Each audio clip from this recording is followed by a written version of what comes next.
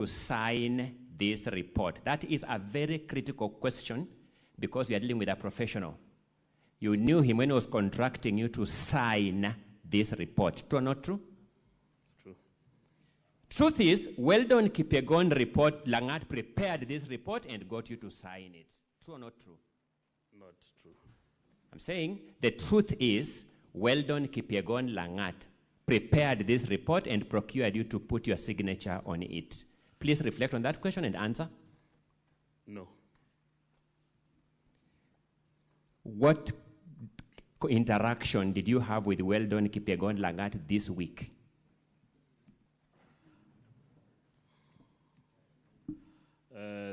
There was no solid interaction with him.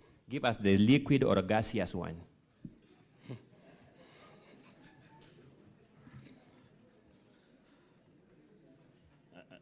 I believe it was just on the system check. What about the system check? Because that's the critical question keeping these senators here today. What about it? That was, as a team of IT experts, it's just to hit the wall and find out somebody's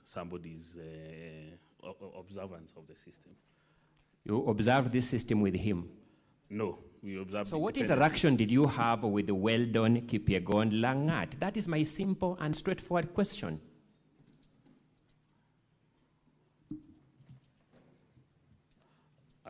As I've said, the interaction was just on maybe name basis. It can't be maybe. You knew Weldon Langat this week. You had a specific interaction with him. What interaction did you have with him?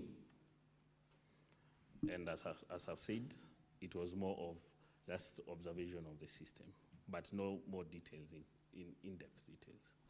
Tell us what exactly that entailed, that more of observation. What particulars, what did you do with him regarding the system?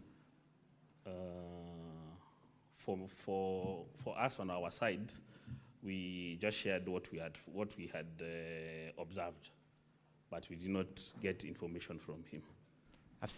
I've told you earlier, Weldon Kipyegon Langat, the one who contracted to sign this report, you have denied. The report was made by us. I've said he's the one who contracted to sign this report, you have denied. What interaction did you have with Weldon Kipyegon Langat? And remember always, I only ask questions whose answers I know. So proceed. What interaction did you have with Weldon Kipyegon Langat? And that's why I've said we didn't have, that is the only thing that we interacted. I don't even know what it is. So now state it. What is it? I want to understand what it is. That is observation of the system. That's observation of... Okay, tell us what observation of the system entails, the particulars of observation of the system. That is, if it's secure. You interacted with Weldon Kipyegon Langat regarding if the system is secure? Yeah. What were his observations? On his side, I don't believe... What were his observations on that issue? I can't recall I can't recall his answer. Sorry, Mr. Job Oguya, you are an adult. Yes? Yes. Let's admit what we can, deny what we can, but within parameters of truth. You interacted with Weldon Kipyegon Langat this week. The first aspect of interaction was observation if this system is secure. Is that what you've told these senators? Is that what you've told these senators? Yes, that's after our report. What were his observations regarding the security of the system?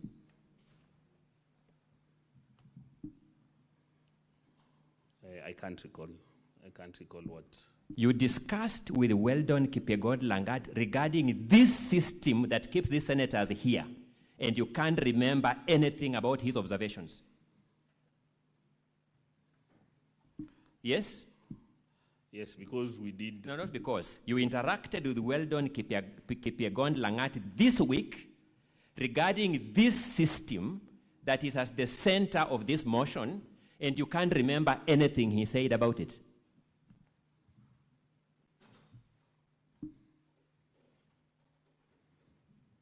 Is that your statement? Yes. The only business that brought you and Weldon Kipyegon Langat this week was this system. Did you have any other business? No. This is the only agenda that brought you together with Weldon, this system. Correct? Correct. And you have forgotten everything that Weldon Kipyegon Lagat told you regarding this singular agenda, isn't it? Maybe you can get together because of a certain. I'm not seeking hypothesis, I'm seeking facts.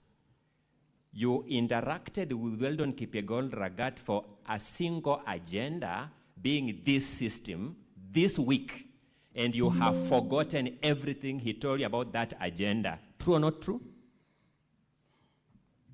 That is true. The truth being you have forgotten everything. Not that I've forgotten anything. The truth being? The truth being that we just observed and we did not go. That's a different question. Yes. I am saying, I've asked you, what were the observations of Weldon Kipyegon Langat regarding the security of this system? You have said. What's your point of order, Senator Dancer? I think we have observed that the question has been repeated several times. Mr. Speaker, that is called badgering a witness. A witness can say, I know, or I don't know, or I don't remember, and you move to the next question. Mr. Speaker, we are not going to spend the afternoon here listening to the same question repeated several times. We must make progress. We must make progress. Thank you, Mr. Speaker.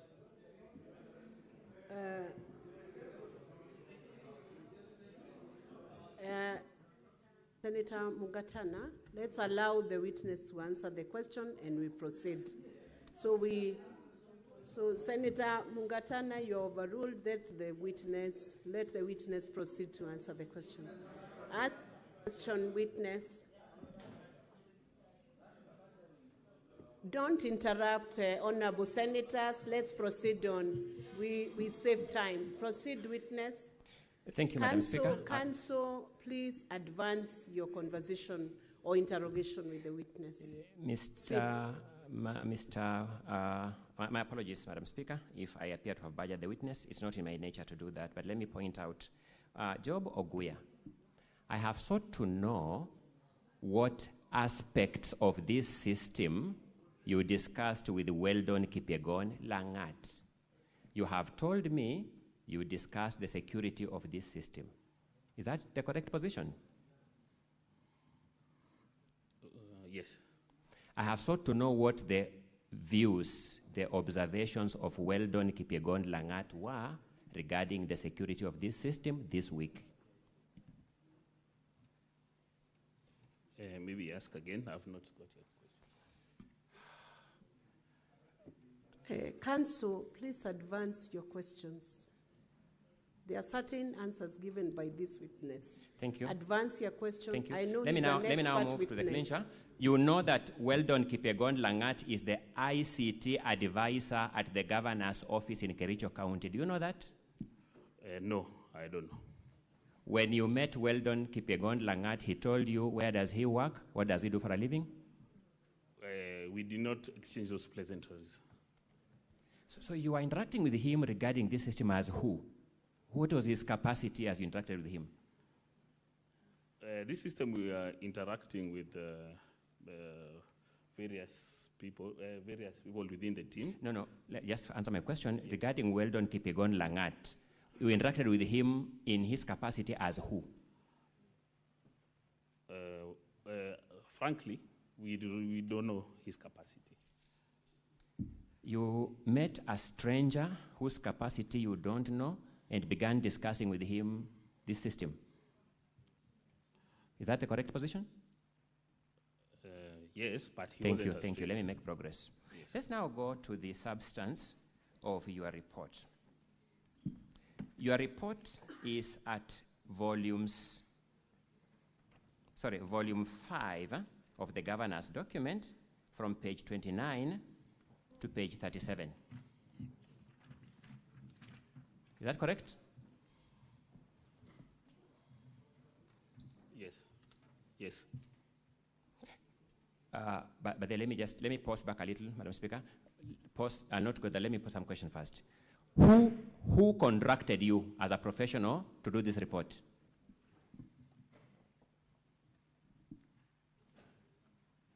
Who was your client in preparing this report? This was we were brought in by the lawyers. Who was your client? You know, a client is somebody who is known. Lawyer is a generic word. Who was your client? Who is paying your fees? Who is your client?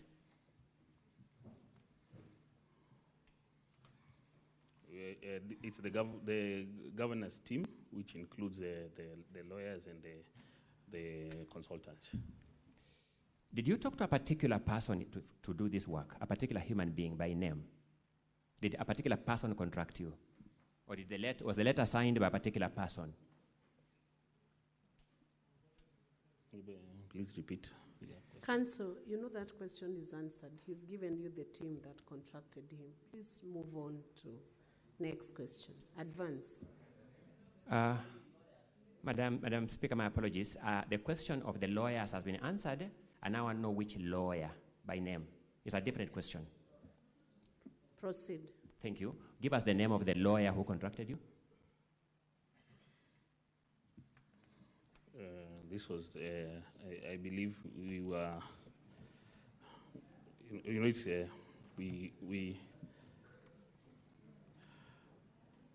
was, I believe it was Peter. Give us the full name of the lawyer, kindly. I don't know a lawyer by generic name Peter. What's the full name of the lawyer? Peter Wanyama. Peter Wanyama is the one who contracted you. Who contacted us, yes.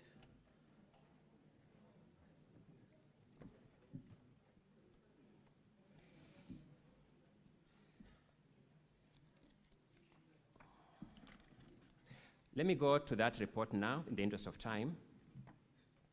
In your presentation before this Senate, you have made comments on the IP addresses from pages 29 to page 33 of volume 4A. Do you remember making those observations?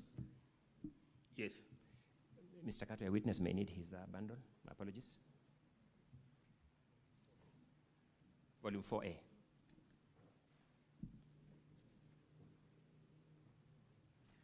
Yes. You have made observations on the IP addresses at pages 29 to 33. You remember that? Yes. Yes. Let's go to your report. Which part of your report addresses those IP addresses? Give us a page number in your volume 5.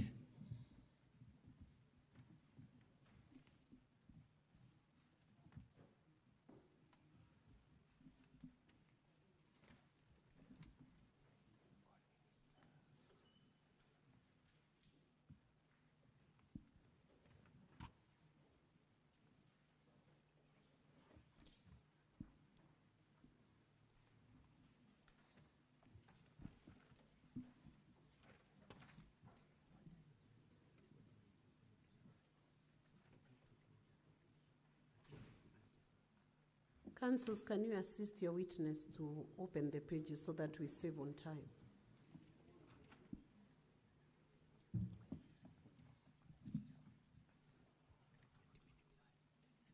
Volume 4A, I asked now the part of his report. His report runs from, in volume 4A, no, volume 5, my apologies, from page 29 all the way to page 39.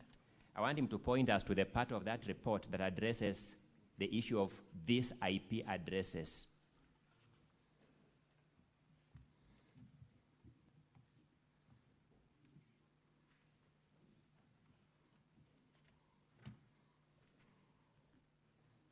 Okay.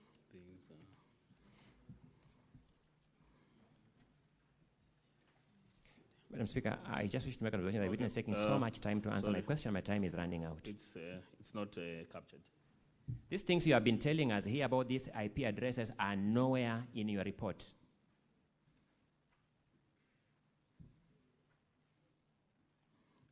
They're not captured directly on the report. Now, I want to know whether they are indirectly captured. Where? Which part of the report indirectly captures them?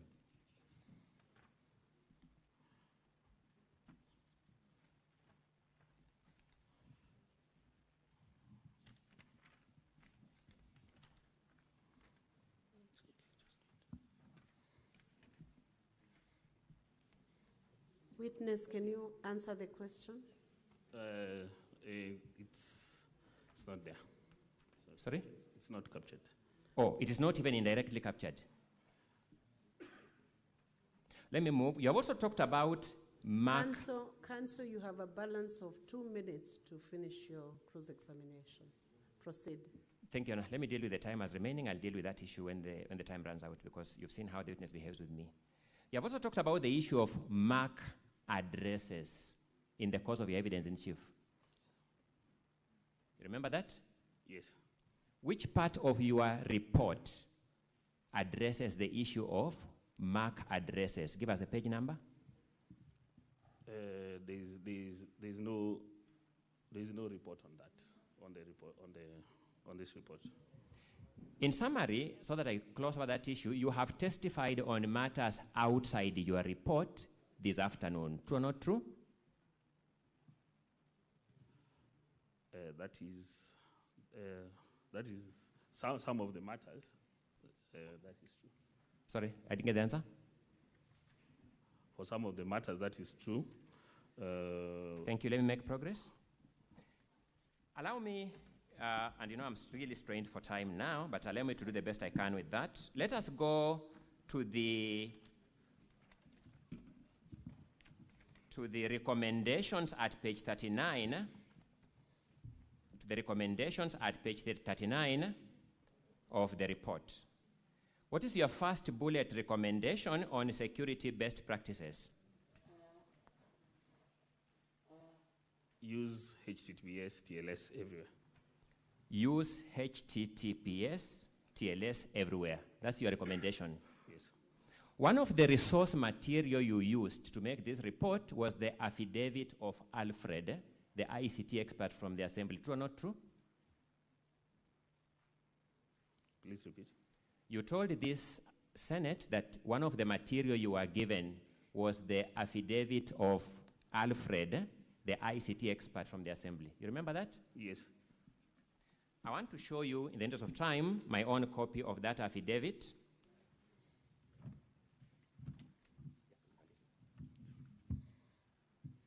Madam Speaker, for the record, I'm showing the witness the Assembly's volume 2 at page 84, in particular, paragraph 28.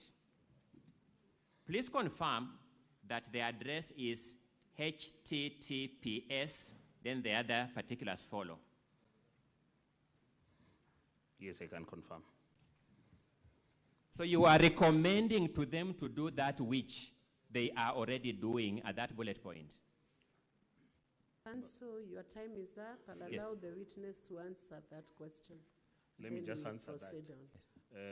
This is a general recommendation. When I said security best practices, look at security best practices. My question is different, that recommendation is already in place. That recommendation is already in place. That recommendation is already in place, but that is security. That's a general security best practices, which you need to take in place. Madam Speaker, may I now formally request for some additional time? I'll request for 20 more minutes because of the time that I've taken with this witness. We've not had a habit of wasting any time. We've been victims of just time itself and the witnesses. Counsel, 20 minutes. We are constrained on time, so I'll give you 5 minutes. Thank you, Madam Speaker. Let me see what I can do with 5 minutes.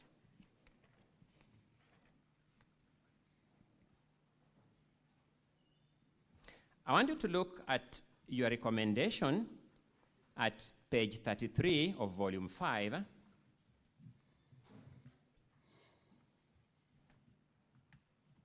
I'm looking at recommendation bullet point 3. Application firewall rules blocking SQLI XSS. Using that? Yes. What firewall is applicable to this system you reviewed? For this, we usually have a... No, not usually. The one you reviewed. You are examining the county assembly system. What firewall is it using? We did not find any firewall. Are you saying the system was completely without firewalls? We are not privy to that information. I need to get the direct answer. Are you saying you did not find any firewalls because you never accessed it, or you accessed it and found it had no firewalls? Please repeat, please. Are you saying the system had completely no firewalls because you never accessed it, or you accessed it and found it had no firewalls? We accessed it and found that it don't have a comprehensive firewall. No, the word comprehensive firewalls and no firewalls in my lay language will be different. Is it the same thing? No. So I'm asking, what firewall did you find in the system? I believe the basic firewall system, which very... You know, you've given us here names of firewalls, SQLI, XXX. You know that? Which one did you find? Also as a name. Sorry, maybe you misunderstood. These are firewall rules. This is not the type of firewall. Yes, which firewall rules are applicable to this system? It has a name.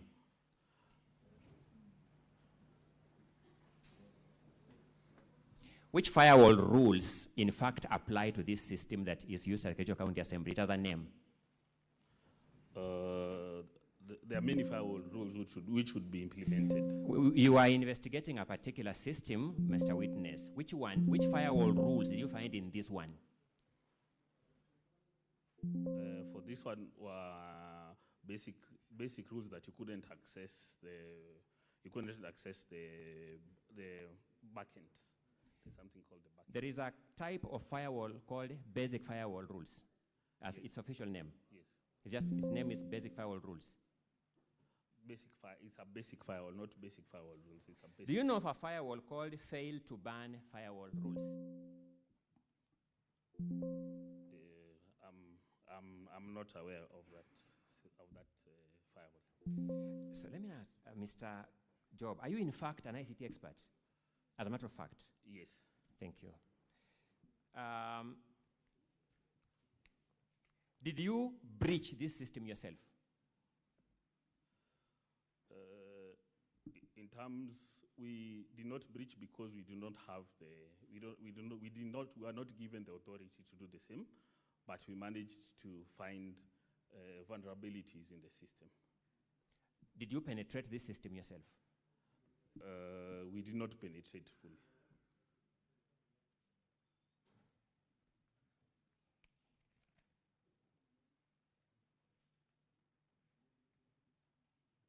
When did you access this system, Mr. Oguya? When did you access the system itself?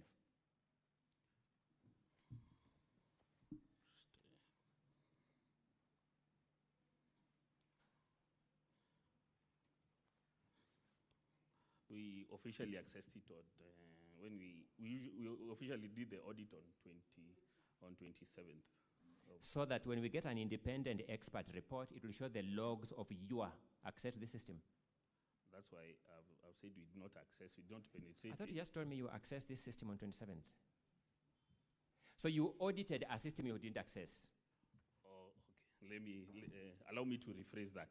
We accessed the system with the credentials provided on that 27th, with the user credentials which we found on that 27th. Which credentials do you use? Give us the particulars. The particular credential was, maybe I can just get it.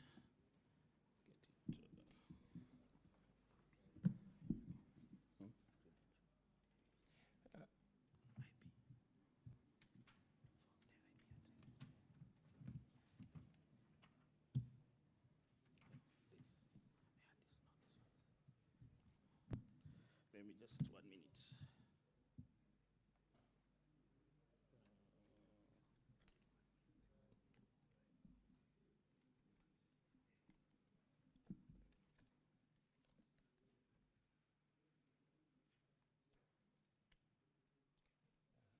Council, time is up. He's only going to give you the credentials they used. Maybe I can read it out. 20. Should I read it out? Just say it out. Proceed. 2017 0083351, and the password was 248-78352. When you accessed, what were you able to do in the system? Nothing much. We just observed, and we tried maybe to change the password or to set a password which did not have those options. Sorry? We tried to see if it can change a password or set your password. And that inability shows a security system. Your inability to change a password shows a security system in place. Yes. Thank you so much, Madam Speaker. I'll leave the rest of the issue of credibility to your own observations. My time is spent. I thank you for the opportunity. Thank you. Re-exam. Just a few questions, Madam Speaker.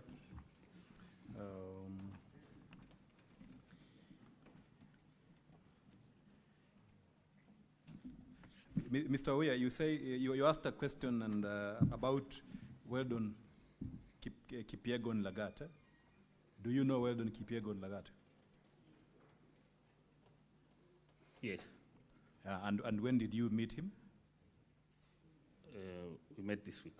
You met this week, eh? Yes. Mr. Oya, you say you asked a question met and, here, yes. about Okay. Weldon Kipyegon Lagat. You met him in the presence of who else did you meet? The governor's team. Yes. The governor's team. Which, And when did you meet him?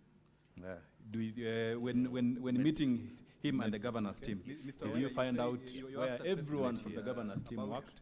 Their credentials, titles? No. Okay.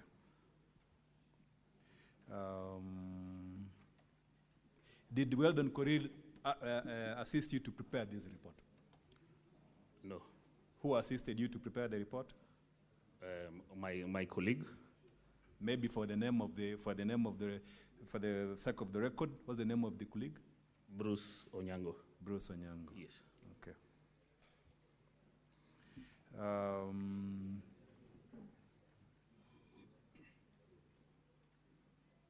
There is a fundamental question you asked about the logs, which are there in volume 4A. Volume 4A, the logs. You are asked whether you have mentioned these logs, which appear at page 30. What page is that? Page 29. Of volume? Of volume. So you ask a specific question, whether you have you have mentioned these logs in your report. Look at paragraph 7 of your affidavit.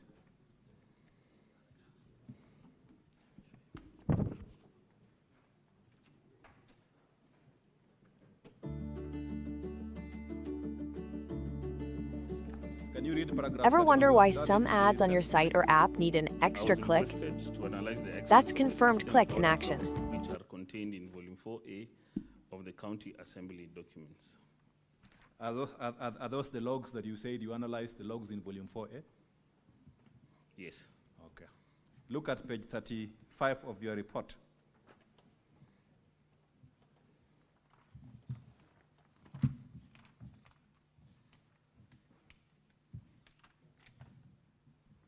Can you read paragraph 261, the first bullet? Data privacy and protection frameworks require strict separation of voter identity from ballot choice. From the logs provided, we can know who voted. Okay. Have you mentioned the word logs? Are these the logs that you say you referred to? Yes. Okay. Now, in preparing your entire report, again, you've been asked this question, in preparing your entire report, what was the primary document that you used to make all these conclusions that are contained in your report? What was the primary document? The primary document was the system architecture. The system architecture? Yes. Okay. By the way, for the avoidance of doubt, when you logged in using those credentials that you said, did you see the logs in the system as an expert? No. Why? Because the user did not have those rights, you see. Okay, the user right cannot access the logs. Eh? Yes. So you relied on the logs which were already supplied to you? Yes. Okay.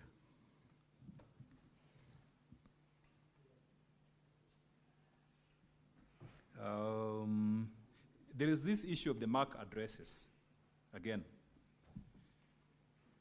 you asked a question whether you have mentioned in your report the MAC addresses. To your own knowledge, do you know what MAC addresses are? If you ask me as a lawyer, what is a constitution, I'll simply pick it out and show it to you. And then there'll be no doubt about it. So to your own knowledge as an IT expert, do you know what MAC addresses are? Yes.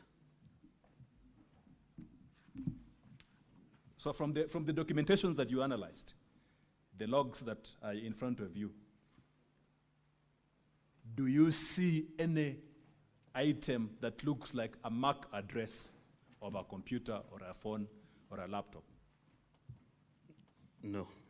Was that the basis of your conclusion about MAC references to MAC addresses? Yes. Who contracted you? You asked a question that someone contracted you. Yes, as I mentioned, it was the governance team led by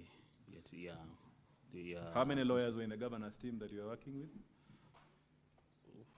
Did I just count how many lawyers? I believe the ones I know around 7, 8. Around 7, Yeah, eh? 8, yeah. Okay. Have they paid your fees? Madam Speaker, that is the last question to the witness. Are you sure you want to discuss the fees in the course of those questions? I think we can now proceed on with the senators who want to interrogate this witness, and want to start with Senator Samson Chiralike. Please ask a direct question. Don't take more than 1 minute so that we can finalize with this witness. Thank you, Mr. Witness. I've seen in your affidavit, did you check the system itself, or you did only analysis of the logs? And number 2, Madam Speaker, in your assessment, were you able to visit Kericho County Assembly? And finally, I've seen in your report, you have not indicated whether the system was compromised or not. Can you clarify on your recommendations and conclusion? I thank you, Madam Speaker. Pesato Mujenda, we'll take a few questions and then you respond to them together. Mr. Witness, you have referred to the system created, and I want to clarify. Number 1, was the system tamper-proof? Number 2, could a third party, is it possible to know whether a third party voted for a member from the analysis of the system?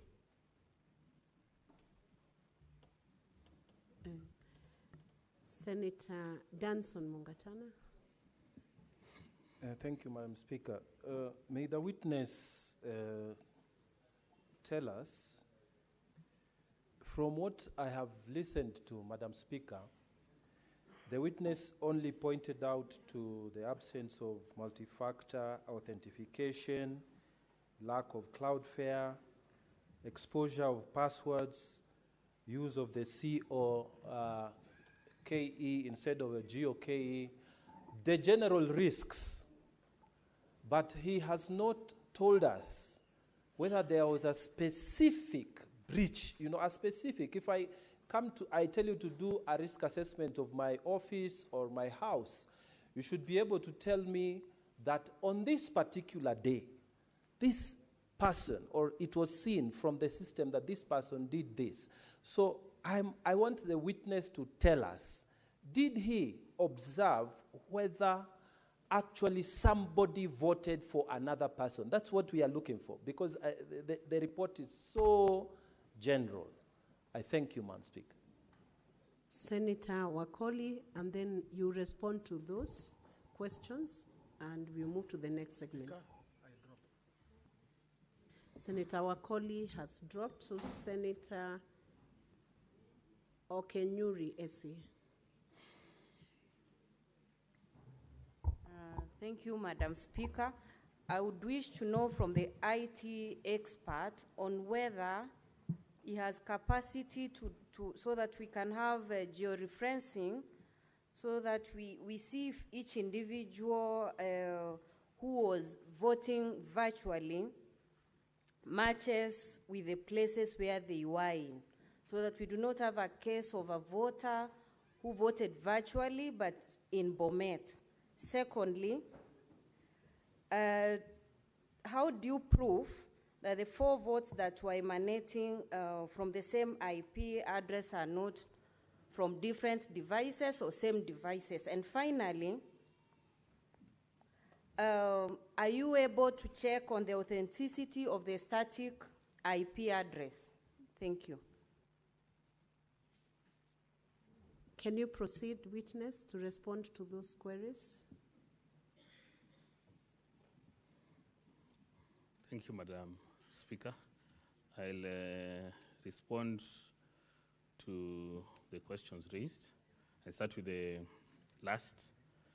This is the check of authenticity of the public IP address.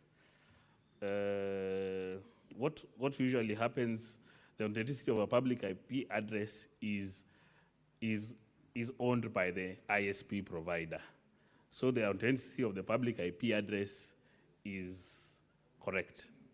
You can get the authenticity of the public IP address from the logs, because you cannot have your own public IP address. It has to be registered via the internet provider.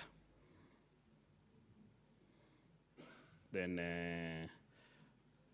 the other question you had raised is if the same IP address which voted for 4, the same IP address which was used for 4 votes, that is able, because if you are in the same network, we say you connect to the Parliament wireless, all of you will have the same IP address. So that is correct. 4 votes can have the same IP address. The risks that were raised, that somebody can vote for another, definitely this one was captured in the report, because as I shared, the passwords, the username and passwords were shared in IT terms, we call it clear text. They weren't encrypted when they were shared to the users, and everyone knew that to access this system, either you need your IDPP number and the username and the ID number to access it. So everyone had the protocol that is needed to access. So anyone could access somebody else's account. Because I know, if for me I know my ID number is this, definitely my fellow MCA ID number, definitely I'm privy to this. I can get his information from maybe a database which is provided somewhere. So we saw that as a major risk, which we highlighted it on the report. For that, we because of the lack of the MAC address, which we have been talking about, we cannot know which individual device or who accessed it. I think that would answer also the question on the whether a third party voted for the system, which is very much possible, because this system is not hosted at the Kericho County ICT departments, it's hosted outside, as per the report. It's hosted in Germany. So anyone with a link and anyone with the credentials of an MCA would be able to access it. That one also answers the question on if the system was was I'm sorry, if the system was standard-proof in terms of it was compromised because of the sharing of the same usernames and passwords, or a certain criteria is being used, which everyone knows. For Senator Cherga, I did not visit the county assembly because in this digital world, everything is online, the networks have been connected, and the system, we did not see the need of going there because the system is not hosted in their premises.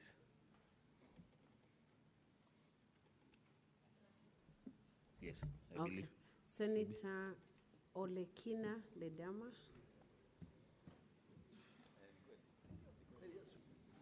Thank you, Madam Speaker. Madam Speaker, I have a few questions for this IT expert. First of all, let me congratulate you for really selling yourself in 30 pages of giving your credential in the key audit in your report. I was trying to find exactly what it is that you're auditing, but I couldn't find. But I'll go specifically to my questions. And my questions are as follows.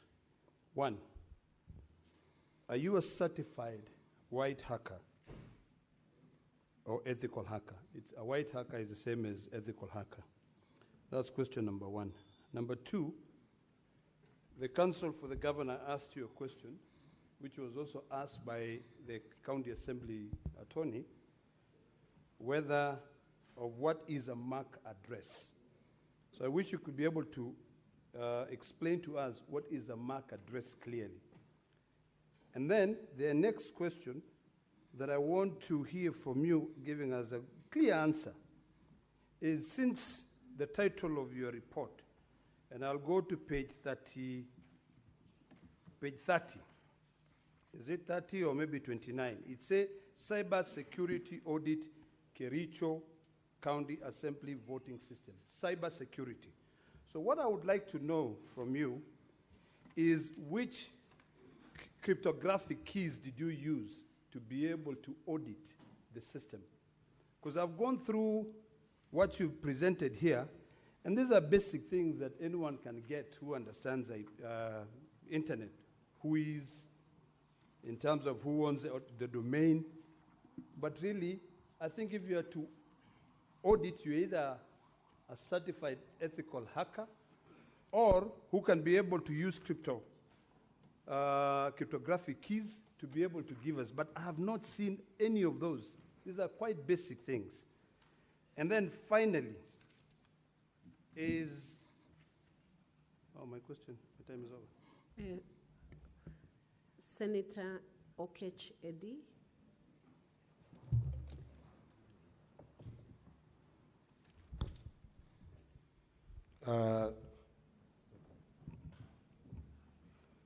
Thank you, Madam Speaker. Expert, on page 32 of your affidavit, you have indicated here your primary objectives of this audit exercise. And I'm drawn to the biggest one here, which is to ensure the integrity and confidentiality of voter data. And because this Senate might not have as many experts as you are, what I was expecting from you is a proper audit trail. A proper audit trail of what is the event log of what actually happened. I'm looking at your entire affidavit here. I don't have any single element of event logs of really what happened.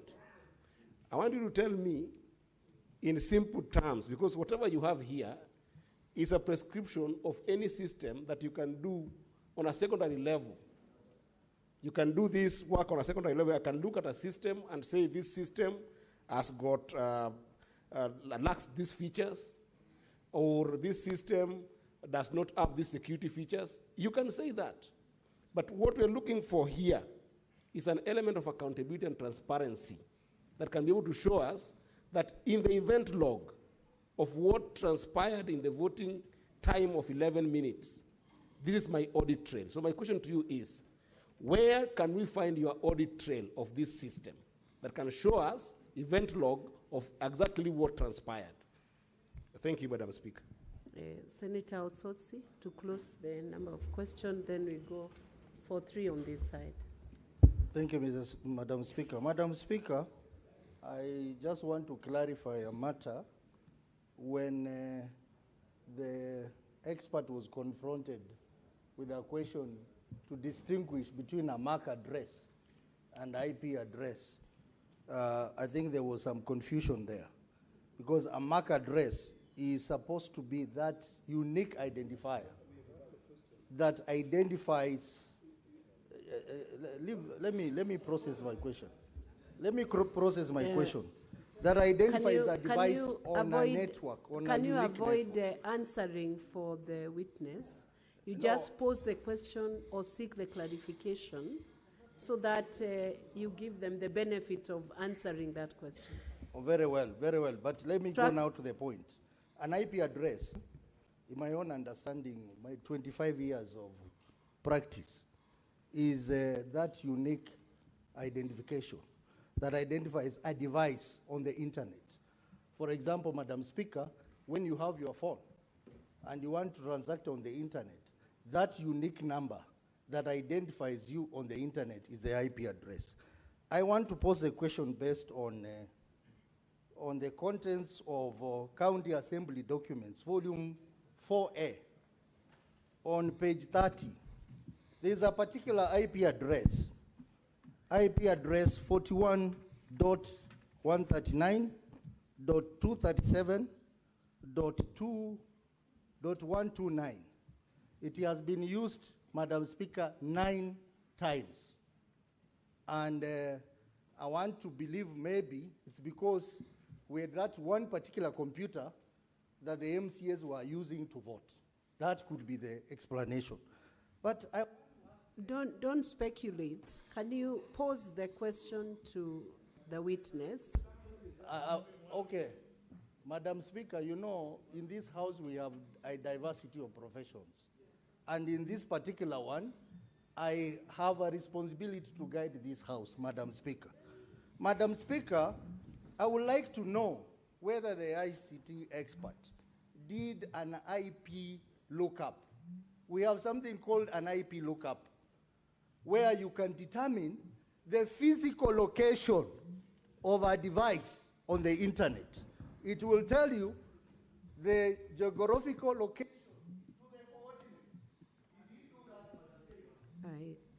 Very well. I think your question is posed. I will give the witness time to respond to those questions. Proceed, witness. Oh, Proceed. We are coming to 3 questions on the majority side. Okay. I'll start with the last in. So you talked about the MAC address. Yes, the MAC address is a unique number which each device, whether a phone or laptop has. And you had mentioned something called the IP address. This one, subject matter 41.139.237.129. We did a search on it, and we found it's registered under Safaricom Limited. Yes, and as you said, this IP address can be used by multiple devices. As I mentioned earlier, if all of us connect to the same Wi-Fi here at Parliament, all of us will have the same IP address going out. So all the devices within the House will have, within the Senate will have the same IP addresses. I think that one can answer that. Then Speak into the microphone so that your voice does not fade away. Okay, sorry.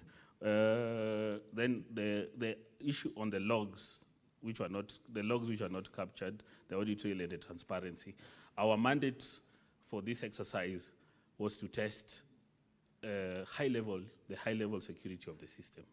As I mentioned, we did not enter the administrator account, and we did not have access to it. So those audit trails and the audit trails which were to be provided, we did not have access to it.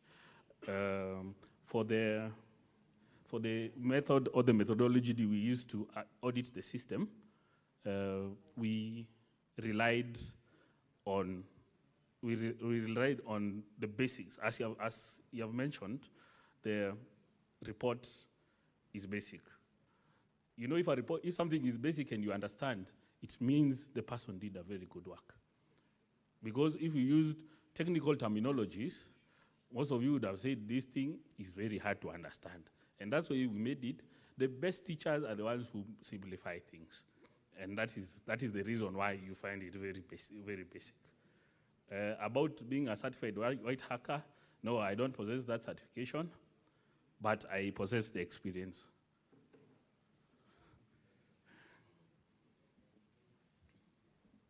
Are you done with the responses? Yes.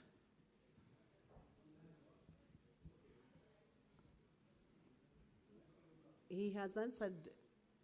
He did not respond to your question, Senator Sotsi. My question was whether the expert did an IP lookup on those IP addresses. Answer that question. Because the IP lookup will give you the physical location of the device. Witness, that's a crucial question. Can you answer that question? Yes, I had answered it. I believe maybe you are communicating with your fellow senators.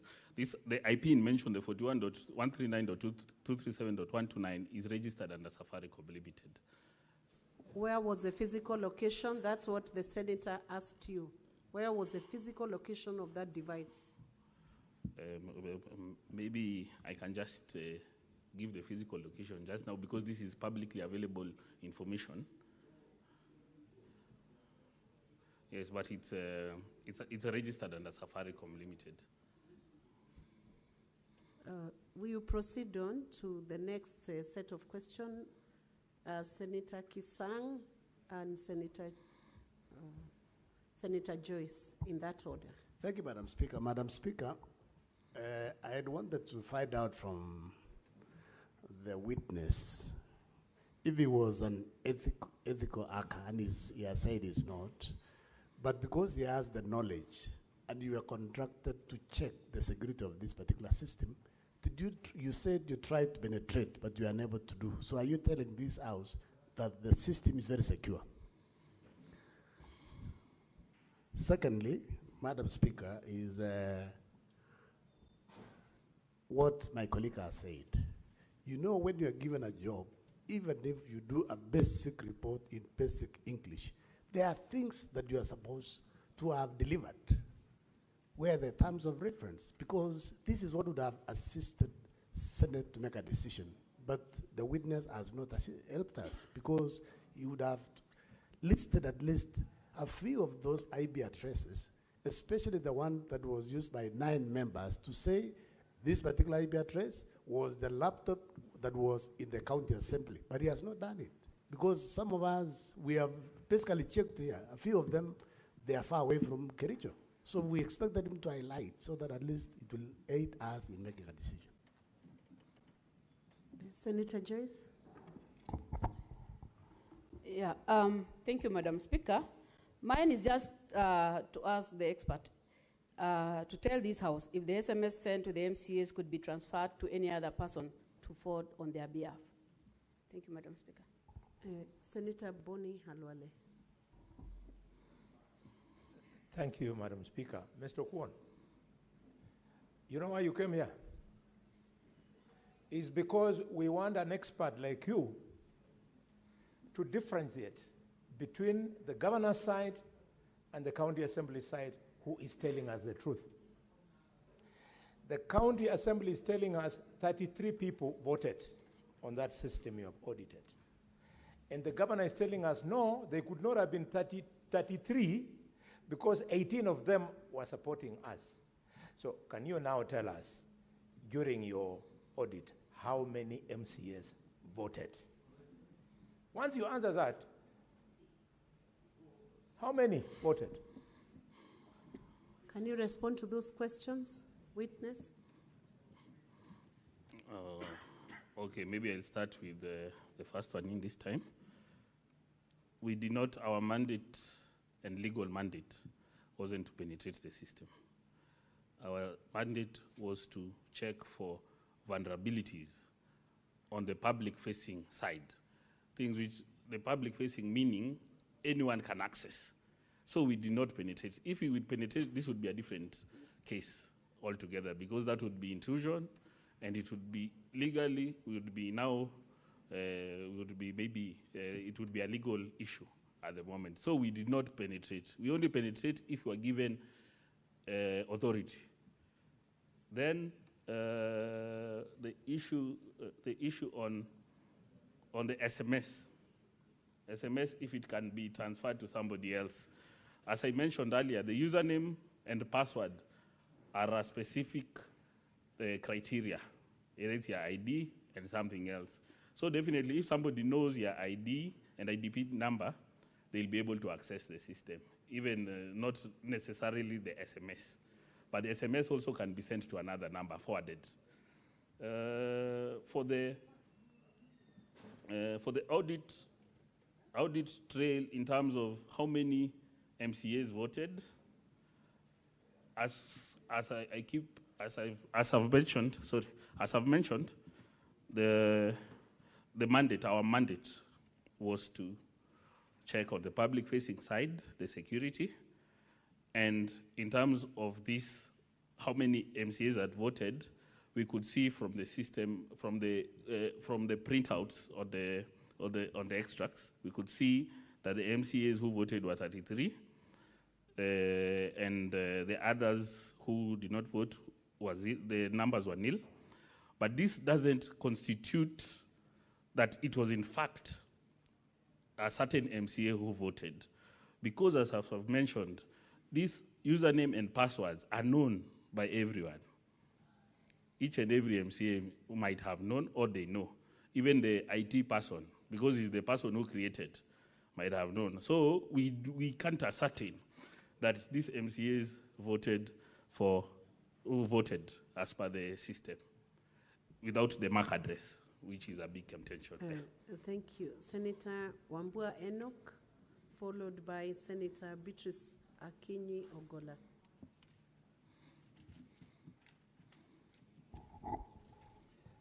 Thank you. Madam Speaker, you know, the expert was supposed to help us deal with the problem with the system. I am not sure he is really helping us. Because the thing that Senator Ososi is saying, and this is what I want to repeat, the lookup is a very simple thing to do. It's a serial search. And you have IP addresses listed there. The easiest thing for him to do, and Madam Speaker, if you allow, we can also do it here now, is to just log in and find out when that device was used, where it was used, the exact location. It would have been so easy for us to make that determination. The rest of the things that the expert is telling us, Madam Speaker, may be things that we will struggle to make a decision based on the information that is giving us. Why is it so difficult to link every vote to a gadget? Just link every vote to a gadget. This vote came from this gadget was in Nairobi, this other one was in Bungoma. I mean, it's as simple as that, Madam Speaker. I thank you. Thank you. Senator Beatrice, you've taken out your name. Senator Okoit Omutata.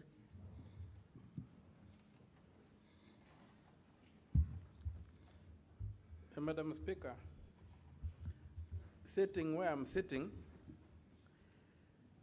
I'm unable to answer the question. There's a case before us.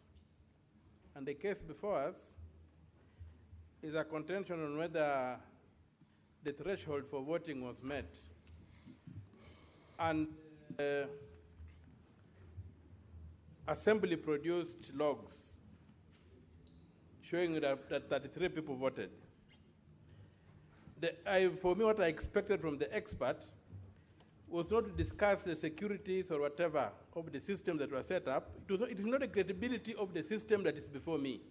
Before me is the question, was the threshold met in the Assembly? How many people voted? And so I'm not seeing that question being answered. I'm not being helped to answer that question. Instead, we have entered into a very academic exercise of discussing things my friend Ladema calls crypto whatever, cryptocurrencies or something. So I really request that we be helped to answer the question, how many people voted?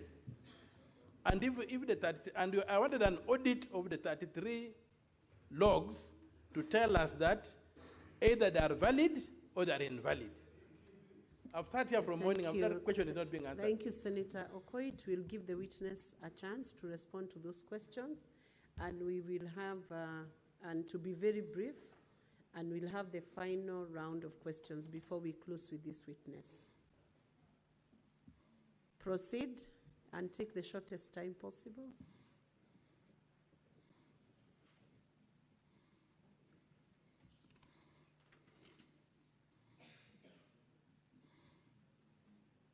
Let's proceed to answer to those queries. Oh, sorry. Thank you, Madam Speaker. I'll start with the mention of the persons who voted. The system itself doesn't keep record of something called a MAC address, which we have been discussing. So without this, we won't be able to know which device voted. Because, as I've said, the username and password are already shared. They were predetermined. Everyone knew. You will know somebody's ID and somebody's password. So anyone can use your ID beforehand to vote yes. That's what I'm saying. So doing an audit or an audit trail of that without the MAC address, we wouldn't know which device voted. In line, the IP address which has been mentioned, the IP address doesn't give the exact device because many devices share the same IP address, as I've been mentioning. If you are in one place and you're using the same network, the IP address will be the same. So this IP address, even if you can look at the IP which I mentioned, the 41.139.237, it is in multiple, there are 8 instances it voted. It means these people were in the same place or they were using the same network. Yeah. But you wouldn't know if it was actually him who voted with his device. That is the biggest downfall of the system. It needed to have audit trails in terms of MAC addresses and know, is it you or is it your device that entered? All this would have been bashed out if simple mechanisms or basic things that we had recommended or have been recommended, like two-factor authentication, which when you log in sends that notification to your phone again for you to confirm. We wouldn't be having this case now, which is being mentioned.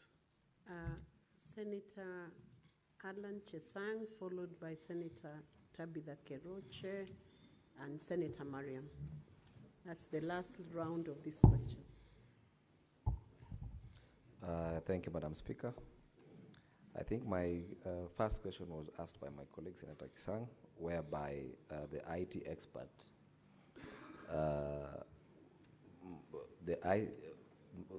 my question was to ask the IT expert if he thinks this system was secure or not. And if so, maybe he should tell us if was he able to detect whether any unauthorized person who may have accessed the device, maybe to vote, apart from the MCS who were there. Thank you, Mr. Speaker. Senator Tabitha.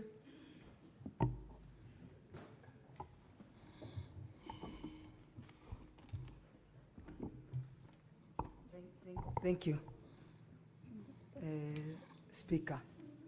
I want to ask the witness, the ICT expert, because I know the Kenyans are following this, and they are very key to ensure that there is transparency in whatever we are doing.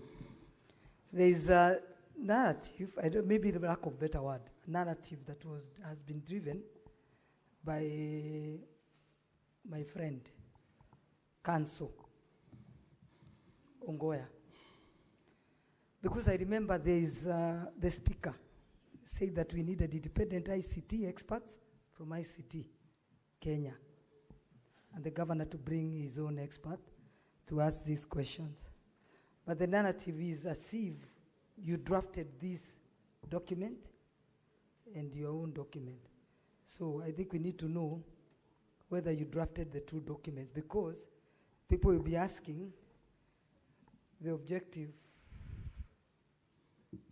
The objective is this report. How objective is this report? I think that's how people will be asking. I'm not an IT expert, but I'm just looking at that and asking if you drafted this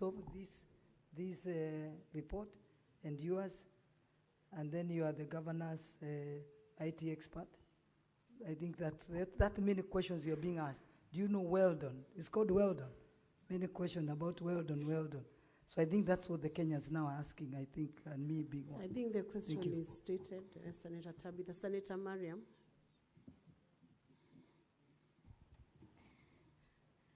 Thank you, Madam Speaker. My question is to Mr. Expert on the issue of the audit report you have given out. It is very narrow. It is not detailed as such. But my question is, and we have heard from MCAs, so many MCAs that they are undermining the systems. As an expert, and you did an audit of the system, do you recommend that system to be used in anywhere, or in even the county executives and county assembly? Thank you. Senator Crystal Asige, I will let you ask the question as the final senator who is asking this witness. Thank you very much, Speaker. You know, Speaker, we've spent over an hour listening to a painfully long examiner-in-chief, Cross and Ari, only to find out at the end by the witness that really he cannot prove nor disprove the question that is being put to this House. And so it feels like we shouldn't really lay our frustrations onto the witness, but perhaps we should ask the counsel and his team, why did you then bring this witness? Why did you put him through all that work if you cannot prove nor disprove your case? In any case, my question is to the witness, can you at least, if you can do nothing else to help us, can you at least tell us the IP addresses? Where are the locations of these IP addresses? You've told us who it belongs to, Safaricom, which belong to 9 of those in your report, but where exactly, what is the location in the country which they are attached to, along with all the rest which are not the Safaricom one? Locations. Thank you. So witness, you'll answer that, and then counsel who procured you will answer the final question from Senator Crystal. And then we'll call it a day on this witness.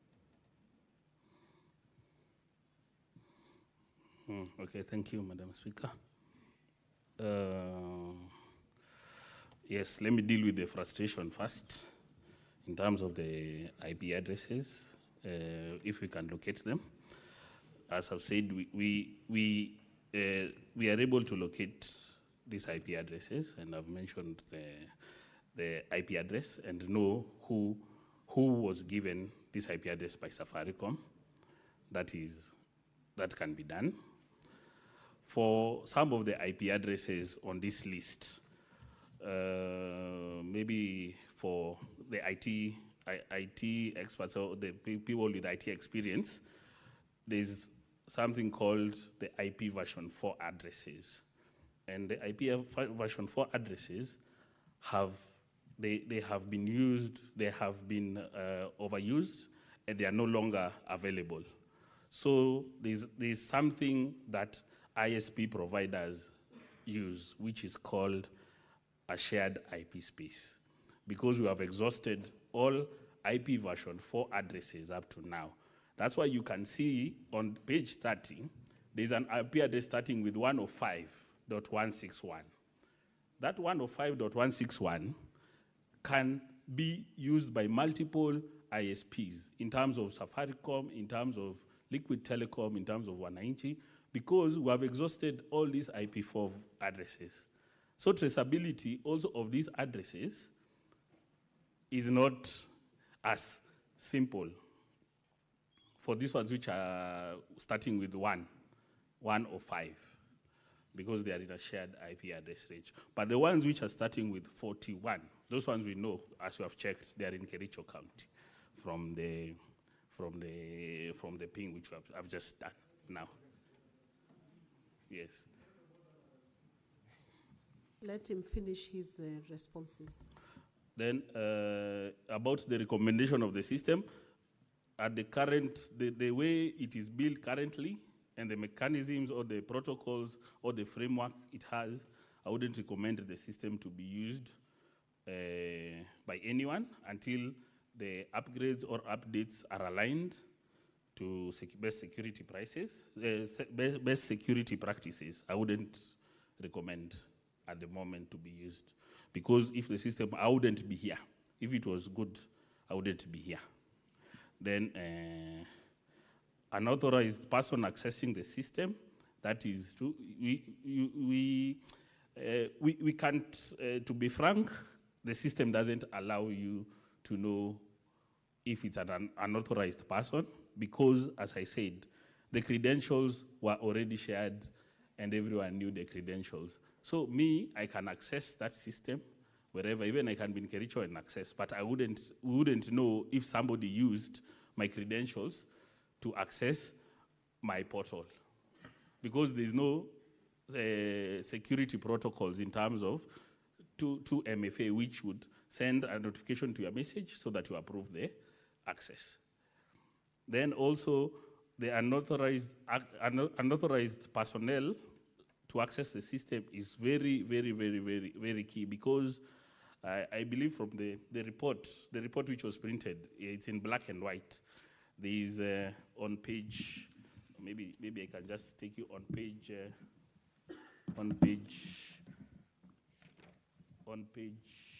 just 1 minute, on page 34. On page 34, there is figure 1.2, written or exposed password. This is more of the technical requirement which we did on security, apart from the basic recommendations. This one, if maybe it was printed in colored, you would have seen that the passwords are exposed. Once somebody logs in, somebody who's using your computer can come back and see your passwords. So that is also a technical and cybersecurity risk for that. For the drafted, I'm just trying to answer the question if the system was secure. I don't believe the system was secure, even from this expose on figure 1.2, which mentions the exposed passwords. And that is already a very major flaw on that system. Thank you. Senator Sotsi, you have an issue of intervention. What is that? Madam Speaker, I said earlier on that the benefit that we have in this house is that we have diverse profession in this house. I happen to be one of those profession in the ICT industry, and I cannot sit here listening to information that is misleading. I do not want to contradict him any further, but I would request this house take 1 or 2 minutes to do a simple task that is called an IP lookup, just to determine what is the physical location of this IP address 41 dot something that was used 9 times. Let me guide Madam you. Speaker, that will really help this Can house. I guide you, Senator Osotsi? Ask the witness to do that, because he's the only one who can respond to that question. Give a specific IP address. Let him look up and give you an answer himself, because the House is not giving evidence, it's the witness. Speaker, I had asked this question Give him a specific one. I had asked this question earlier, that IP address. I'm guiding you so that you get what you are looking for, because you cannot give evidence from the Senate. Yes. You have an intervention. Let's finish with Senator Sotsi. Madam Speaker. Let's finish with Senator The IP address Can you take it up and look Yes. it up and give an answer right away to the House on where that Okay. IP address leads you? 41.139.237.129. We can do a 1 minute lookup, and I can get this House further on that, how that can be done. So, I'm already on intervention. Allow Senator Osotsi to finalize with his intervention. So I would Let's like have the some IT. order. I like the Senator IT. Eddie, wait. I like the IT people to. He's on a point of intervention. Senator Joyce, you wait.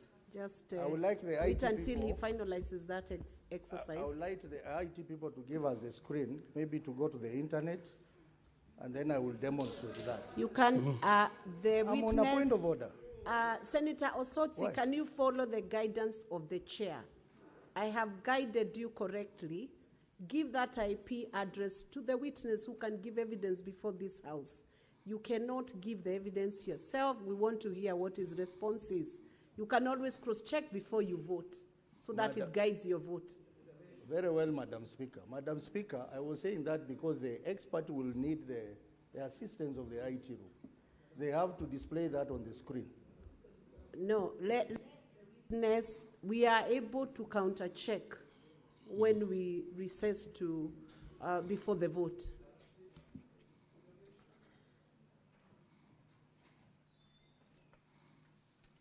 Witness, can you respond to where that IP address takes you? The IP address in question is the 41.139.237.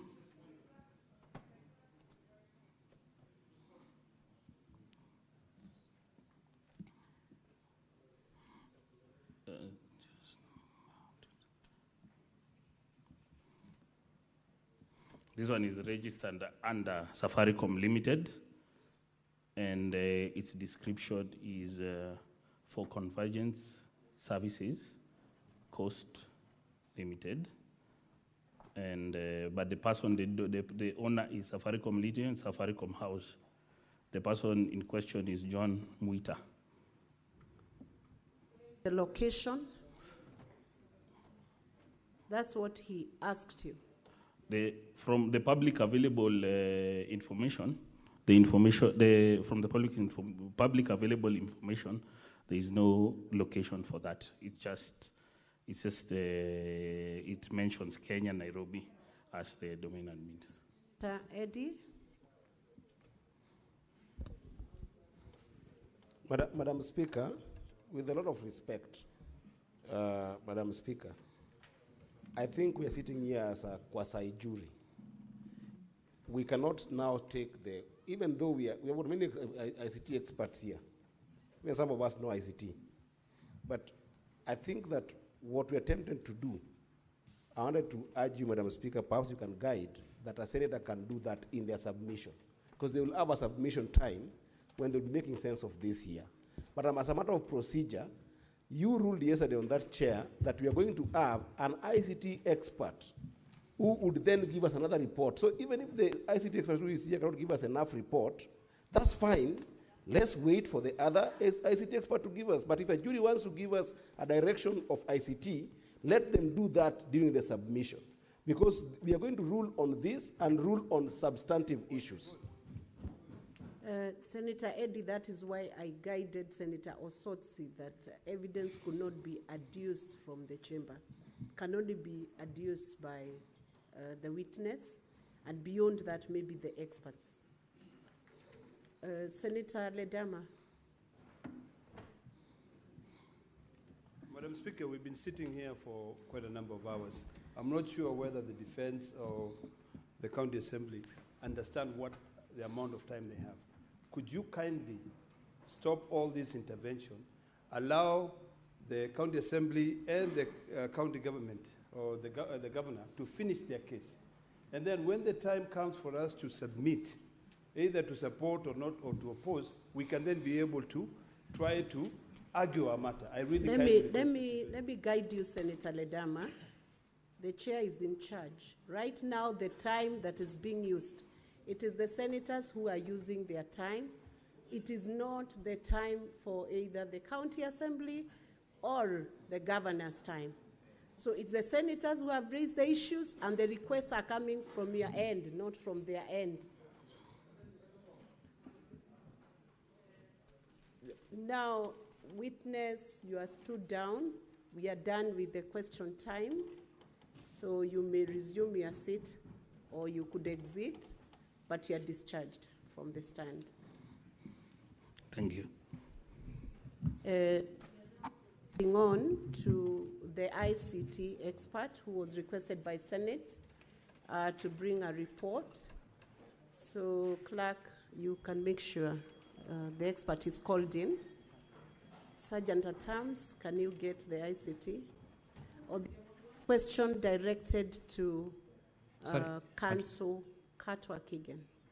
Sorry, Madam Speaker, maybe I would address the issue of the next witness, because I don't know whether the county governor has then closed his case before we go to the independent expert of the Senate. I believe they said that was their last witness, or have you changed that, Council? May I confirm, Madam Speaker, that that is the close of our case, the governor's case. Thank you. So, and honorable senators, just to let you know, some of the issues you are raising, yourselves are raising those issues. So the time that is being spent is based on your requests. Sorry, Madam Speaker, may I just take proceed. one last concern through you? Proceed. Madam Speaker, the person who has been brought here to answer these charges is the governor. Do I understand that we are not going to hear the governor's evidence and to test it? Senator, Council Ongoye, I would hope you concentrate on how you manage your case, because the Council for Governor has said that is the close of their case. Once they declare that, I believe they are competent in their submission to that respect. Thank you, Madam Speaker. Thank you. So we can proceed on to the ICT expert.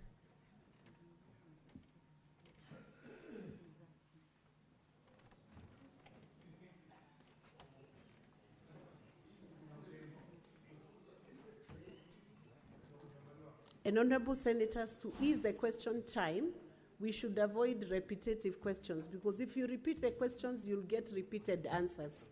Repetitive questions, repetitive answers. Exactly.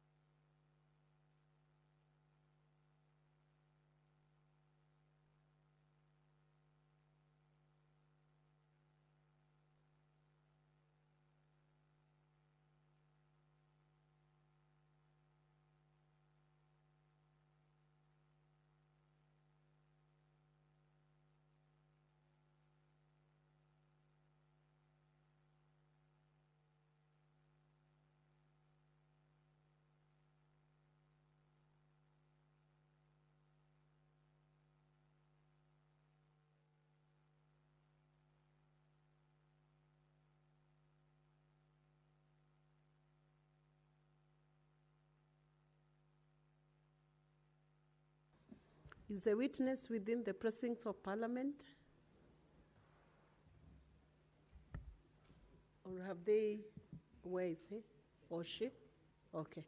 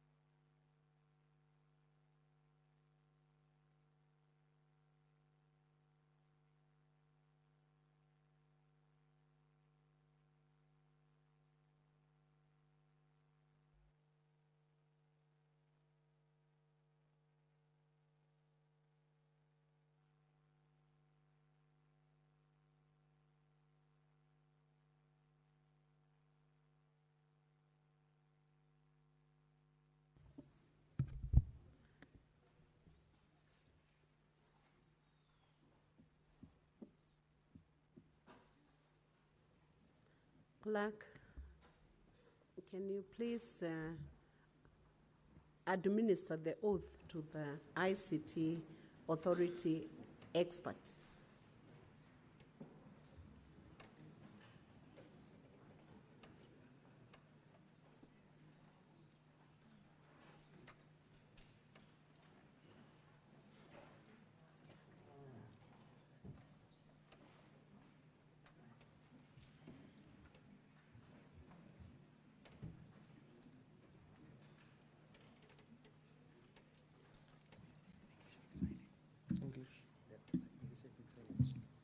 Are both the experts going to take to the stand? Sorry? I'm Christian. You will hold the Bible in your right hand, you sit up, then you put your left hand on the Constitution. You just read what is written here. Clerk assistant? Clerk assistant, are both experts going to take to the... They take into the floor to give evidence? Or one? Yes. One? Yes. Okay. Proceed and administer the oath. Right hand. Yeah, right hand. Place it. Put your left hand on the Constitution.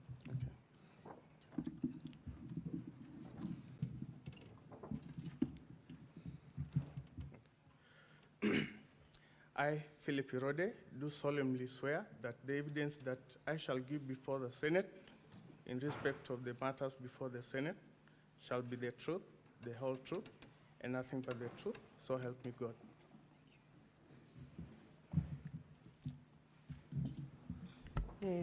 The Senate had directed the ICT authority experts to present a report to the Senate on the matters that are before the House, especially the question of the use of technology in the voting system in Kericho County. You are conversant with that request? Yes, ma'am.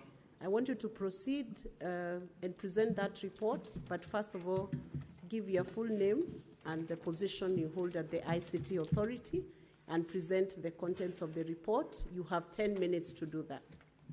Thank you. My name is Philip Irode. I'm a Deputy Director in charge of Information Systems Security at the ICT Authority. We received a request from the Senate through our PS, Ministry of State Department of ICT and Digital Economy, that they require the assistance of the ICT Authority to look into issues of the Kericho County, to look into the issue of the Kericho County Assembly voter system. Our CEO sent a response to the clerk, that was yesterday, appointing myself, Philip Irode, and my colleague, Joan Mukera, to come and address this particular request. We came in, had a brief, and given that we had not initially received a formal letter, we had to sort a letter to take it back to the office for purposes of the normal guidance as per government protocol through the accounting officer. We later came with the nominations of our two names and looked at the system. This was in the presence of both parties from the County Assembly, the Senate, and of course the Governor's Office. The system that we were looking at is a voting system, which is a web-based voting system. The system is hosted off-premise and out of country, and our initial URL search indicates that the system is published at IP address 178.162.234.23, and from the interactions, which is basically the initial assessment that you do from the interaction with the system owners, it's an in-house developed system where the local staff have developed the system. It is managed and administered by the head of ICT, who is the super administrator. We looked at the system based on the scope of the request that was articulated in the letter, and of course, being professionals within the industry, we were guided by processes which are basically information security frameworks that guide our work. This includes information ICT Authority's Information Security Standard, as well as other global information security practice standards. We looked at it, and of course, we had 5 specific questions that we were meant to answer, which we have answered, and the details which are basically as articulated in the report that we have provided before this House. Question 1 was, did an electronic voting process take place using the system? And of course, we have looked at the system based on the logs which you were able to access in the presence of both parties, and we found out, yes, an electronic voting took place using the referenced URL as presented in the report and with the logs that were provided. The second question, Madam Speaker, was, is the number of MCAs who voted on the impeachment of the governor verifiable? This was also based on the logs extracted from the voting module as well as the system events module. And the answer is yes. The number of MCAs who voted to the impeachment of the governor is verifiable. The third question was it possible for any MCA or any other person who had a link to vote on the motion on behalf of an MCA or another MCA? The answer that we provided is no. You cannot vote for any other person or an MCA with the link provided alone. You need to have both the username, which in this case was the IPPD, and the password, which was the ID number. Question number 4 was, how many MCAs voted in the affirmative on the motion to impeach the governor? The number of MCAs who voted on the motion was 33, as was extracted from the voting module logs. Question number 5, which is the last question under our scope of review, was, is there any evidence of multiple voting or other compromise of the voting system or any impropriety in the voting system or process? Our response to this question was, from the evidence provided and the access logs collected from the voting system logs and the admin and system events log module, there is no evidence of multiple voting, neither is there evidence of other compromise of the voting system and or any impropriety in the voting system and the process. Madam Speaker, that were our findings. Thank you. As an expert witness, you have been oathed to give evidence and present that report. So you will be subjected to some cross-examination on the report, both by the county assembly and by the governor's team. And then we'll proceed on to have questions and clarifications from the senators. So I will now allow the county assembly team and then the governor's team. Each will have 10 minutes maximum.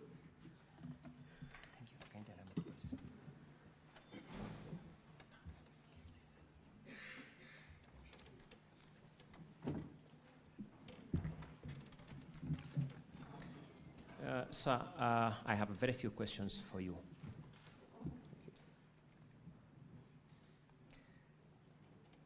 This exercise was conducted within the precincts of this parliament. True or not true? It's true. Were you notified of the people who were present at the time of undertaking this exercise? Yes, we were.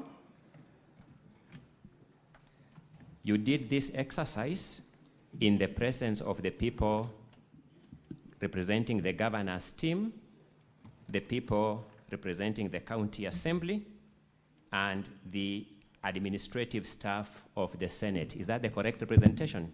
Yes, it is.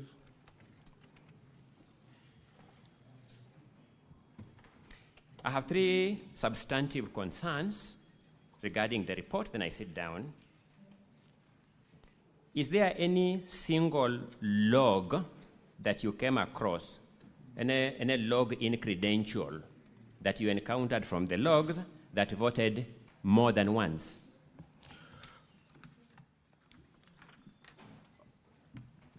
Your question, the answer to the question is no. Is there any credential that logged in and voted after the 15th of August, 2025? No.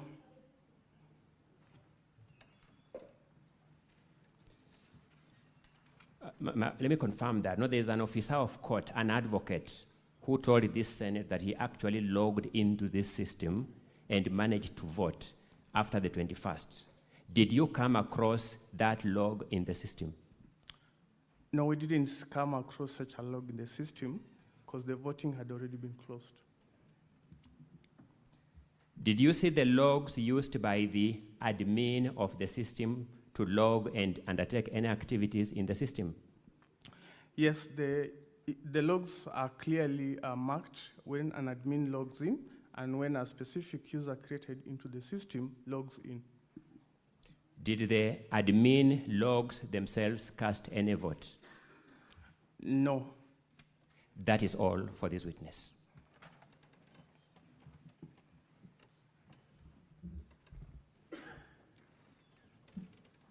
Proceed. Madam Speaker and the Honorable Senators, I'll share the 10 minutes with Senior Counsel Katwa and Wanyama. I'll only ask 2 questions. Mr. Philip, from the logs that you extracted, did you extract any source IP addresses? Yeah, we have IP addresses within our logs. Source IP addresses, the MAC addresses. Did you get any MAC addresses from the system? Which one are you referring to? You've mentioned MAC address and IP address. Which source one? IP addresses, which is the same as MAC addresses. Your Honor, those are 2 different addresses. So you can differentiate the 2, kindly? Yes. So MAC address is ideally, in a layman's language, like your fingerprint. It is absolutely unique. Unique. Did you get those unique identifiers from the system? Allow me to answer the question. No, I'm asking you a question. Did you get those unique identifiers from the system? The IP addresses, yes. Allow him to answer. Okay. I need specific answer, yes or no, on the issue of source IP address. Did you Counsel, let him answer so okay. that you can benefit from that answer. Okay. Yeah, so we have IP addresses within our log systems. The source IP address, did you get them? Yes. Did you identify the IP addresses to a certain gadget? Your Honor, based on system configuration, logs are part of system development, and ideally, most system development prescribe the IP addresses, because ideally with an IP addresses, you have the ability to geolocate where that particular device is. Now, a MAC address will not give you a geolocation. Thank you for your answer. So, from your answer, it indicates that you could not tell which location this IP address was from. It's the opposite. From our answer, we could be able to say where the IP address is from, because have you indicated that in your report? Yes. That it came from where? We have indicated the IP addresses of the various voters who logged into the system. Can you identify those IP addresses to a certain gadget, say that this IP address, 41 something, was for Honorable, let's say, Anita? Can you say that? Your Honor, that is not possible with the system configuration as it is. So, from the system that you are working on, you cannot tell who voted for who? You can tell based on the user ID, which is a unique user ID, and the IP address of the user. This is not a personal question. You'll remember that we were together yesterday as you worked on this report, and this is not personal. You became my friend yesterday, and you will confirm to this Senate that We began working on this report at 4:30. You disappeared until 4:30. Is that true? So from the committee, you will confirm that you left the committee room at 2:30 and came back at 4:30. Is that true? Your Honor, that could not be true. And as I have indicated, we were called here urgently. We came without formal release letters. When we came, we were, invited into the chamber. We were briefed on what the assignment entailed. No, I'm talking about when we start. We sat. Counsel, allow the witness to answer, please. You asked a question, he's responding to that question. Proceed, witness. Thank you. Yeah, so after we were briefed by the clerk's office, as protocol dictates, we have to seek concurrence from our accounting officer. I explained to the clerk's office that we need to get an authority to embark on an exercise. This is when I was ushered into the clerk's office. A letter was done while I waited, and I walked with that letter to our CEO's office, advising him that this is the sort of engagement that we have been called to conduct, and I therefore need to be officially released. Did you require 2 hours? Well, it wasn't 2 hours, Your Honor. Thank you.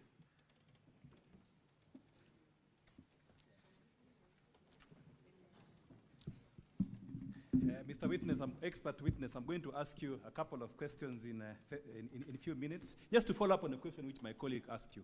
Who called you yesterday and you left the Senate-sanctioned audit for more than 2 hours? An activity that was time-bound. Who called you to go to that event? My CEO, Your Honor. Your CEO? Yes. Thank you. What did the CEO tell you when he called you to leave a Senate-sanctioned event?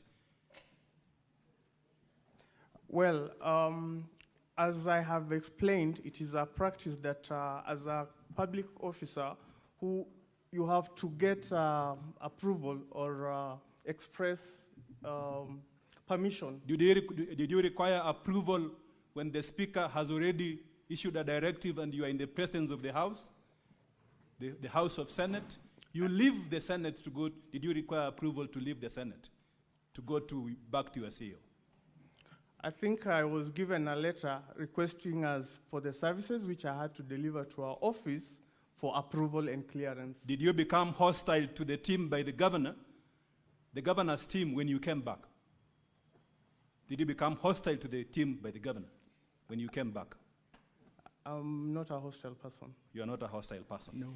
You asked a specific question yesterday, which he has asked you, and you need to tell this Senate. This question is in the mouth and minds of all senators today. MCS accessed this system using a gadget. Is that correct?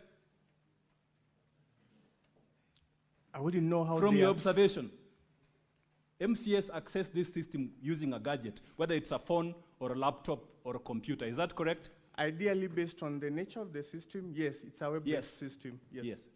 And when you access the system, then you need to leave a fingerprint in that system so that anyone else can tell that indeed you left, you are the one who voted. And that is the primary question before this Senate. So the question is, did you find in the system what is known as the MAC addresses for the computers, mobile phones, laptops, etc., which were used to access this system? Did you find? So allow me to answer that question in a more layman's language for the benefit of the Senate. What happens when you are accessing a system? There is the public-facing IP, and there's the internal IP. I'll give you an example. If we have all access to our Wi-Fi in this building, that Yes. Wi-Fi will have one external-facing IP. Yes. That IP is the one that channels our traffic to the specific requests that we make onto the internet. By the nature of this system, it has been set up such that it can be able to pick the IP as the unique resource locator for the service. And that is part of the logs that we've been able to collect. Because of my time, and I appreciate, the IP addresses that you have given to this house are already in the house. The senators have looked at these IP addresses, and some are they have been recorded 9 times. They have interrogated that issue. What they are asking now, at this level, is that MAC address. They want to know, did this MCA vote? Did this MCA A, B, C, D vote? And which gadget did he use? That is the primary question. So does your report contain MAC address, the logs for the MAC addresses?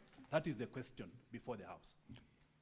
It's a right question. It is a yes or no answer. Is it there so that I can show the senators that our case has collapsed because the MAC addresses are now in your report, the unique identifiers for the telephone numbers of these MCS. It's now available, produced by the expert, and our case has collapsed. Show me in your report where these MAC addresses are. I have clearly responded to that question, and the answer is the answer MAC is show me addresses in your report. are It's not. a yes or no answer. Counsel, let him answer. Counsel, allow the witness to answer. Witness, do you have the IP addresses in your report? I have IP addresses in my report, Madam Speaker. Madam Speaker, the question is the MAC addresses. The IP address, Madam Speaker, I request for 2 more minutes. I'm now on a delicate issue. The MAC addresses. Granted the 2 minutes. Yeah. Respond to the question of the MAC addresses. MAC addresses are not part of external facing details that are captured within this particular system. The system captures IP addresses. IP addresses can still be linked to a MAC address. Okay. Allow me to finish, kindly. Okay. I'll give you an example. You have your own safe in your house, which is located in a certain location. We cannot expose your safe to the outside world, but we will expose your gate number to the world. Ideally, a MAC address is unique to that house, and the house number is public information. That begs 2 questions, Mr. Expert Witness, Madam Speaker, I wind up. Two important questions. These MAC addresses, what kind of audit did you do? Did you do a basic compliance audit? Did you do a network security audit? Or did you do a device compliance audit? Because each one has different levels. And maybe as you answer that question, there's a senator who asked here, did you penetrate this system into the NIT so that you extract the required information to complete this report? So, Your Honor, you cannot be able to do an entire audit within a day. Our letter was very clear. We target our exercise in answering the 5 questions, and we targeted our efforts towards what activities will give us the response or the answers to the clerk's questions as directed to our CEO. Did you do a search on all these IP addresses to tell the senators that these IP addresses are not located in Nyahururu, Bomet, Nairobi, or Embu? Did you do a search address in your audit? Your Honor, we did what the question, the letter requested us to do, which was to conduct an assessment that will respond to the questions that had been answered. Last question, Madam Speaker. Madam Speaker, last question. The senators in this house, there's a live question which they want an answer from you. The evidence was given that a computer was used at the county assembly to vote for 3 MCS. 3 MCS, a computer was used.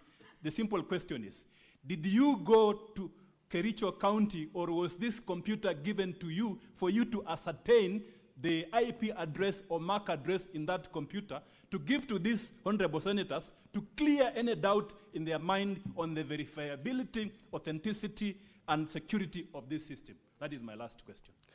Yeah, so based on the audit logs that we collected, as we have responded, the system has adequate logs providing verifiability, which is ideally the number of... The question, did you visit Kericho? Were you given the computer? It's a simple issue. So the system is a web-based system. Yes. For a web-based system, you do not need to physically visit a location. It's available on the URL, unique resource locator, as we have provided. So what is the report. IP address for this laptop which was given in, which the MCS said they used? Can you tell the senators with a substantial measure of assurance, no doubt at all, that I, as the expert, this is the IP address of this computer, this is the MAC address of this computer, so that we clear doubt. Thank you. I don't think that was part of my request for this Thank you, letter. Madam Speaker. I'm sorry, my time is up. The question is now actually answered. It's told you. Senator Sifuna. You know, Speaker, I'm a bit confused by the line of questioning that has been taken by counsel for the governor, because your directive was that all these parties be present during that exercise. Now, when I look at the report, there's a part for people who were present to indicate they were present. Mr. Evanson Kirui, counsel for governor, did not sign. The question to you, witness, was he there? This gentleman called Weldon Kipyegon Lagat, was he there? And then, to the counsel for the governor, these things you are asking, did you ask him to do it there, when you are there? And what did he do? And then why would you refuse to sign that you are present? Those are the questions I want to address. Senator Sifuna, before those questions are tackled, you could resume your seat. Let's take a direction on how the senators will now engage with that report and that witness. Then those questions will be tackled in that session, because that's not an intervention on procedure. It's actual contents and questions to the witness. So, honorable senators, we have about 15 senators who would like to ask questions, and we must limit the time within which this gets done.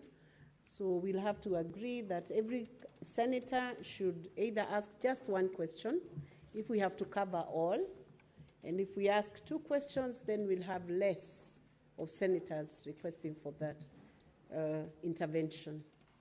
So we do 1 question per senator. Is that agreeable? We need a consensus. Okay. So 1 question. So you have asked yours already, so I'm not giving you another chance. He will respond. I'm sure he's already gotten the gist of the questions. Senator Chute Mohammed. You take about 5 questions, and then you respond, and we go to the next segment of questions. Thank you, Honorable Speaker. A witness from the MCA. Your time is 1 minute, and the clerk, you'll be strict with your time. 10 seconds is gone. Sorry?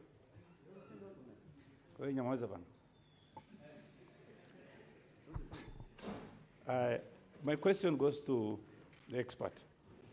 There was an MCA who gave an evidence that 9 persons, or MCAs, voted from a particular station. That station is, the number is 41-139-237-129. Did you, in your report, do we have that report that shows that 9 MCAs voted from 1 logging station? Thank you. Senator Sotsi. Thank you, Madam Speaker. Madam Speaker, I have to declare that the witness is my student in my other life, and he's competent enough. But I just want to ask 1 question. Philip, you look at me in the eye. Are you the one who did this report? I just want that answer, yes or no. He will because respond. from my teaching, this report would be done, have been done better than this, Madam Speaker. Senator Danson Munkatana, is he there? No. Senator Eddie Okech.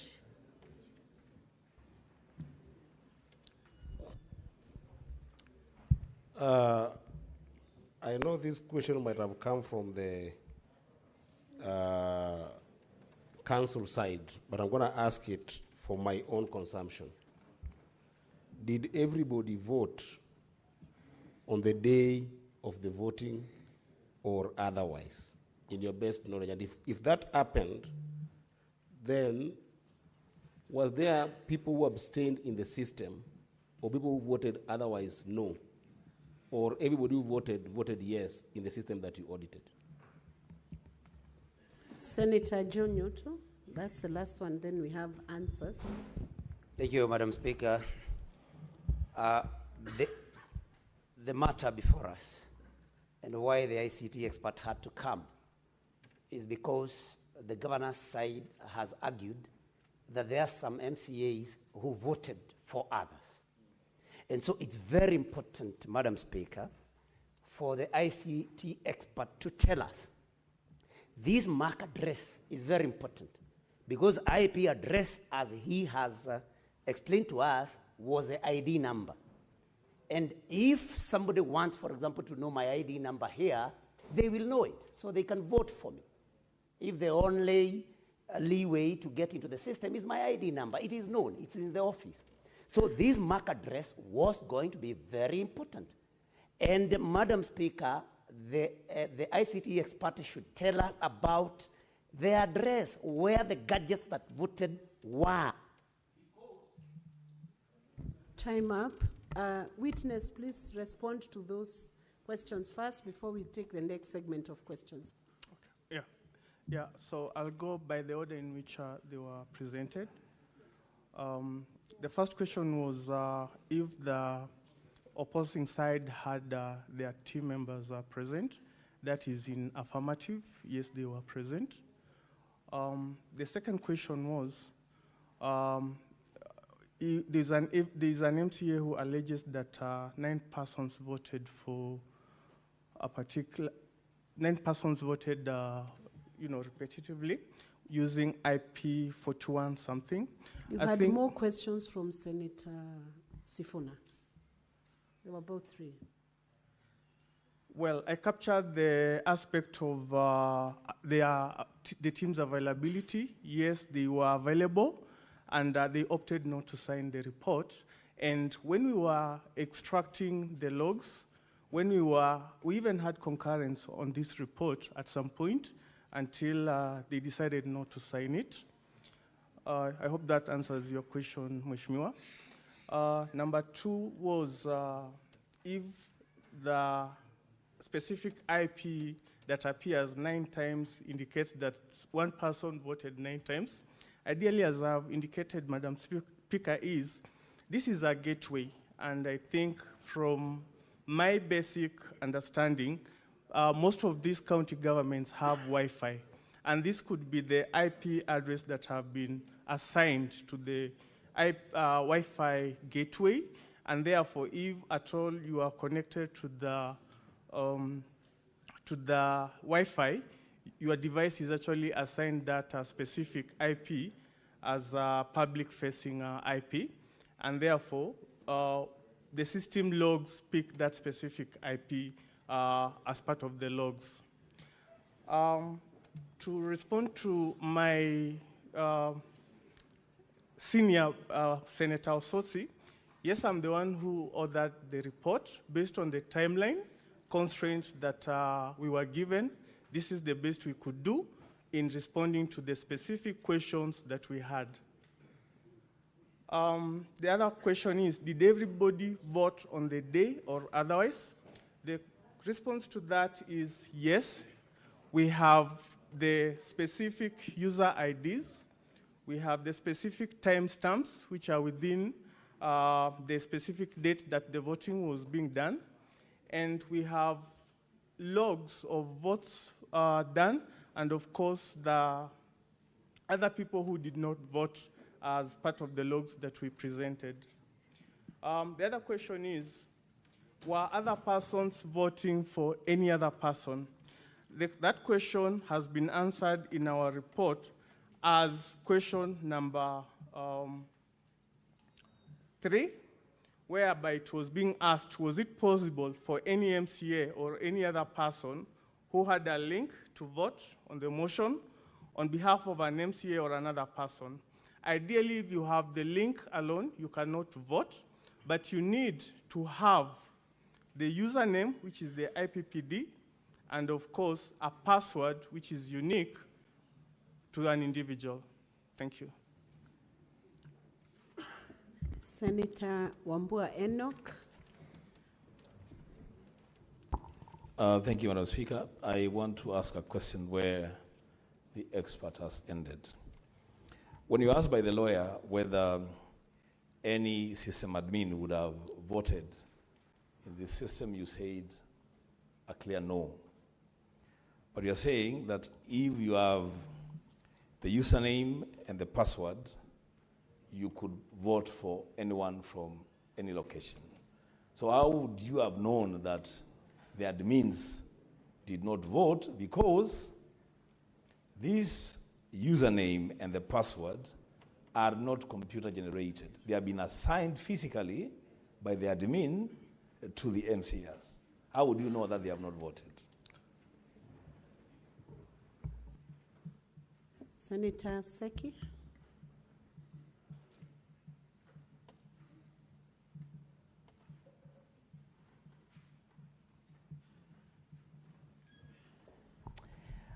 Thank you, Honorable Speaker. I think that is the question I had because I wanted to know if somebody has the username and the password, and now we have heard from one of the MCAs by the name Berir that was unable to, doesn't have any internet in his phone, and someone else is working on another phone, possibly will have forwarded the password and the username. So could someone else be able to log in or even vote using another phone? And that is the question I really wanted to know. Senator Aaron Cheriot, Majority Leader, do you request? Yeah, Madam Speaker, I beg your indulgence that you allow me maybe slightly more than a minute. This is the only chance that the people whose county is contesting this matter have the chance to speak in this House. Madam Speaker, I have a question to this expert. My first question is, did the expert really appreciate the assignment that is before them? If they did, I want them, because this is in the interest of establishing the truth, Mr. Speaker, to account for the report that he has brought to this House, particularly Annex 3, page 17 of your report. This case, by the way, boils down to 3 votes when all is said and done. Forget about all these issues about 9 and whatever, because Majority Leader, you know our standing orders are very clear. Okay, 2 more minutes.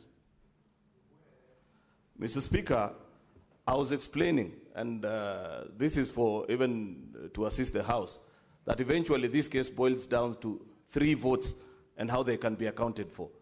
Because if you read the affidavits of the County Assembly and those of the governor's team, there is a contestation only on 4 votes. The rest are already accounted for.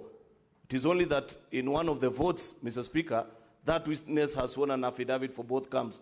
Therefore, we can choose to disregard. But I was pointing the expert to his report on page 17, Annex 3, to explain to this House whether he is certain and absolutely certain that the member written there as for Cheplanget ward, for Kapkatet, and Kapkugerwet ward, they are the 5th from bottom, 3rd, and 2nd last votes that came in.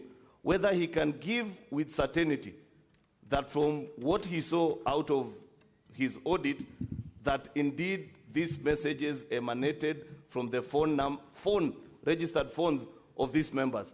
If that is ascertained, Mr. Speaker, I know how to do the rest of my work.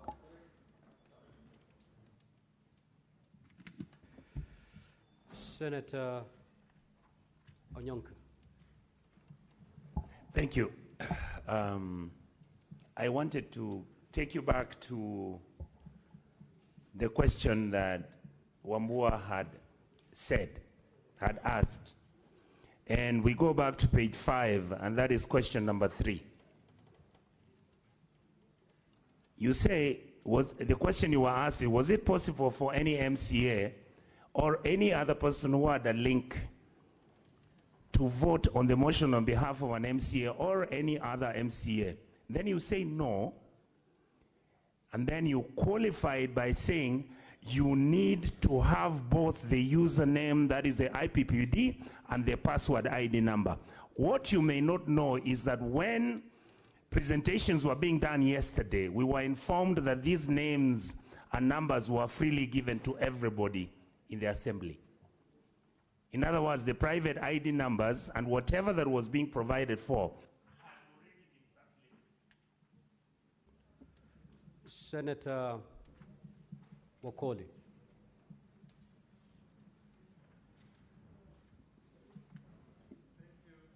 Honorable Speaker, my questions are as follows. Only one question, Honorable Senator. Did you ascertain that the link that the MCS received on their phones were the same phones that were used to vote, and you can justify the process? Thank you. Senator Kavindu.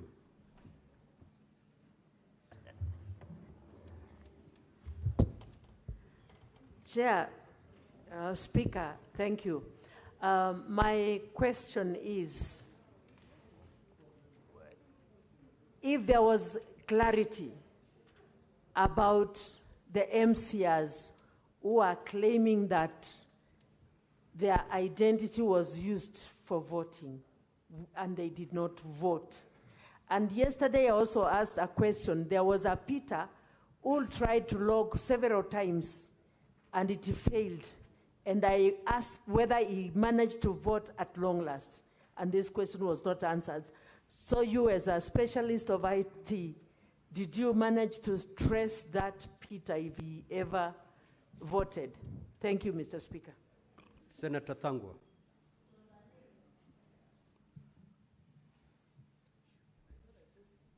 Thank you very much, Mr. Speaker. My question is very simple. We were told yesterday, and I tried to ask the same question, that 9 members voted from the same computer. Can you, Mr. Speaker, request that we have the 9 members try to vote as we see? Then we see how long it's going to take. From there, Mr. Speaker, we'll be able to know how much time that 9 members can use one computer with different IDs, different IPPDs, and they are going to vote, Mr. Speaker. So if you can direct that it's being, it can be demonstrated to us how 9 members can vote from one computer, Mr. Speaker. Senator Mogeni. Yes, when a witness, there is a question that is troubling us, and we want to be sure from your evidence this evening, if somebody has a link and he has a user name and a password, can that person vote for another person? You got me? You have got the link, you have the username, and you have the password. Can you vote for another person using any gadget? Okay, proceed to respond to those, and then I'll have another set for you. Proceed. Yeah, so the first question was asking whether, as admin, you could vote for an MCA. The answer to that is no. If you have logged in as admin, you need to log into the system as a registered user who needs to cast their vote, because from the logs, each of the MCAs who voted had a unique number that enabled them to cast a vote. The second question is if any other person can vote for the MCA with the username and password. As I have clearly indicated, that is possible only if you have the MCA's IPPD and the password, which is the ID number. And the same answers the last question that has been cast by the senator who just took his seat. There was the issue of certainty based on page 17. And ideally, what we were trying to do here is to provide a correlation. The system has two modules. There is the system events module, the system security events module, and there is the vote activity, the voters module. So to address issues of source IP, as had been earlier questioned by the other council, we managed to actually map each of the vote cast with the IP, because this was an aspect of contestation that the logs that we have do not have IP addresses. But from the annex that we have provided here, from the voting module and the system events, you can be able to correlate this based on the unique user ID and the timestamp under which that particular activity did happen. And this is basically to ascertain that MCA so-and-so cast his vote at this particular IP address and this particular timestamp. The other question was, if I have an ID, and it was actually an issue of clarity where I was being told that it is common knowledge that within the county, ID and passwords are already circulated. My response to that is not within my knowledge, because it's unique to the county, and I wouldn't have really known, because it is a culture issue within the county if that is their practice. I was also asked to ascertain the link and the voting process. As a practitioner within this field, we are guided by principles. And just to make sure that we were doing a good job to this assembly, we made sure that there is a checklist that assists the county to conform to standard global practices and standards, as I had indicated within my opening remarks, which is the information security standard, as well as the ISO standards, and any other data protection, as well as computer misuse and Protection Act. So we are guided, and we provided that checklist to the head of ICT for the county, who responded in affirmative, and we have been able to receive some of those documentations to validate our report. So the process of whether to ascertain that the URL that was provided and the voting process, that is a documentation issue which we have been able to be guided by the documentation that was provided. The other question was, we identify the number of users, the identity of users who are able to vote for each other. As I have said, you can only vote for each other if you have that particular MCA's IPPD number and the password. But with the link alone, you cannot be able to do that. The issue of 9 people voting, I think the senator was asking whether that can be a proof of concept within the House. It is upon the speaker to decide. Then the last question was, with the link and password and username, can you vote? Yes, that is the answer. You can vote if you have both 3 parameters together. Thank you. The question by Senator Richard Onyonka. I responded, sir. Okay. Yes. Mr. Speaker, I think you understood where I was. You were not aware that we had been informed in the evening, in the morning yesterday, that all the MCAs and the other members were actually given the numbers of their colleagues in terms of their IDs and their IP numbers. So if that is the case, is it true, or do you then think it is possible that somebody could have voted for somebody else? Mr. Speaker, I think with that information where you have user's ID and user's password, it is possible for you to vote on behalf of another person. Senator Chiranke. Mr. Witness, I've looked at Annex number 3, page 17, and of course your response. So in this, you can confirm that the 33 MCAs voted in the affirmative of the motion. Is it true? And was the system compromised as per your understanding in your expertise? I thank you, Mr. Speaker. Senator Boy.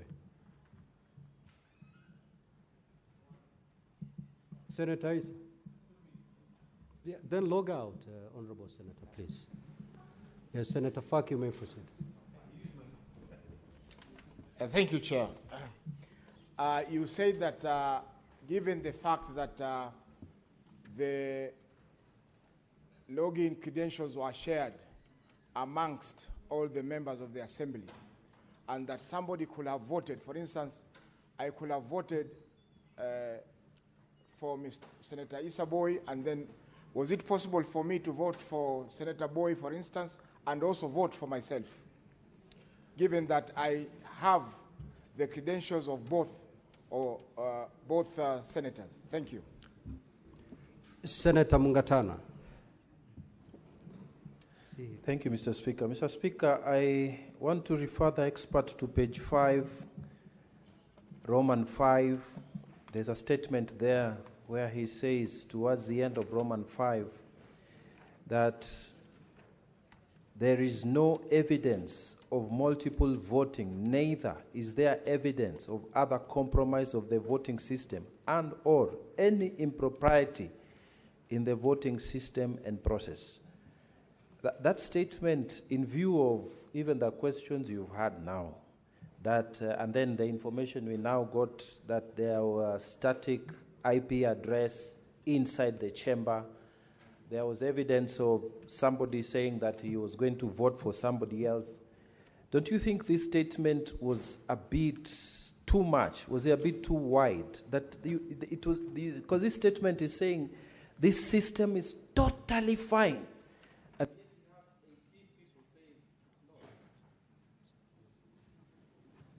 Senator Professor Tomojand. Mr. Witness, to the point, at page 14 of that 22, you confirm that there were no abstentions, 33 votes to the affirmative. Yet, if you look at the logins running from page 17 to the end, there are many failed logins. Would you verify whether the logins were by the MCAs who were voting? Number two, was it a concern to you that all the votes were yes and there was no person voting in the negative? But lastly, is this an agreed report? Because I can see the governor's team did not sign, only the assembly team signed. All the others who signed are from Senate. Is this a report? And lastly, do you have superior qualifications to these other people? Senator Wamatinga. Thank you very much, Mr. Speaker, sir, for giving me this opportunity. Mr. Witness, is it your evidence that indeed, and I want to refer you to page 16 of your document, and specifically bullet 3, voting process integrity. Is it your evidence that despite the fact that we've been informed that credentials of logging were shared, that then the integrity and privacy of the voting was guaranteed. Then, in bullet number 5 or 6, you said user training and awareness. Evidence provided in this, testimony provided in this house states that there was no training. Is it then your testimony that that training was done? Then the last question was, did you get to see the source code and see whether there was a limitation of the number of people who could vote in a certain string? Was the system in the source code, if you inspected it, geo-fenced, or was it accessible from any part globally? Then, Senator Crystal Asige. Thank you very much, Speaker. To the witness, you have clarified that there were about 9 IP addresses that were identical. Can you also verify if there were any others that were identical of the 33 votes casted? And can you verify from that list of 33 votes where each IP address is attached in terms of location? Senator Kinyua. Thank you, Mr. Speaker. Philip, because we are here in the morning and we have heard that there were challenges with this system, with the MCAs, and I want to quote Honorable Trump, who was here in the morning. And he did mention that they were being assisted, some of them were being assisted. In the course of assisting, was it possible that this person who was assisting would have voted for this member without his knowledge, that now that this person does not know this system? Thank you, Mr. Speaker. Senator A.D. Okech. Then log out, Honorable Senator. Okay. Senator Mofire. Thank you, Speaker. Thank you, Honorable Speaker. My question is to the experts, and I want to know, as an IT expert, based on your audit, do you have confidence in the credibility and the accuracy of the results generated by the voting system?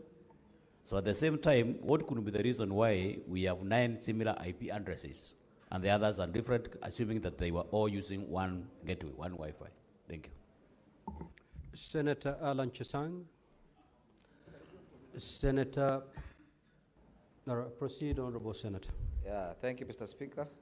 My question to the IT expert.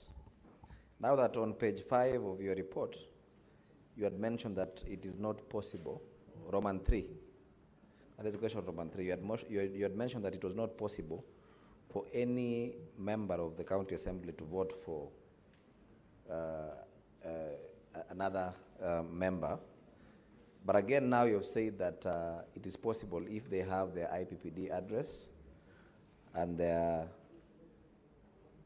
ID number. So does that mean that your report, you're not sure of the report that you made? That is number one. And also, does that mean that you can also not assure us that this system is secure? That is number one. And also, maybe you cannot also confirm that you cannot detect.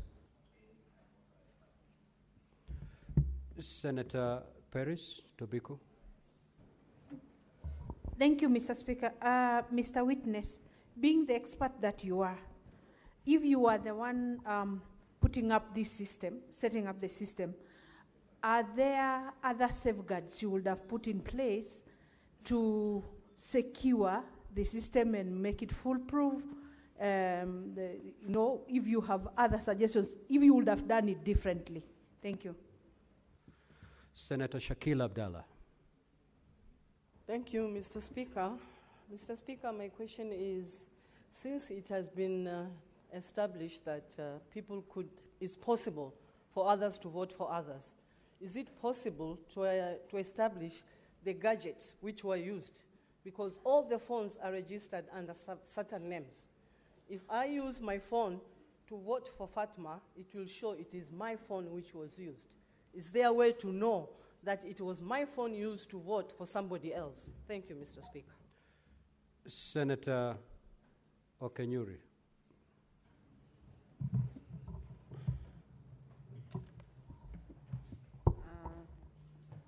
Thank you, Mr. Speaker. I would also wish to know on how long the system was open to allow members to vote. And finally, how do we know if the 9 people who are voting was one person who was voting 9 times? Thank you. Senator Olekina. Thank you, Mr. Speaker. Mr. Speaker, I just want to refer back the witness to the report. And I note that specifically on number 9, that the following persons were in attendance: Mr. Philip Irode, Mr. Joan Mukeire, the Office of the Governor, there was a council, and then there was an ICT advisor from the Mr. Weldon Langat, including the County Assembly, Alfred Korir Kimutai, Mr. Hilary Kiplangat, and then you had the Senate Secretariat, Mr. Zakayo Mogere, Innocent Baya, and Miss Marianne Karanja. The question that I want to ask you is very simple. This report, although you are the witness standing there to be able to submit and to present the report, were you the only person who came up with this report, or this report was a joint exercise by all those people who, by the resolution of this House, ended up carrying out this exercise? Thank you, Mr. Speaker.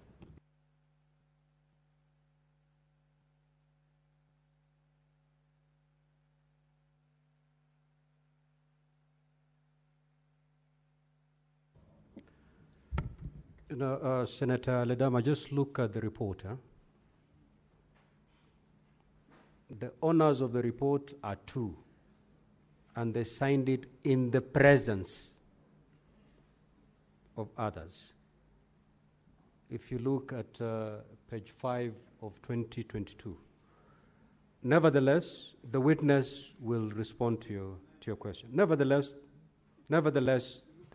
the witness will respond to your question.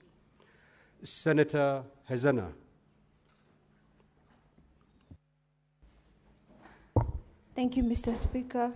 And I rise to inquire from the witness on why there is an IP address appearing to have voted thrice, contrary to the IP address that they had indicated was supposed to be the one to vote.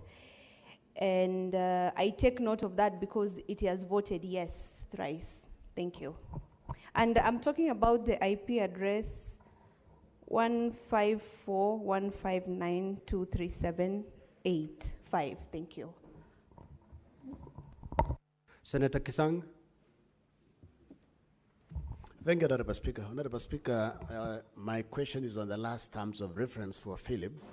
You were told, is there any evidence of multiple voting or compromise? I don't know, did you make use of these particular terms of reference to check if the system can be penetrated by hackers from outside? I don't know if you did, you attempted to penetrate the system so that for our comfort, we know the system is secure. Senator Mbugua. Thank you, Mr. Speaker. Mr. Witness, as an IT expert, whichever way this matter goes, would you recommend the Kericho County Assembly to continue using this system or any other assembly for that matter? Thank you. Senator Tabitha Mutinda. Thank you. Mr. Witness, you said that you received a letter from Senate in order for your authority to be able to undertake this process. This letter was addressed to who specifically? Because just need to understand the 2 hours that the council talked about, then who was really addressed, the letter was addressed to who. Then secondly, this report that you've tabled, did it need any consensus for it to be valid? Number 3, do you think that this system for Kericho County is a valid system that can continue to be used? It's a system from your own expertise that you would recommend that they continue using. Lastly is that the MCAs that were... Senator Mundigi. Asante Bwana Spika. Ningetaka mkurugenzi atuelezee kulingana na MCA, kuna pahali wanasema walitumia dakika 5 wakaongezea dakika 2 ikakuja na singine ikakuja dakika 11.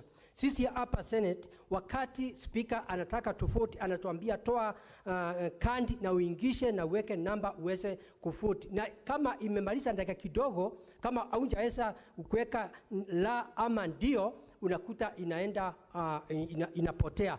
Hii gadget ya Kericho kwani iko namna gani? Kwani iko tofauti na gadget zile zingine kama haijakuwa tembandi nayo? Senator Kibwana Hamida.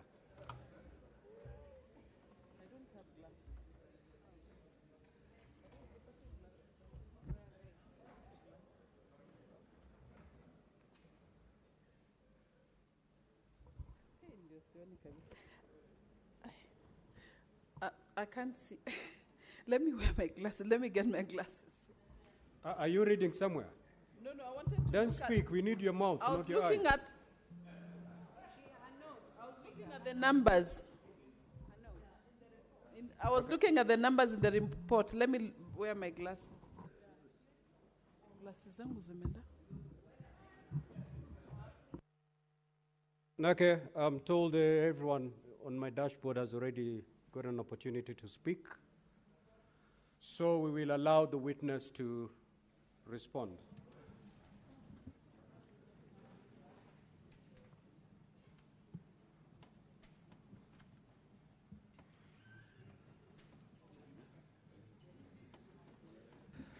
Witness, I've given you the go-ahead to respond. Thank you, Mr. Speaker. I'll try and answer them in the order that they came through. I have quite a number of them. The first one was clarification if at all 33 MCAs did vote. And our response to that question, Your Honor, is yes, it's an affirmative. Power his microphone and put it closer to his mouth, please. The first question was if at all we can be able to clarify that at all the 33 MCAs were able to vote within the system. And of course, our response to that based on the finding is yes, 33 MCAs did vote. We've provided evidence for that as per the logs provided within the system. The other question was, and this question has been repeated severally, whether if you have the link and you have the password and you have the username, you can be able to vote. And we have confirmed, yes, you can be able to vote for one another. However, the link was being sent to an individual user MCA. Therefore, once you receive your link, you are able to vote if you only have your username and your password. The other question was, if the system is okay based on the question 5. If we go to question 5, we were asked the question as was directed to us as ICT authority to respond was, is there any evidence of multiple or compromise of the voting system and or any impropriety in the voting system or process? And I will want us to underline the word evidence. Our field is based on evidence. I have to be able to provide evidence. And the evidence that I collected is based on the logs that the system has no evidence of multiple voting. It has no evidence of compromise or any other impropriety of the voting system. And that's what we responded to, based on evidence.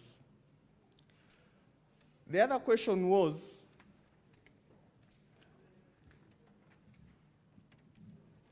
from the failed logins. I think there was a senator who asked about failed logins. From the logins, you can actually tell that the system is secure because if you do not have your username and password, it does not let you get through. You need to have your appropriate username and password for you to be able to log in. And from the extracted logs that we have, we had actually even been able to see a number of attempted multiple logins yesterday, which never went through. The other question was, it was on shared credentials. And as I've said, from a practitioner's perspective, we are all taught that your username and password is a personal information that you should not be able to share. And as senators, we are aware of the Data Protection Act, which specifically guides that username and password, or perhaps an ID, is personal identifiable information, and therefore data that is personal. And therefore, if at all it was a practice within the county to share username and passwords, I think that is a wrong practice. However, from the evidence, and I'll still insist from the evidence that we collected, we were not able to ascertain that level of practice. There's a question on training, source code, and I'll respond to this by saying that within the time limit provided, we were here at 2, we were meant to provide a report at 6, and I have said we zeroed our response towards answering the 5 questions that were posed to the ICT Authority CEO, which meant that we look into the system, the exposed interface of the system, the voters module, the hosting architecture of the system, to be able to gather enough evidence to respond to those questions. The issue of geofencing, that is an architectural issue that perhaps require additional time for you to be able to ascertain whether the code has included aspects of geofencing. There's also a repeated issue about the 9 IP addresses, and as I have earlier responded to, is that these IP addresses are ideally a gateway for the county assemblies local LAN, that is local area network, or Wi-Fi, if that is what the MCAs use as an internet gateway. There was an issue about Mr. Trump, the challenges associated with voting. As a good practice, ideally, as I had said, from a practical ITGC, which is Information Technology General Controls, users are meant to be trained, and we received an affirmative Excel sheet that indicated that this had been done at the county. The other question was, we report about the system IP address. I think we have clarified that in our report, that the system is hosted on off-premise. That means not within the premise of the county. The system is hosted out of country. That is a host pinnacle. We have provided the published URL in our report that is on page 4. We were also asked to confirm whether the system is secure. I want to confirm that we did an internal scan within the system, basically, which is some sort of vulnerability pen test within the system. And I can confirm within this sitting that the system as it is secure, and that was actually demonstrated by the logs that we printed, which indicated quite considerable number of failed attempt logins. The other question was, if you were to be the one setting up the system, what would you do? As a practitioner, there are guidelines and frameworks that we define that guide us on how best to set up the system. And we are guided by, of course, governance practices, the system value, the proposition, the return to the users, as well as good practice around security, resilience, and of course, data privacy. So I will make sure that all that aspects are inbuilt within the system, which is ideally what we were looking into when we reviewed the system. The other question was in regards to the MCA's phone devices, IP addresses. As I had said earlier, if the MCAs were using the system with their devices and using the local gateway, which is the Wi-Fi, they will all resolve to one IP, which is the outward-facing IP, which is ideally what some of the senates have addressed. And when we looked at these IPs, they are actually local ISP service providers, including our Safaricom, Airtel, and the likes. There's the question that was asked around system, if you are able to allow members to vote. I think I have indicated that you can only vote if you have the URL, and the URL, once you vote, it deactivates. So you cannot cast your vote twice. There was the question on whether this exercise was a joint exercise. I think I would want to answer that this is our report.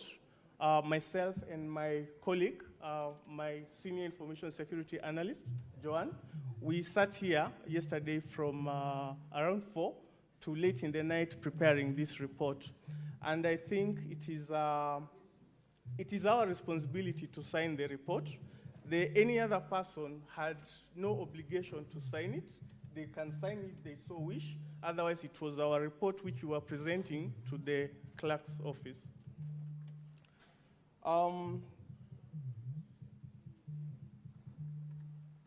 There is a question that has been asked whether IP 154.159.237.217 appears thrice. It is the same scenario. You can have, the architecture of mobile devices is when you are moving within the base stations, each base station has an IP address. So whether you are within the premises of a base station, you will definitely have one IP address if you are on a different ISP, if you are on the same ISP provider. The other question was on ideally whether we can ascertain that the system has been secured. As I have said, yes, we've done a scan using our in-house tools provided by the ICT authority, and we can verify that the system is secure, as it has been demonstrated by the logs that are part of our annexes to this house. Thank you, Mr. Speaker. I think I've... No, Thank you. Yeah, there are some questions. Now you've... yes, Senator Christo. Thank you very much, Speaker. Speaker, listen, I only have just one question, which had not been answered. To the witness, I asked you just one question. I said, let me restate it. I asked, you have 33 people who have voted, according to the report. And you say that each of the votes cast are attached to a particular IP address. Some are in clusters, meaning they're identical to others. But can you tell us with certainty the geographical location of each of those IP addresses? If 33 people voted, where exactly did they vote from geographically according to the IP address attached to their vote, Speaker? I will also allow Senator Omtata, who has difficulty with his card. You may now proceed. Yes, Mr. Senator Azena, you had an opportunity. Senator Omtata, proceed. Thank you, Honorable Speaker. We are having the expert, the authority, the expert of experts before us. The IC authority of the Republic should be the expert of experts. And listening to him, it's like he's walking away from this report. If he did not have adequate resources, like I'm looking at answer number 4, you answer using, you put the word no in capitals, Yet, you have qualified it that you do not have enough staff to give us a credible answer. Because as you know, if you looked at what the County Assembly presented, those logs, there was no audit trail in those logs. And I appreciate that you had a very short time. You have presented your issues here. So I'm trying to struggle with the evidentiary value of this report. That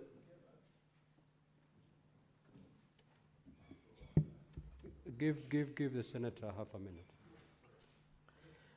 So, of what value is this report? And number two, for lawfulness, we are told about .go.ke and .co.ke. As the regulator of the system, can a county government be allowed to run a system on an open server or a private host, or must this be on a government host? It came up during submissions. Thank you. Senator Hazana, you're saying your question has not been addressed. Can you repeat it? Yes, Mr. Speaker. The question has not been answered because I asked how come there were 3 MCAs who voted using the same IP address, and he has said that it was, if one person is using their phone and moving around the vicinity into different locations, that it will use the same IP address. But this is 3 different MCAs from the code of the MCA. Thank you, Mr. Speaker. Okay, 5 minutes, conclude witness. Thank you, Mr. Speaker. I'll continue responding to the questions because I hadn't addressed all of them. There was a question that asked to whom the letter was addressed to. The response to that is the letter was addressed to our PS, who's the PS State Department for ICT and Digital Economy, requesting the ICT Authority CEO to nominate officers. Then there was a follow-up question regarding whether the report required consensus. Our response is no, because it is based on evidence that we have collected within the environment that we were working on. There was a follow-up question whether the system is valid. Yeah, I think if the system is valid and up to date, and the answer is yes. The system based on the scope and our surroundings that we were working on, yes, the evidence collected within the system are valid. There's a question that has been posed by Senator Mtata asking about the response to question, I think you mentioned 3. Was it possible for any MCA or any other person who had a link to vote on the motion on behalf of an MCA or another MCA? I have indicated here that the answer is no. You cannot vote for any other person, and I have qualified it. You can only vote if you have all the 3 parameters, which is the link, which was provided for by the County Assembly, and then your unique username, which is the IPPD, and of course a password, which is obviously meant to be private and privileged information. To respond to the other question that has lastly been asked, it is what value is the report?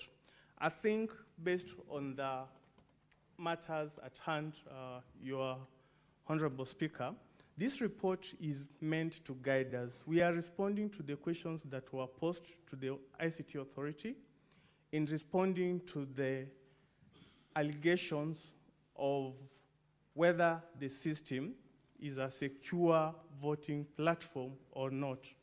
And based on the evidence that we have provided before this House, in my field, we base our conclusion on evidence. And that is what we have provided based on the logs, based in the presence of both parties, and we have provided this to this House. We have clarified issues to do with IP addresses.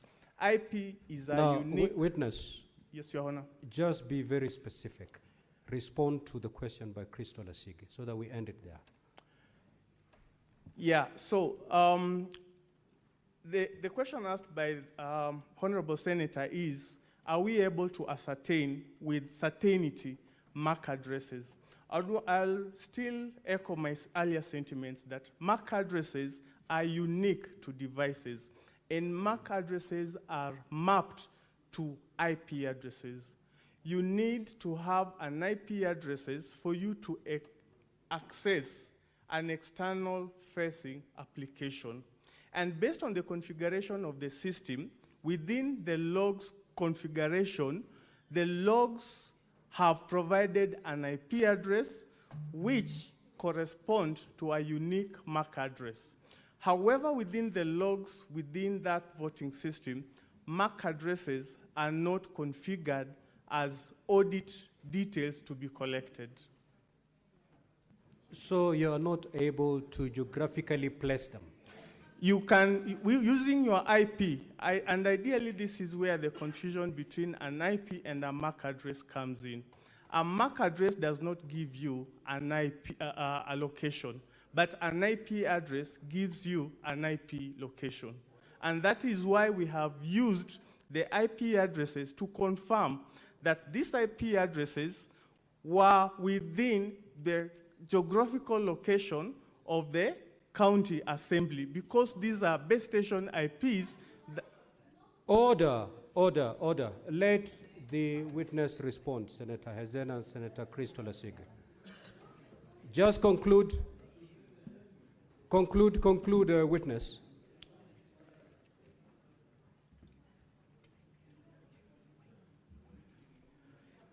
Your Honor, as I was saying, IP addresses gives you geolocation.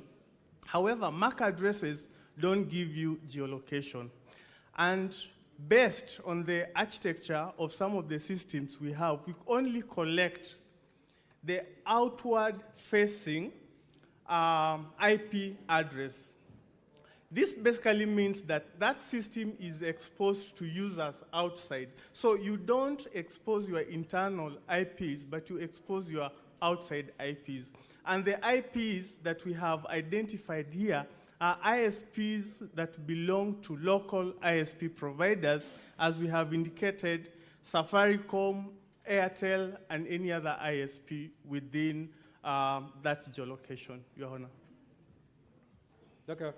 So assuming the senators vote the way Kericho did,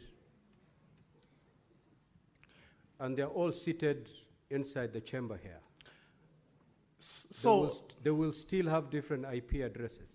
If you they're are all seated here, voting the Kericho way, will they still have, they will have different IP addresses? So depending on if your system that you are using is a web-based system that has to be accessed online, and the way the network has been, there is a principle called network address translation. You assign a system an internal IP. Then you assign your gateway. The gateway, for example, is this door. You configure the system such that you say any requests that are coming outside have to pass through this door and go to port so and so. So that basically means when you are coming in, you will have this door as the log. It indicates that you've actually accessed this system. Then you'll go and sit at a certain place. So that is basically assigning an IP and a service to a system. So we will all have the same IP if it is an external facing application that has to resolve using an external facing IP address, Your Honor.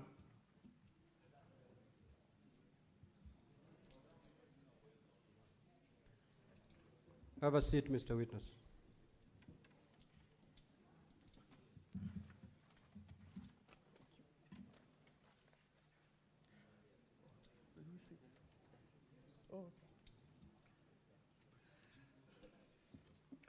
Now, honorable senators, having heard the expert, we will now proceed to the closing statements. We will start with the County Assembly. You have 60 minutes to do so. You may utilize all of it, or you may utilize part of it, but the maximum is 60 minutes. Likewise, the Council for Governor, you have 60 minutes to also make your closing statement. You may proceed. Your time starts running from now. Thank you, Mr. Speaker, sir. For record purposes, my name is Kipkorir Elvis. I will make the closing submissions on behalf of the County Assembly, and I will take the first 25 minutes, after which Learned Counsel Mr. Ongoya will take the remainder of the time. Mr. Speaker, sir, honorable senators, exactly 15 years ago, Kenya embarked on a transformative journey in its adoption of a devolved system of governance. This was an answer to an enduring desire by many a Kenyan who earnestly yearned for public services closer to them. Indeed, honorable senators, devolution has been mooted as the genius of the 2010 Constitution, as it marked a complete departure from the previous system that had been characterized by marginalization, mismanagement of resources, runaway corruption, amongst other challenges. The term of the present governor, the governor that is on trial today, Mr. Speaker, sir, honorable senators, has marked a silent retreat to that dark past. Mr. Speaker, sir, honorable senators, county governments hold the key to effective service delivery. The expectation of the people is that county governance would enhance efficiency to their benefit and not for the self-aggrandizement of the governor. As the County Assembly has demonstrated, the governor's debut in office was marked by the invasion of a private citizen's property, the tearing down of a fence, and its designation as a dump site illegally, Mr. Speaker, sir, and honorable senators. You will recall that when video number KCAV11 was played, the video was taken barely 2 days after the governor was sworn into office, and that is the first thing that he did in announcing that there was a new sheriff in town. Mr. Speaker, sir, honorable senators, the facts of the matter before you and the evidence that the County Assembly has led disclose a sorry tale of maladministration and a failure of moral courage. To paraphrase William Shakespeare, Mr. Speaker, sir, honorable senators, something is wrong in Kericho. It is our submission that the County Assembly of Kericho has made an overwhelming case of bad behavior on the part of the governor. A classic betrayal of the trust bestowed on the governor by the residents of Kericho County. And Mr. Speaker, sir, honorable senators, the question we pose is whether bad behavior should attract any consequences. And the answer to that is in the affirmative. Those who are sent to public office, Mr. Speaker, sir, honorable senators, and elect to betray the trust that the people have placed in them, like the governor on trial today, ought to be impeached.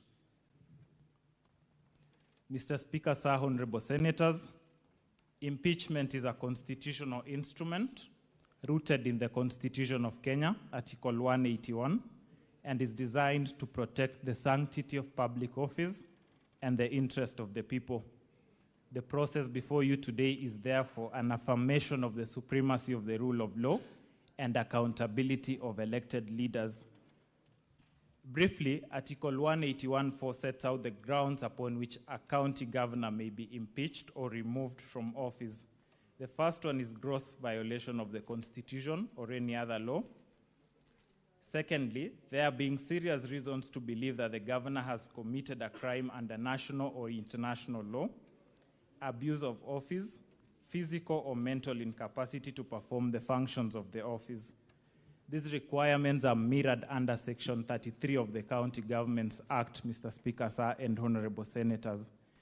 And there is jurisprudence that confirms that the impeachments must be based on evidence presented and not on minor procedural errors or political differences in the county governments. This is a sui juris process, Mr. Speaker, sir, honorable senators, and it is not about the criminality or culpability, but the accountability, political governance, as well as political responsibility of the county governor. The standard of proof in our humble submission is that it is neither beyond reasonable doubt nor on a balance of probability. It is slightly above a balance of probability, but below that of reasonable doubt. At the core of the charges the governor on trial is facing is the theft of public funds, resources entrusted to the governor for the benefit and development of Kericho County. And the evidence presented before this House, Mr. Speaker, sir, honorable senators, paints a damning picture of misappropriation of public funds which have been placed in the hands of the governor to manage and oversee on behalf of the residents of Kericho County. Mr. Speaker, sir, honorable senators, you will recall that on 30th June 2023, a grisly road accident occurred at Londiani Junction involving a truck that lost control and rammed into small-scale traders and other road users, claiming the lives of at least 52 citizens. You may also recall that in response, the national government and the other emergency response teams mobilized resources to help the families of people who had lost their lives and those who had been injured.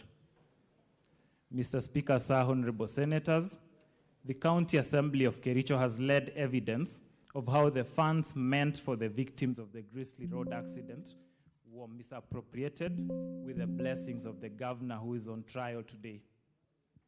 The County Assembly's witness, Mr. Kiprotich Rogony, and the mover of the motion at the County Assembly confirmed this on the witness stand and also by the affidavit evidence that is contained in the County Assembly's bundle of documents. The evidence, Mr. Speaker, sir, honorable senators, demonstrates that on the 15th of August 2023, the governor of Kericho compensated the victims of the Londiani accident from the county emergency fund to cover up for the funds raised by the public and which had been misappropriated by a committee he had formed to steer the funds drive, and without a cogent explanation of how the funds publicly raised for the victims had been expended. Similarly, Mr. Speaker, sir, honorable senators, the evidence led by the County Assembly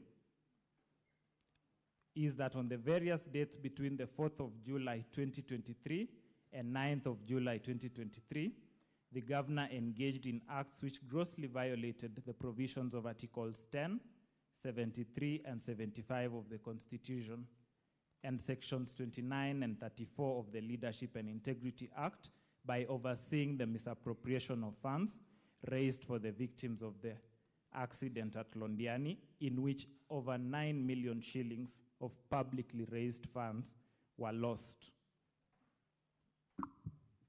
Mr. Speaker, sir, honorable senators, I invite all of us present in this chamber this evening to pause in harsh memory of those who lost their lives in Londiani, but whose dignity endures beyond their graves. For what injustice, for what deeper wound would be inflicted on the families of the victims, Mr. Speaker, sir, honorable senators, than to rob them of the meager allocations from the funds that were raised by members of the public, including some of us present here today, Mr. Speaker, sir, honorable senators. The dead do not protest, but how insensitive, Mr. Speaker, sir, honorable senators, would one have to be to trespass where sorrow has already claimed its toll? Mr. Speaker, sir, honorable senators, the governor has reneged on his undertaking to implement the report of the County Assembly ad hoc committee on the Londiani accident and the misappropriation of funds that followed the accident. There is evidence that the governor expressly supported a petition by those implicated in the County Assembly's ad hoc committee, and the cases that the County Assembly cited were Kericho ELRC petition number E006 of 2023, Dr. Wesley Bor and 5 others versus the governor, Kericho County Government, and 5 others, and Kericho ELRC E014 of 2023, Victor Tum and others versus the Governor, Kericho County Government, and others. Mr. Speaker, sir, honorable senators, the Governor has allowed himself, and the County Assembly has led evidence to this effect.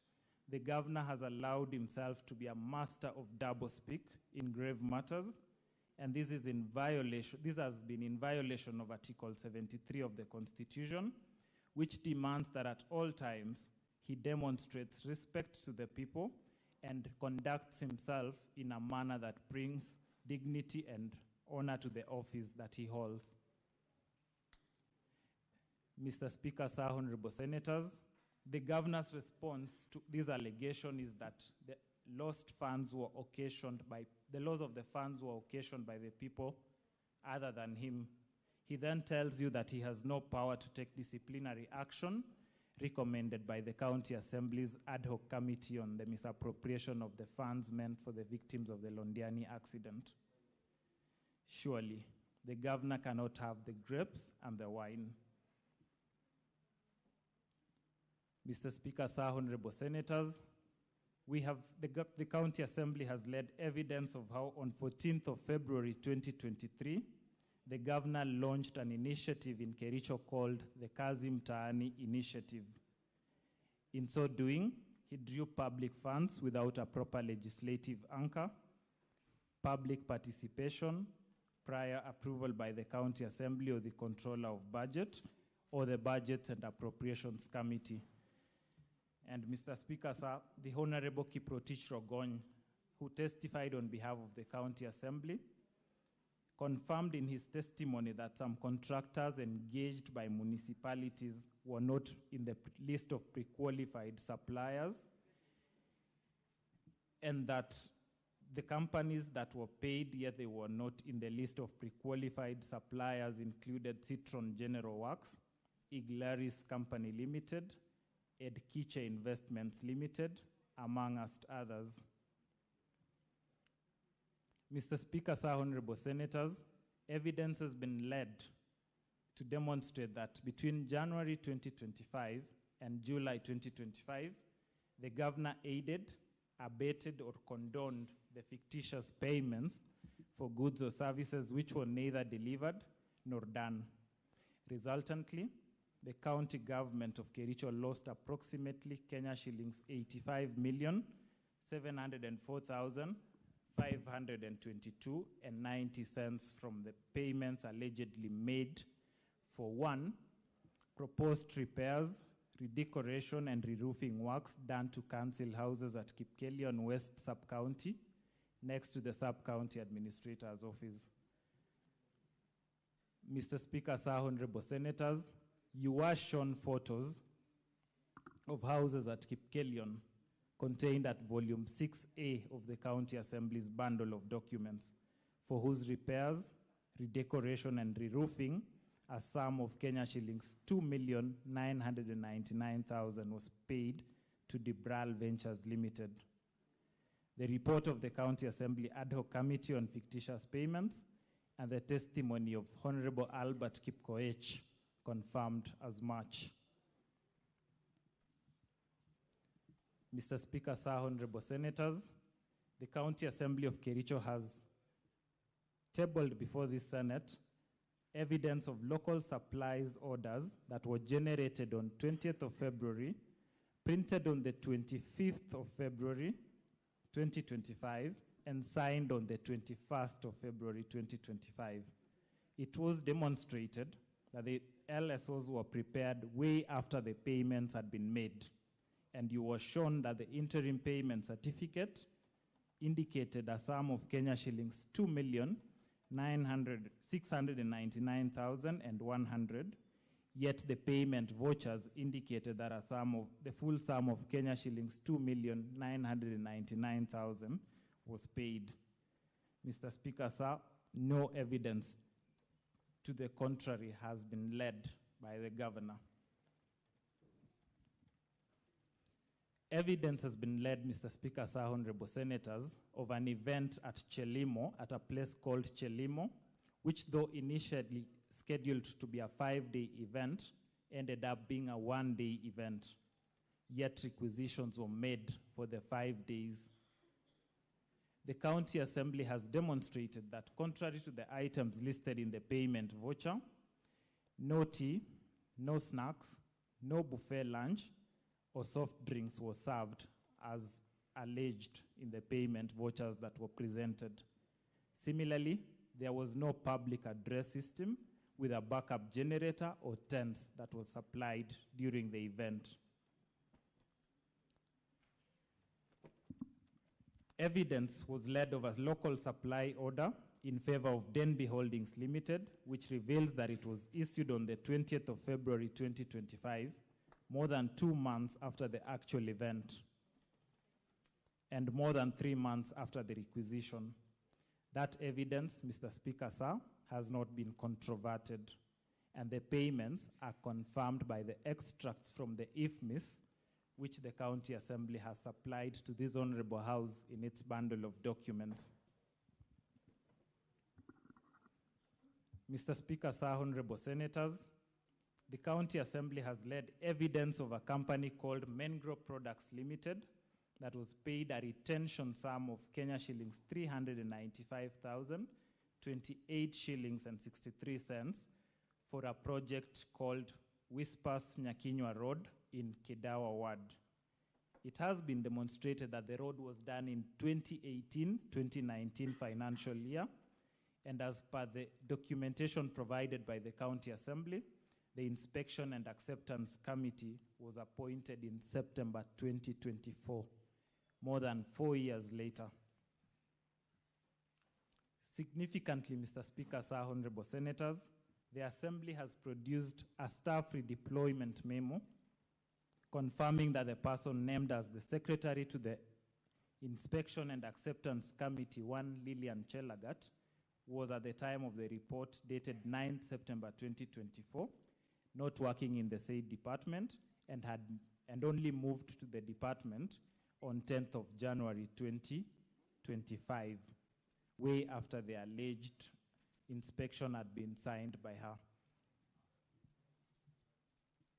Mr. Speaker, sir, honorable senators, the County Assembly has led evidence of double payments of retention fees for the same contract. Each of the reports of the Inspection and Acceptance Committee have the same months of September 2024, and each of those reports have the same observations relating to the status of the project.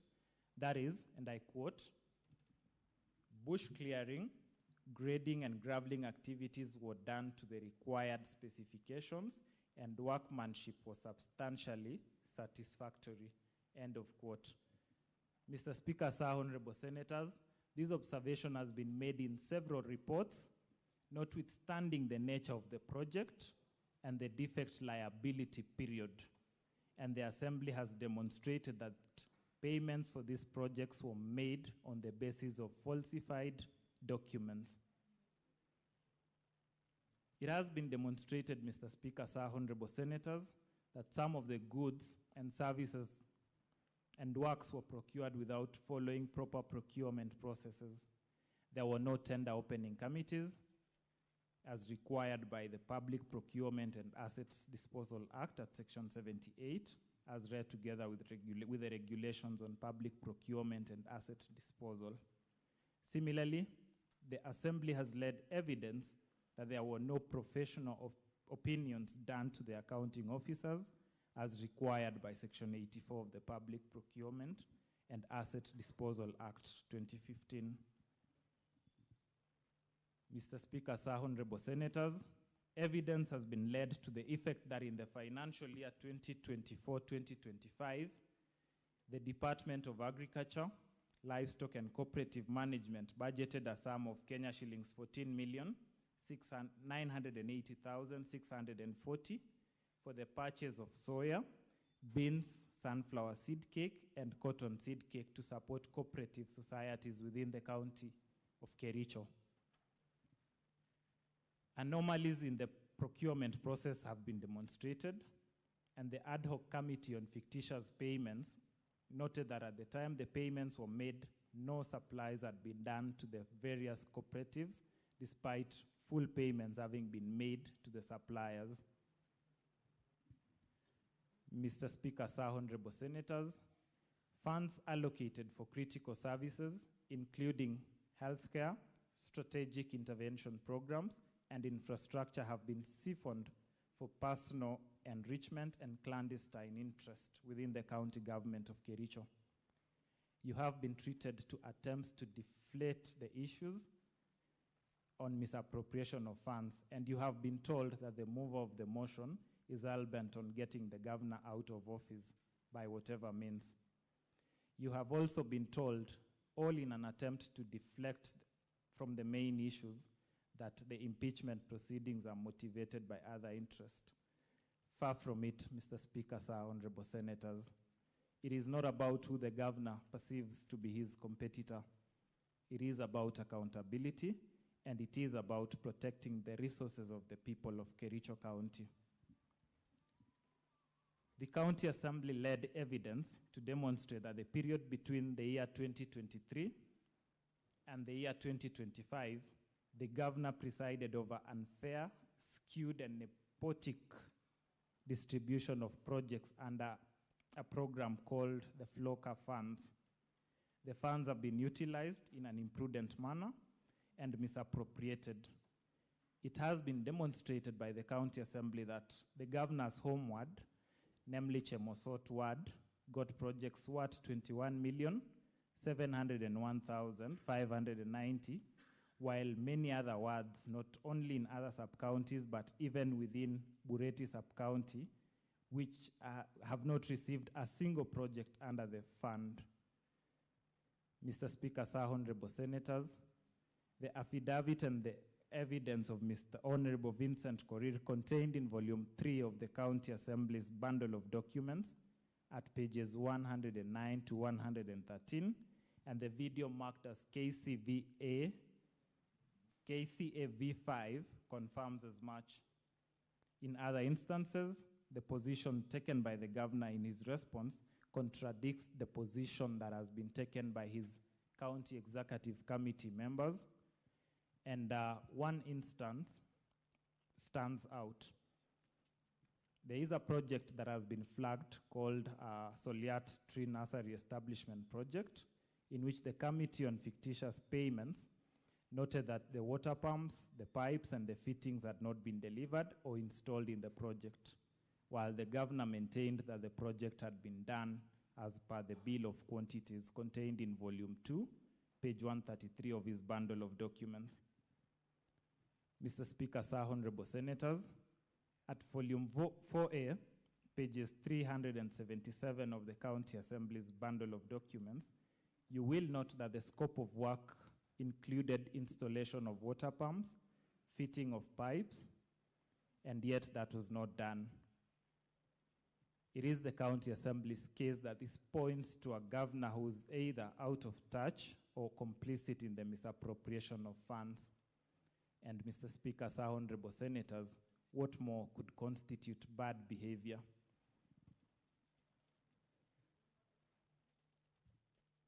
Mr. Speaker, Sir, Honorable Senators, on the 3rd of September 2024, the governor engaged in acts of misconduct, gross misconduct, and grossly violated the provisions of Articles 10, 73, 75, 174, and 185 of the Constitution, and abused his office by writing to the Speaker of the County Assembly, purporting to direct the Speaker on inter alia the timelines within which the Speaker should give the chief officers who are summoned by the Assembly for questioning in exercise of the County Assembly's mandate.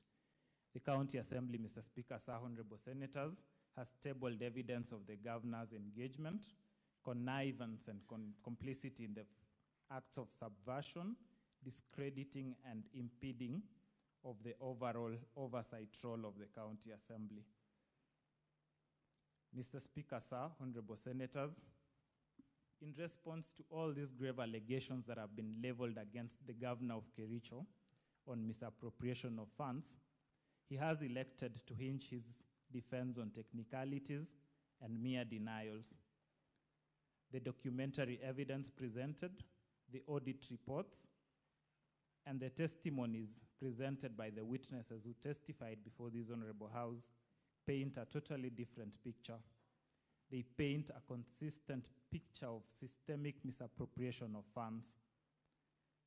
The gravity and volume of irregularities cannot be explained away by mere administrative lapses. And Mr. Speaker, Sir, Honorable Senators, the people of Kericho have entrusted you to be vigilant stewards of their resources, and they are looking up to you tonight. None of the witnesses the governor lined up to testify on his behalf testified on the substantive charges that this House is investigating. And we invite you to draw an adverse inference on that account, Mr. Speaker, Sir, Honorable Senators. Misappropriation of public funds is not just an economic wrong, it is a moral affront, and it inflicts lasting humiliation on the people who are forced to endure the consequences, some of which are dilapidated roads, hospitals, and other attendant failures in governance. It breeds a culture of impunity, Mr. Speaker, Sir, Honorable Senators, where those in high office believe that they can act with wanton abandon and shielded by political connections or procedural technicalities. Mr. Speaker, Sir, Honorable Senators, we beseech you not to allow impunity to take root in the county government of Kericho. We urge you to let the vote today be a testament to the enduring values of our Constitution: accountability, transparency, and justice. Justice for the people of Kericho, justice for the residents who have had to endure the consequences of the misappropriated funds, and particularly justice for those who bestowed their trust on the governor and in the hope that he would deliver on the promises that he made. Mr. Speaker, Sir, Honorable Senators, I respectfully urge you on behalf of the County Assembly of Kericho to find that the charges against the governor have been substantiated. I thank you and will yield the floor to my senior, Mr. Ongoya.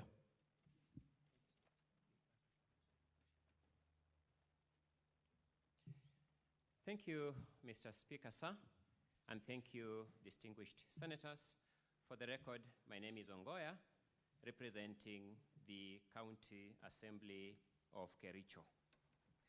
I wish to begin by making an overall observation that after all the charges that were leveled and all the evidence particularized of impropriety against the governor chose not to take the witness stand and answer to any of those charges. The question is this: when a charge is leveled and the evidence, the quantity and weight of which has been played before you by way of witness testimonies, documentary evidence, and video evidence, and the person called to account refuses to take the opportunity given to him to account, what inference will you draw from that? When you begin deliberating, I invite you to consider that aspect of this case. Having said that, there are certain matters that arose in the course of clarification by senators that I wish to address myself to as part of these closing submissions. We stand here as lawyers, Mr. Speaker, sir, distinguished senators, as people who have to offer guidance on the harmony or otherwise between the evidence on record and the law established. The conclusions to be drawn from that evidence on record and the law established are purely yours as judges, and as participants in the justice process, we have no choice but to accept your verdict unless one pursues any other option known to law. So two questions arose, Mr. Speaker. Distinguished Senator Onyonka presented to the expert witness a question in the form of that both the passwords and the usernames to this system were made accessible to all MCAs. Mr. Speaker, sir, let the Hansard record me as saying that there is no such claim made by any witness before this assembly.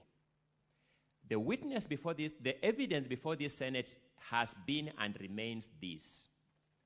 2 links were sent to MCAs. Link number 1 communicated IPPD numbers which were to be used as the user names. A username, to my lay understanding, is like my email address, which I put on my letterheads and put on my contact numbers, which is itself not a risk. The second link was the voting link. It went with the instruction that every individual MCA will use their own ID, national identification card numbers to vote, so that the aspect of the passwords were never communicated to everybody at all.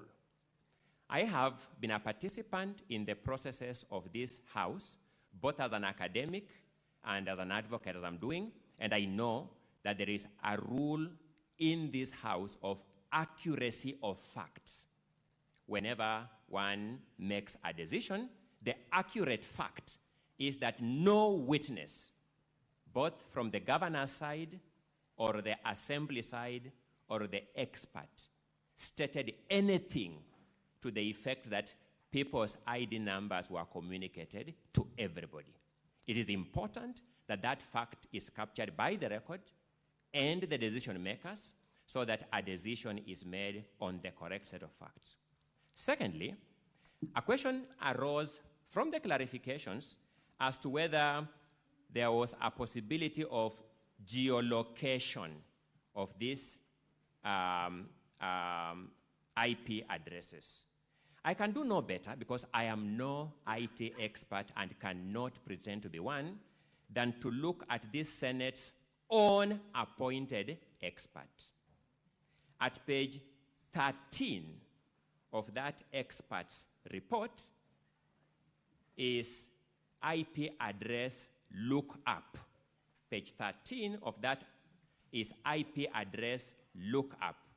Then it says geolocation data from, then there are some details there, but I'm interested in the country, Kenya, region, Kericho.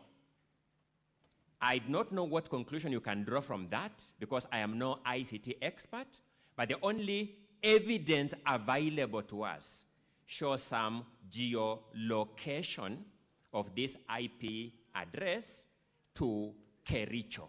I thought that is an important question for you to take into account.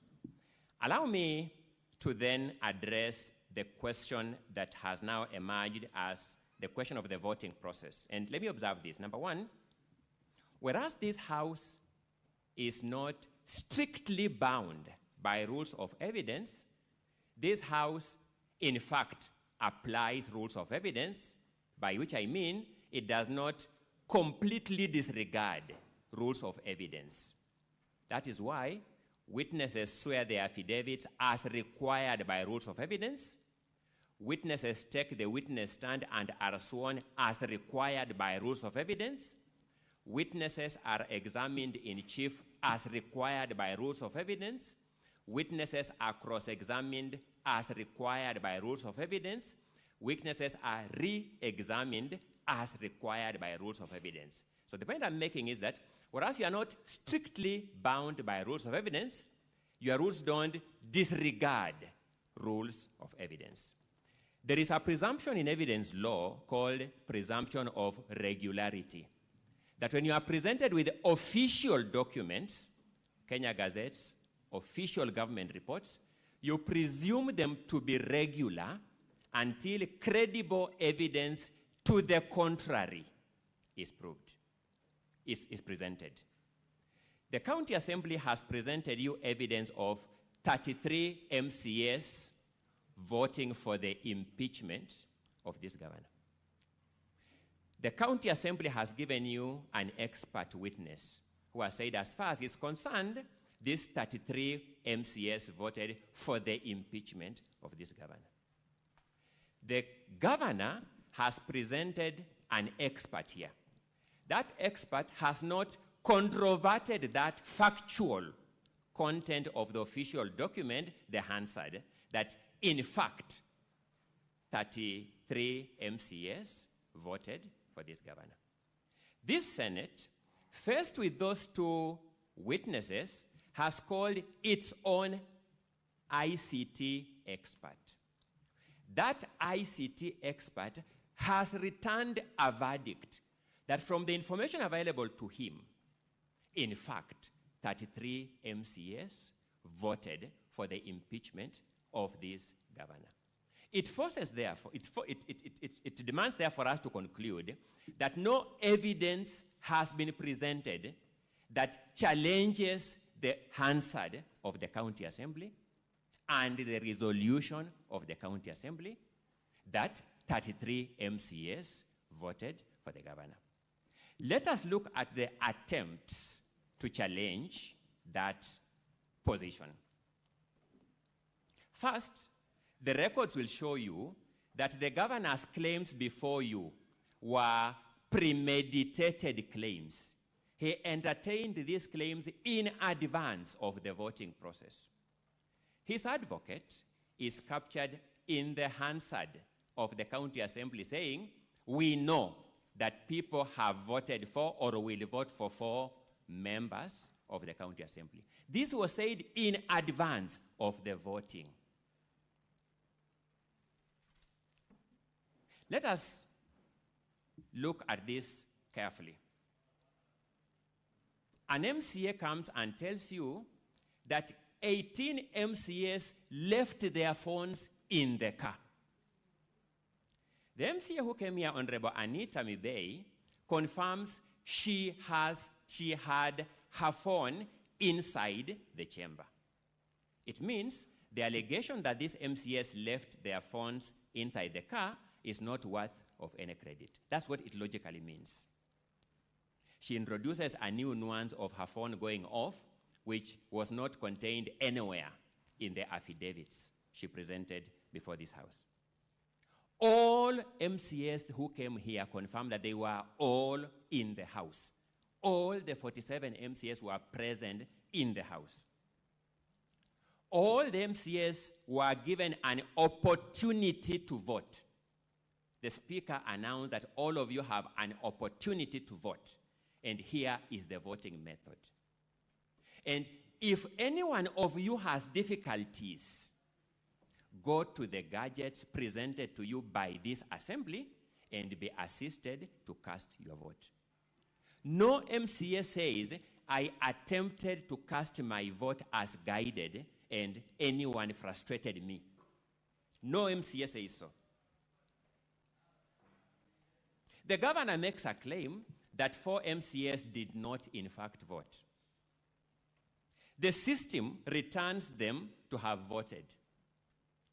One of those 4 MCAs comes before you with another affidavit. She's called Edna, and says, in fact, the contents of the other affidavit is wrong.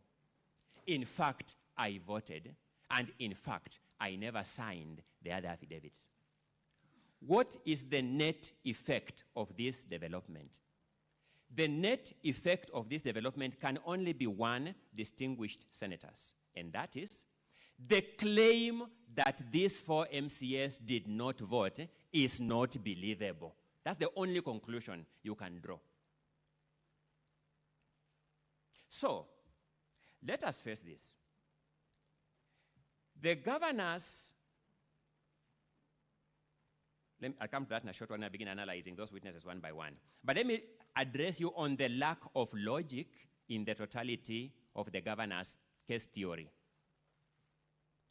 There were 47 MCAs entitled to vote in Kericho County Assembly on the 15th of August, 2025.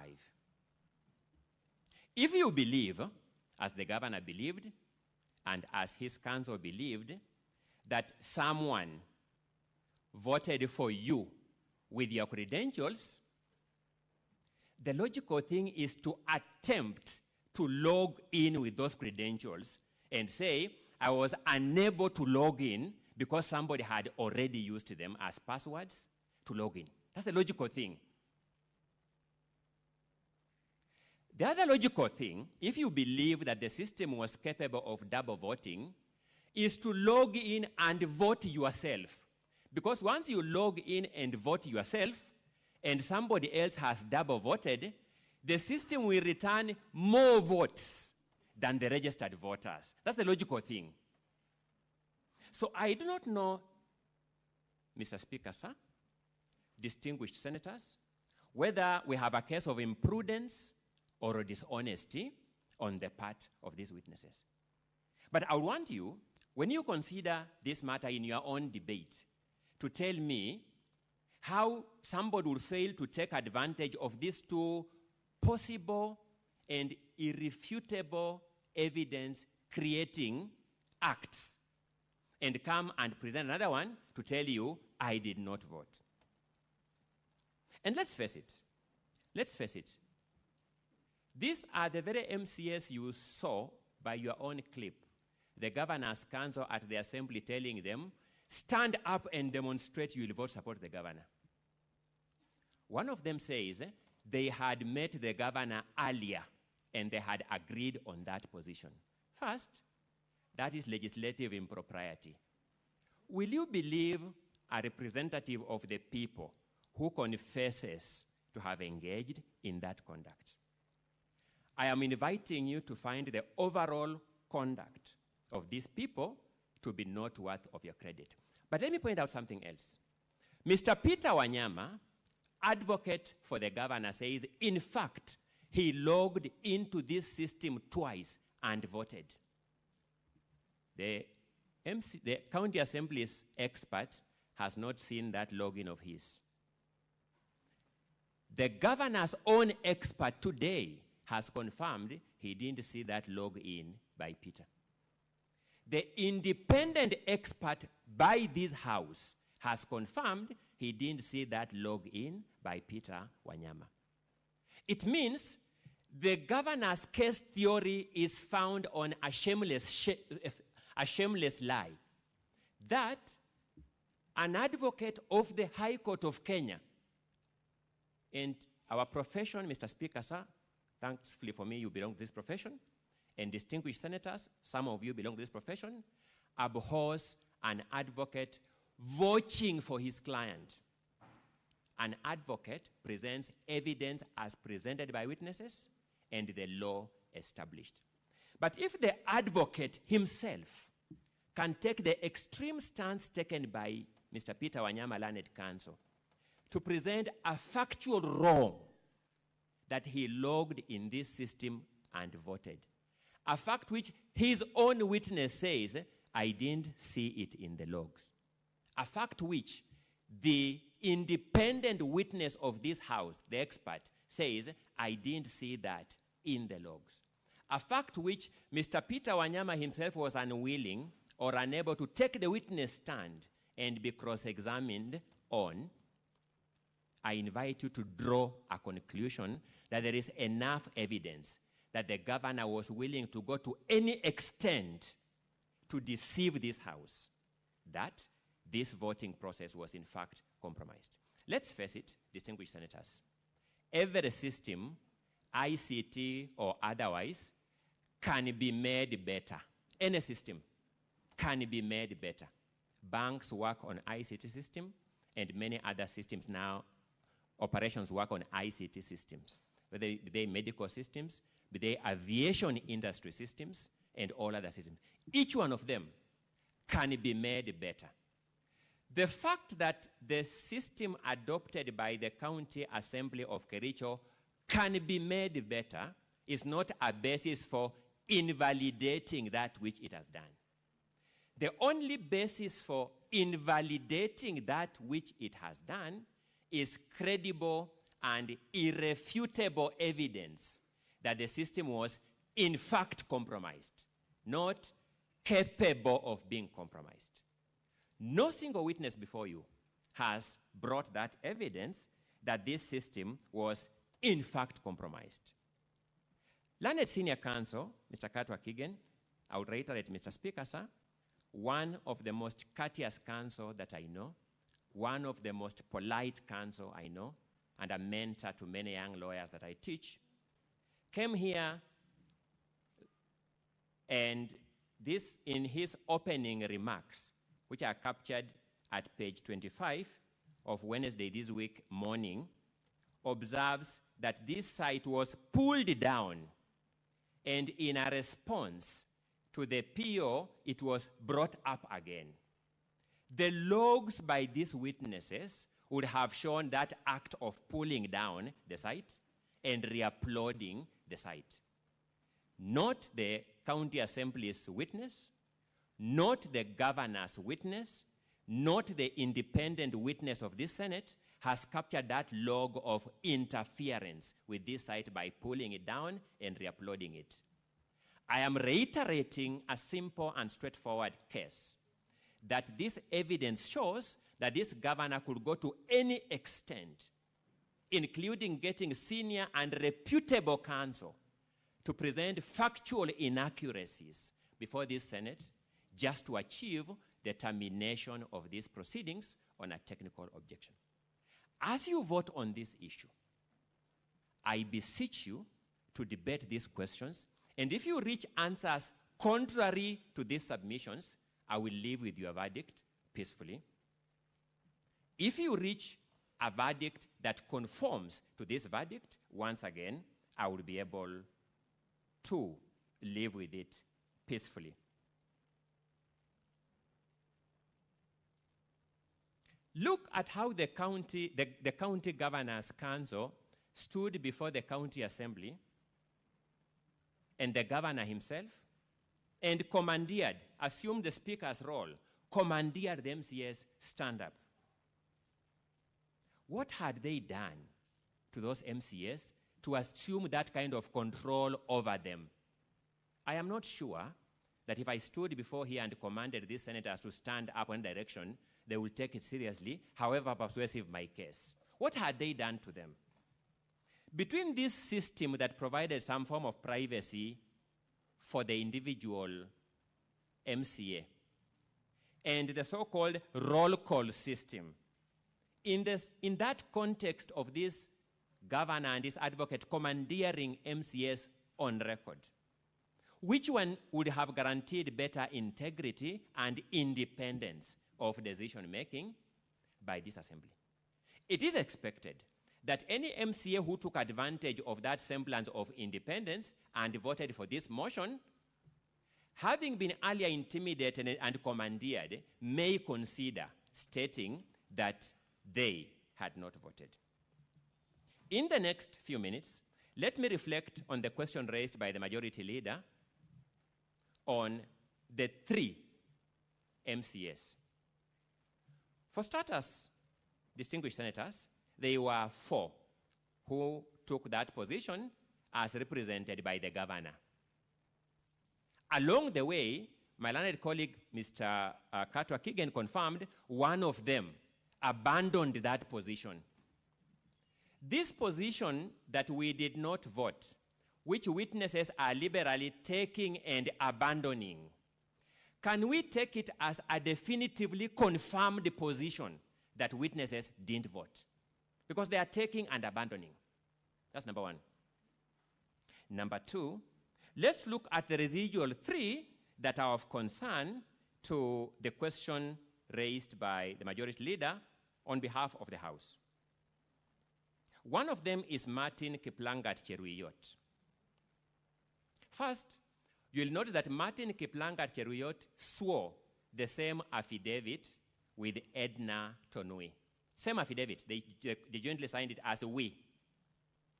Edna Tonui has now told us, I never signed that affidavit, by her own affidavit. On what basis would we believe that affidavit where one of the owners has disowned? It is said, Mr. Speaker, sir, distinguished senators, that if the alligator came from the sea,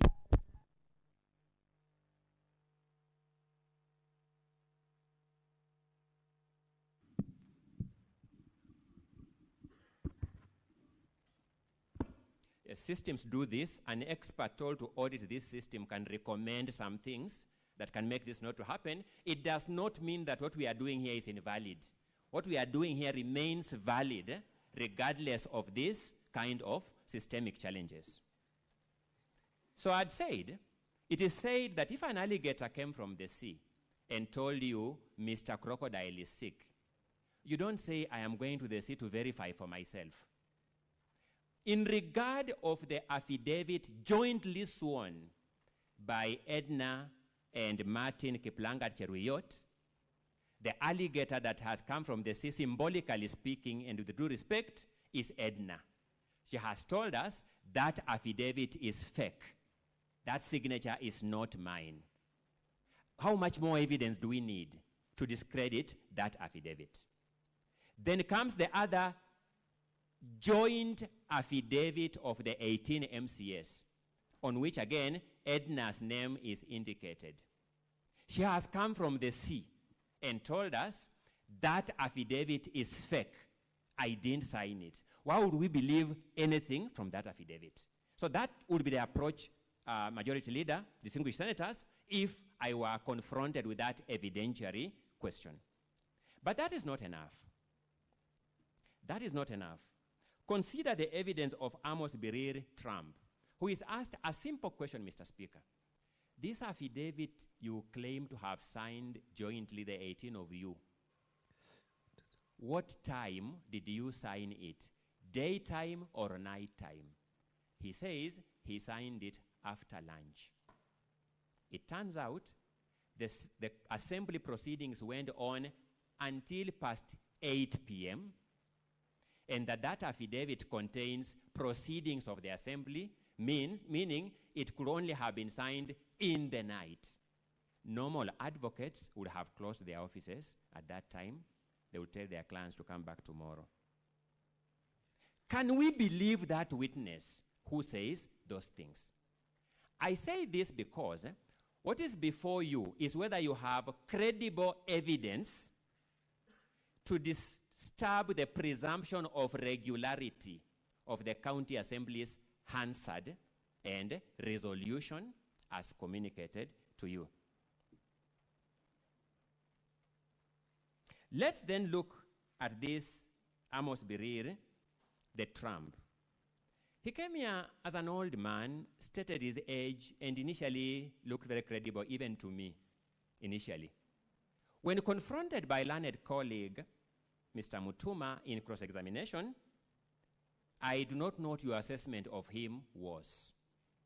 Let me just say, in my assessment, he struck me as an old man, yes, but not very honest. Simple facts as to whether he has an internet-enabled phone, whereas his affidavit gave us an impression that he had no internet-enabled phone, he was on WhatsApp. In fact, that number, which he said was in the phone he was carrying in this house, was itself on WhatsApp. I do not know how much more credibility you can give such a witness. He needs redemption in the area of credibility, if you sought my opinion. The verdict belongs to you, as whether you will believe him. A witness called Hilary Kibet Bosuben confirmed that he had a laptop supplied to him by the county assembly. He confirmed to him that he used this integrated system. Remember, voting is just one of the components of this system, but this system discharges multiple other functions. He used this same system to make his requisitions for payment of allowances for committee sittings, to register his attendance at committee sittings. It's these same people who use this system to register their attendance in committee sittings who are saying they have never been trained on this system. Fortunately for us, none of them claim to be missing out on their sitting allowances because of this system. It's enabling them in their bread and butter matters. It is only when voting is concerned that they draw the line. I then pose the question, are these the people, distinguished senators, whom you will say that you believe them that they didn't vote? Because to disturb the verdict of this assembly, you must reach a conclusion that, in fact, these people did not vote for the motion. At that juncture, credibility becomes the most important question. As you consider this motion, distinguished senators, remember Geoffrey Bett.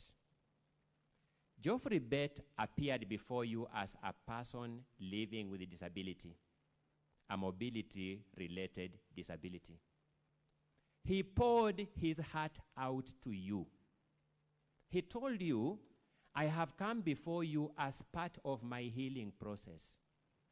He told you, this governor confronted me in a joint sitting of the CECs and COs.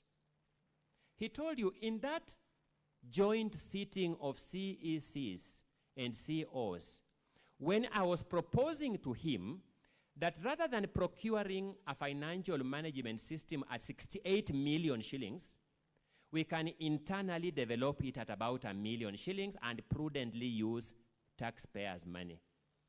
He told me, I thought you only had a physical disability of your limbs. Kumbe, you also have a mental disability. Those were the words of Geoffrey Bett here. Geoffrey Bett has told you, I have come to this Senate as part of my healing process. I want you to consider Geoffrey Bett as you vote. Will your vote to rescue this governor aid Geoffrey Bett in healing? Or will your vote to save this governor add insult to injury to Geoffrey Bett? That issue is on trial before the Senate. Given a chance to take the witness stand, defend himself, and possibly address Geoffrey Bett wherever he is and say, Geoffrey Bett, before this same forum you sit, I am sorry for what I did to you. The governor has chosen not to take that stand. Allegations of financial impropriety, particulars of which were laid before you by various witnesses and documents, and which have been summarized by the learned counsel who came before me, are clear that Kericho County is hemorrhaging in loss of public funds. The governor had two opportunities. One, to get his concerned officers, CECs, COs, procurement officers, to swear affidavits and shed light on these matters. I invite you to reach a conclusion that the failure of the governor to call those witnesses to come before you and give account constitutes his shielding of those witnesses.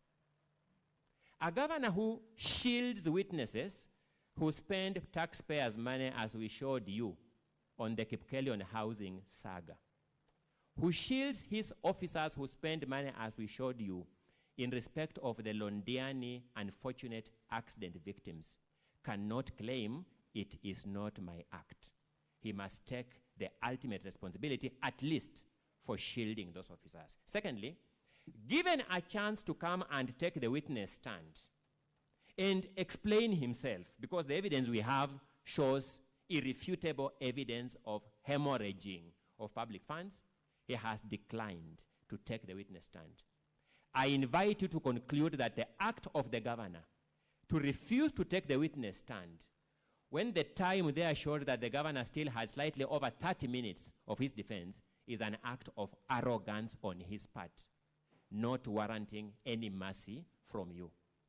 If you take all these factors into consideration, my invitation would be, you can only do one thing, the right thing: impeachment of this governor. The County Assembly of Kericho has done its part. The Hansard of this house, as a historical record, will document that. Fortunately for me, the check is still open for you to sign. The history book is still open for you to record your position in that history. The Hansard is still recording you. It will record your vote. Distinguished senators, how will history document you individually and collectively regarding the side of history you belong to.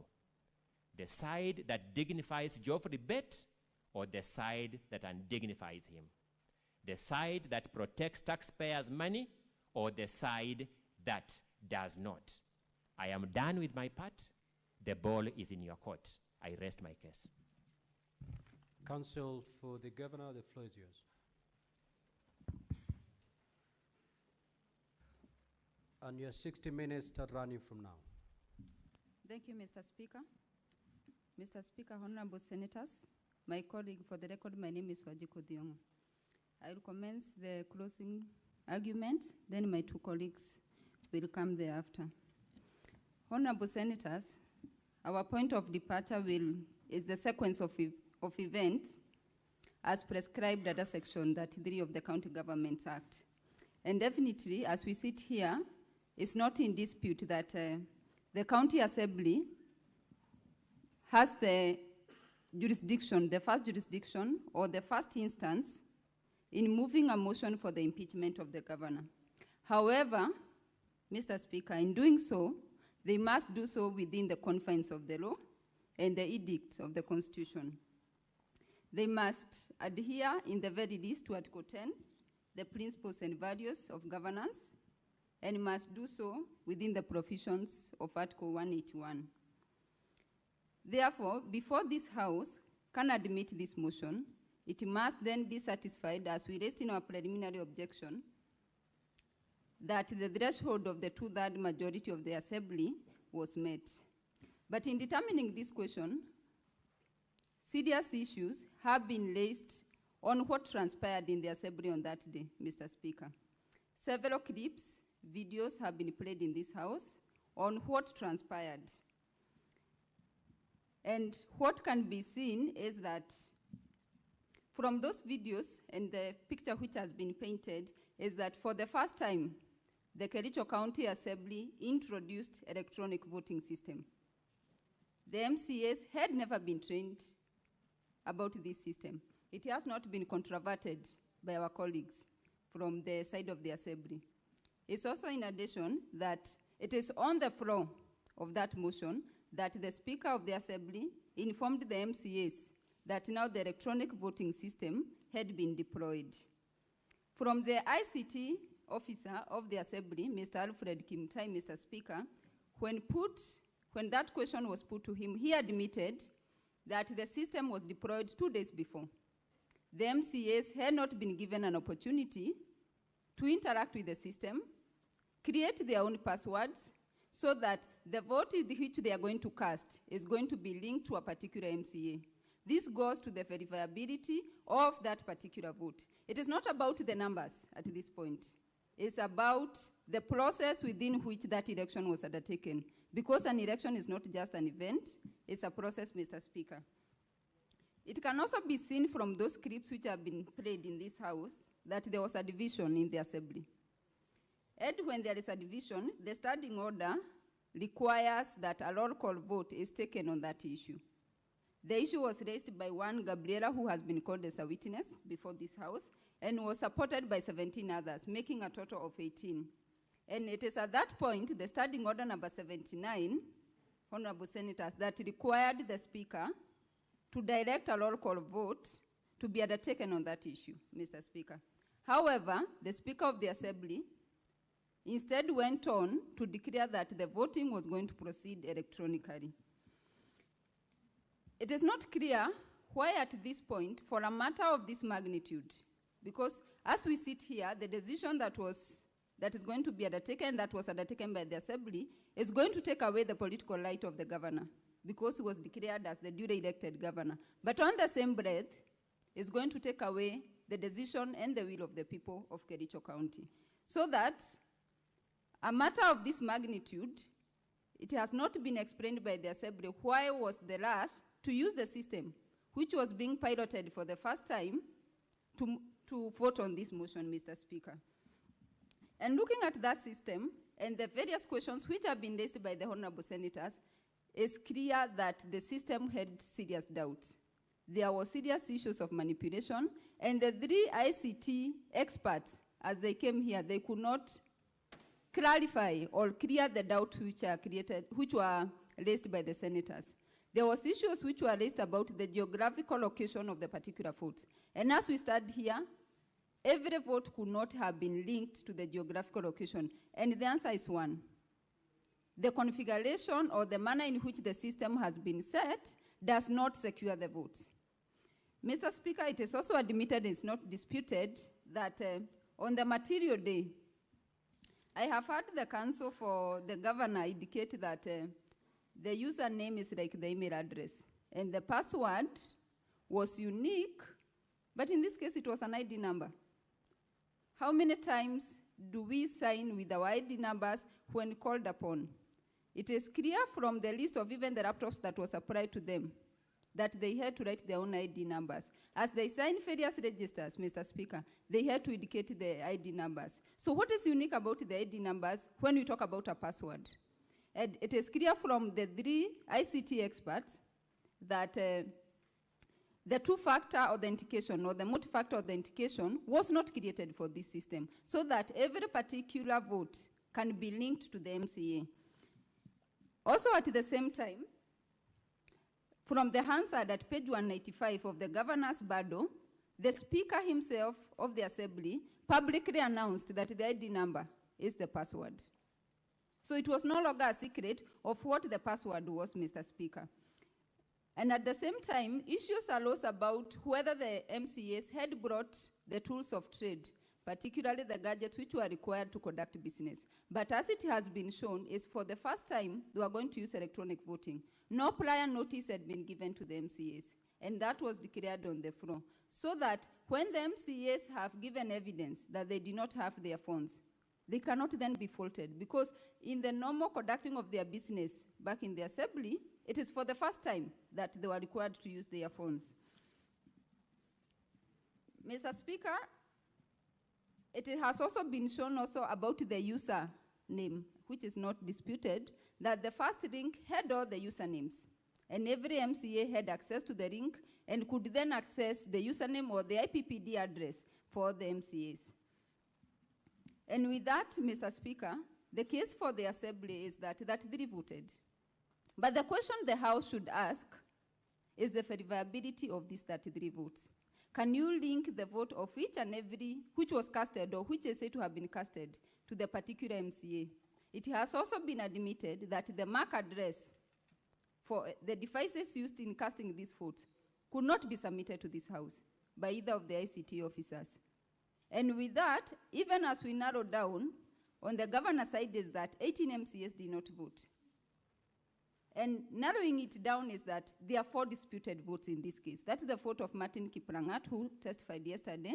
We have the vote of Kibet Mosuben. We have the vote of Amos Biril and Edna Chepkirui. And just to attempt to address the issue of Edna, she has 2 conflicting affidavits.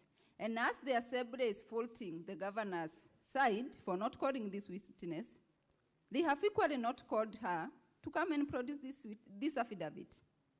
And as such, we are left at a point whether indeed she did sign that affidavit with the Assembly.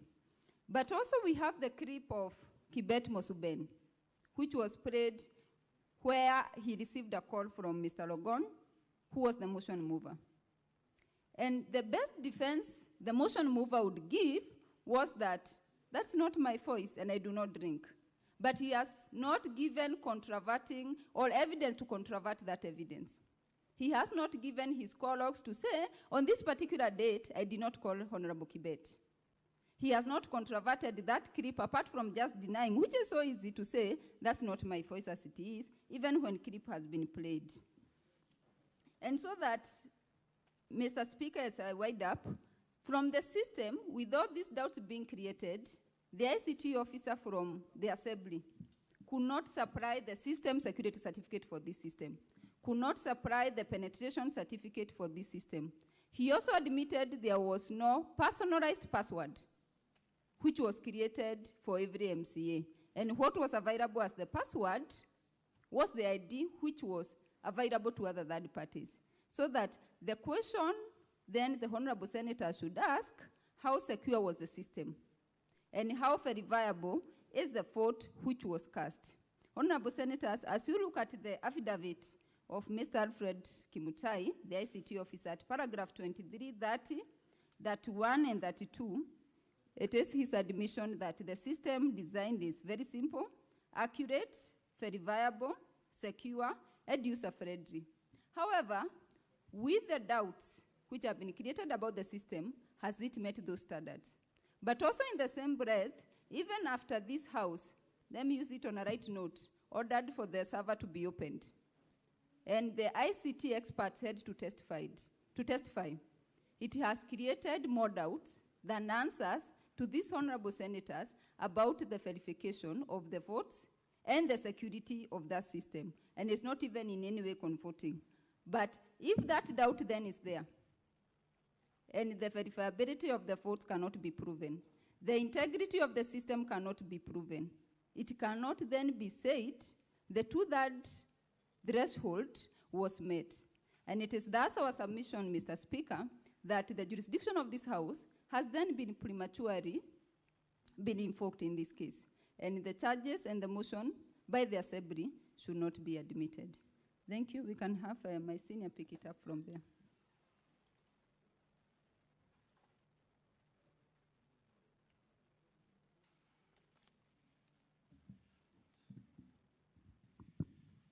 Mr. Speaker, sir, and the honorable senators,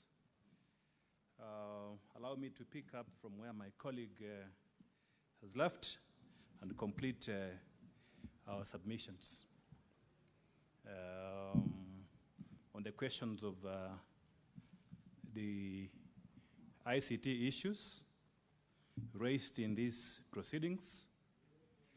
And simultaneously, when addressing that question, I'll be principally making submissions on our preliminary objection. The question of threshold, and the most important thing is whether we have information before this House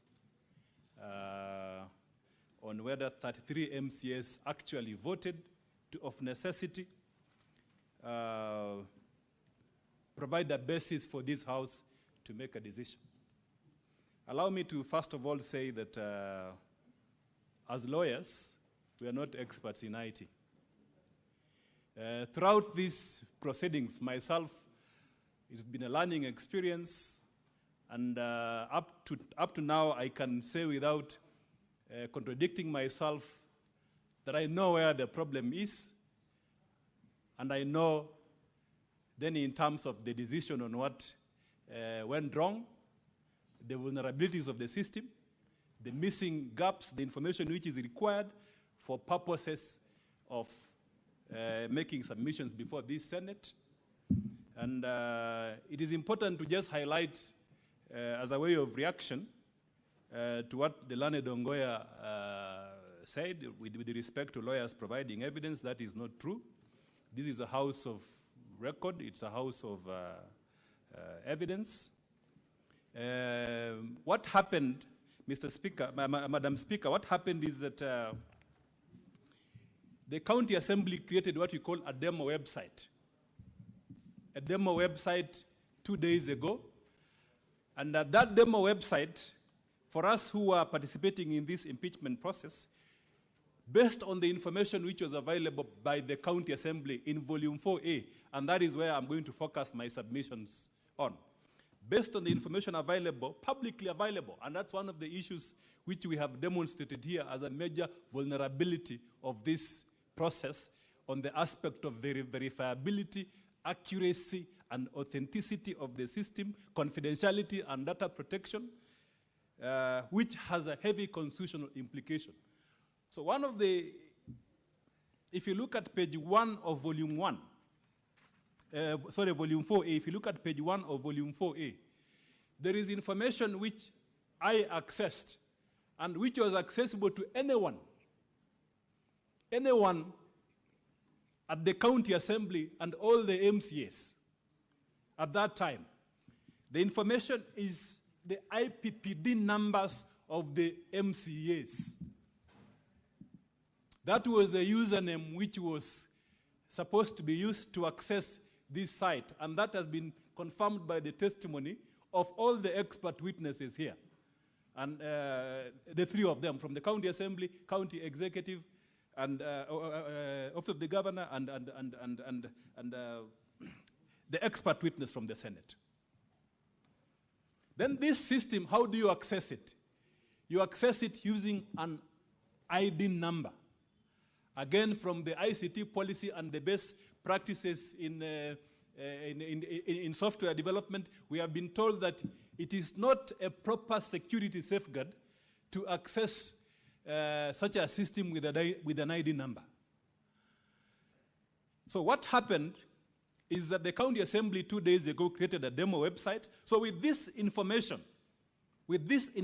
that is easily available, it was then possible for anyone to key in and access that system. So it begs then the question, because the ID numbers are contained in volume 4A, that is page 1. The IPPD numbers are in page 4. And it begs a fundamental question which it keeps on recurring in this house, even from the questions which have been asked by the senators and the responses which were given by the ICT expert from government, from the ICT authority. This information, we request the Senate to take judicial notice of the information contained in an IPPD number. Who else can access that information within a county government setup? Payroll staff in the county government, county assembly can definitely access the payroll number for the MCS. The persons who created this system, the IT administrator, and the evidence has been laid here, clear, express, and unequivocal, that a link was sent to the administrator of this system. So he also had access to this system.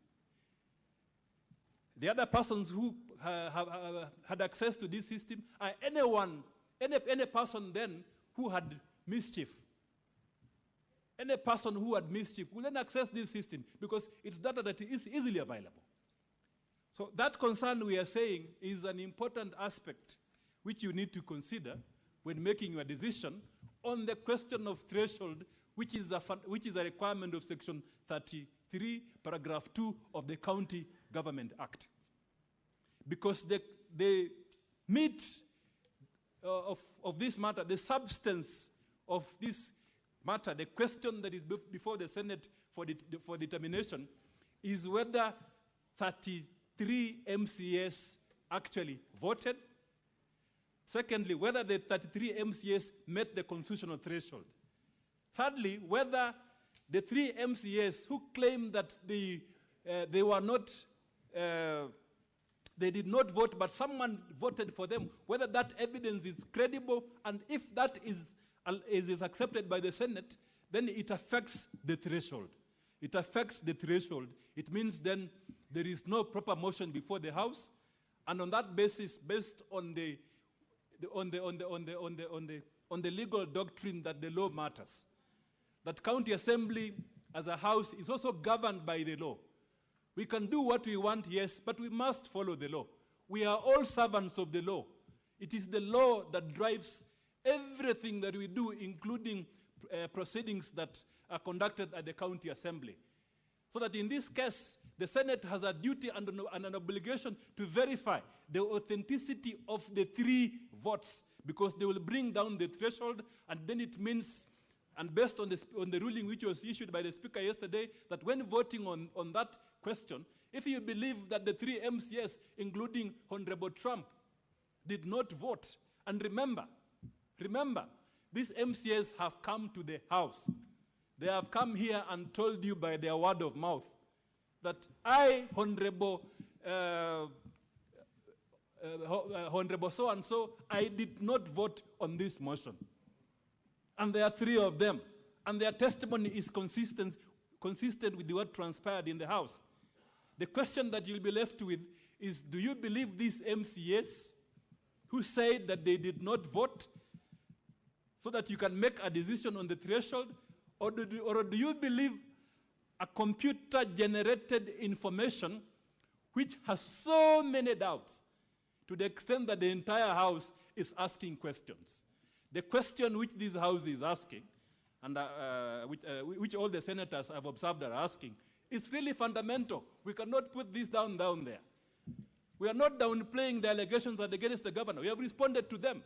But what we are saying is that did these 3 MCAs vote? What does the evidence tell us? Let's look at the evidence. Where is the evidence? If you look at,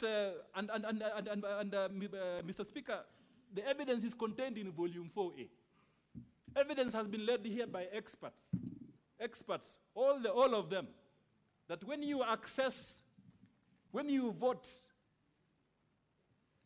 vote using a gadget such as a computer, which is internet-enabled, when you vote using a laptop or a tablet or a desktop, there are unique codes that identifies that gadget in the system. This code is known as the MAC address. When you sign into the Wi-Fi, using that gadget, it will leave a digital fingerprint, a digital print, digital evidence on that system for purposes of anyone who then audits that system, checking and ascertaining that MCA A, B, C voted in that system. So that is a fundamental question that we must always ask ourselves when we are determining that preliminary, voting on the preliminary objection. Is there information before this House? Mr. Speaker, sir, when I asked the government ICT expert a question, deliberate question, it is because of that. Because yesterday we were with this ICT officer. We were raising concerns about various things. One, whether the ICT officer from the ICT authorities can be able to comprehensively answer all the questions with the information which they have. We asked the question which was asked by a senator here, whether they can be able to hack into the, do a soft hack. It's called a soft intrusion, whether they can be able to hack into the system to verify the identity of the MAC addresses, to get those logs. We asked that question, and then the ICT officer walked out for 2 hours, and then came back. So we were appreciably apprehensive. What did this ICT officer go out to do for 2 hours? From between 2:30 p.m. and 4:30, after the speaker had issued directions that we need to be there and ensure that this audit is done and it's a time-bound activity. Why would he do that? So we were appreciably apprehensive. When the ICT officer came back, and if you look at the report which he has submitted, he did not want to explain. His approach was that yes or no. The speaker has said, is it verifiable or not? Then he said, I will respond to the question the way I want, yes or no. That's what happened.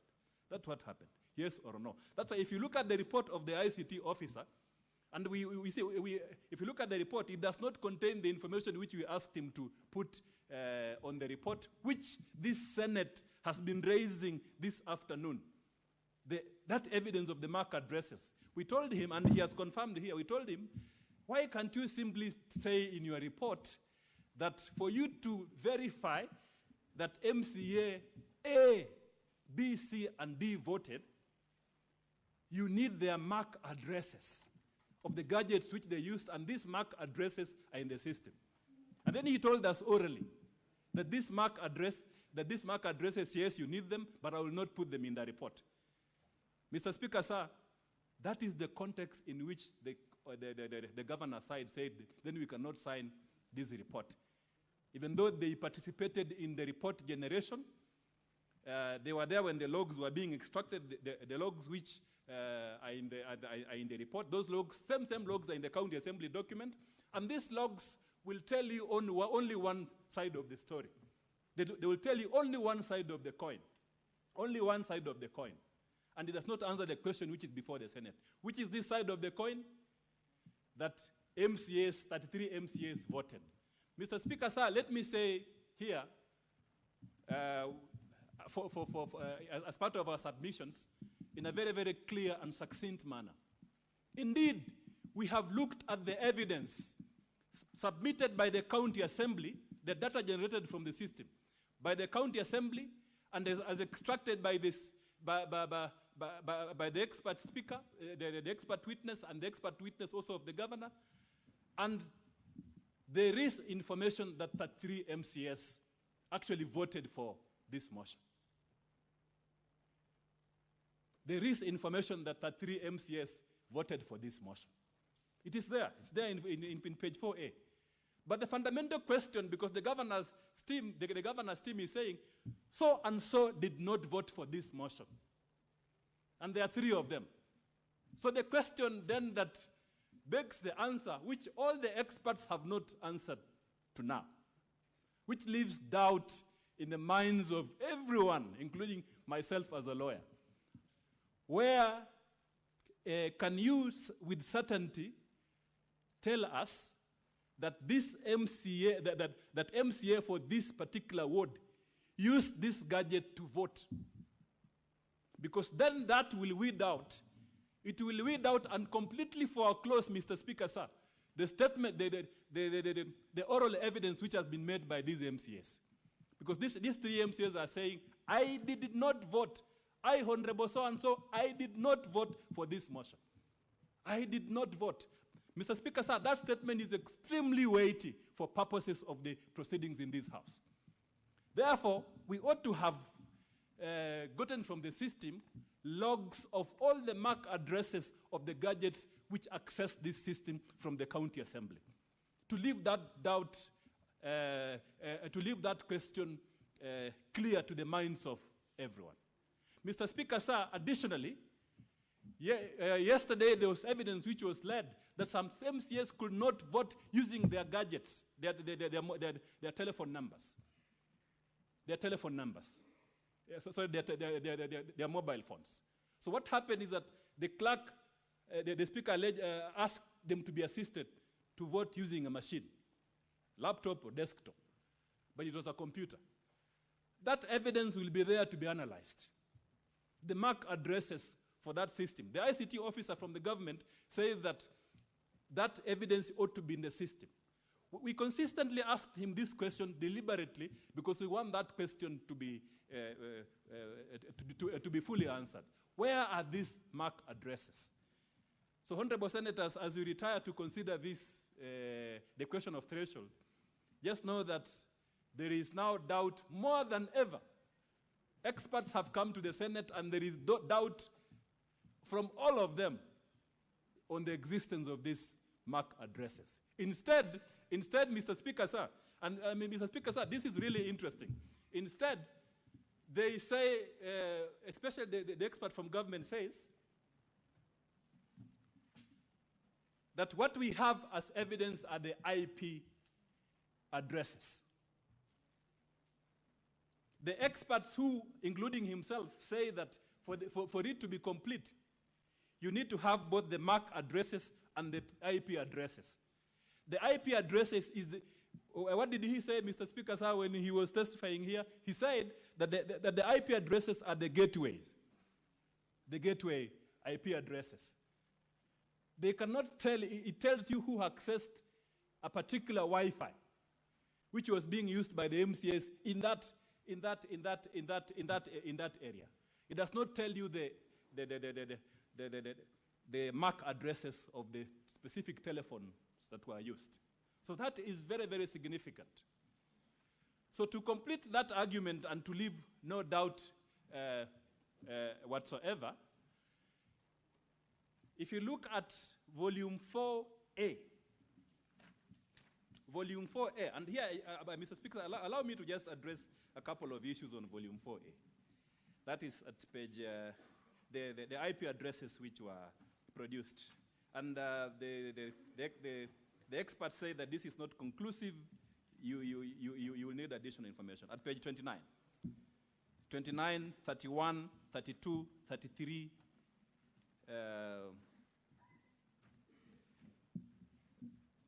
of volume 4A. The Honorable Senator Asige, I don't know whether she's here, probably listening to where she is, asked an extremely important question, Mr. Speaker, sir, which affects the aspect of verifiability. Verifiability. Even on these IP addresses, we have left the issue of the MAC address, of the MAC addresses. Let's look at these IP addresses. I listened to the Honorable Senator Sige asking that question, and I said, maybe that is the real issue that the Senate also need to inquire about. What was the issue? How many Wi-Fi? They say that if you have a gadget and you access the system, you will use a Wi-Fi. That's what they said, Mr. Speaker, sir. Is that right? Yes. They say that then 9 MCS can have the same IP addresses because they access the same Wi-Fi. Again, that's what they said. I'm not picking this from there. Statements from the word of mouth.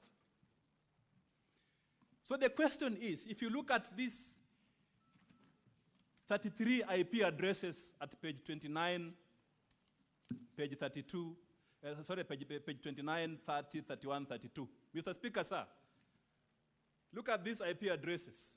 Are these IP addresses the same? Mr. Speaker, sir, there are some which are the same. And this was pointed out. There's an IP address which features really prominently. It appears 9 times. This is 41, 139, 237.129. This IP address appears 9 times. 9 times. The ICT experts who appeared here say that it's also possible to do a geographical search of these IP addresses.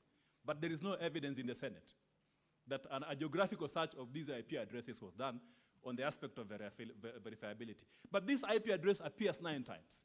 So what does it mean? That somebody accessed, they accessed a particular Wi-Fi 9 times. But Mr. Speaker, sir, if you look at these logs, you will see that there are many other IP addresses. So the question is, why are these IP addresses different if you are all within the county assembly premises, the house? You are accessing the same Wi-Fi network. And they say that if you access the same Wi-Fi network, then you need to have the same IP address. So the question is, why are these IP addresses different, Mr. Speaker, sir? Is it possible that the Kericho County Assembly has 6 Wi-Fi routers? Because when I counted, I saw. And Mr. Speaker, you can count for yourself the different IP addresses that appear in this document. And that was the query which was raised by the distinguished Honorable Asige. So, Mr. Speaker, sir, we submit that we have a very big problem before this House.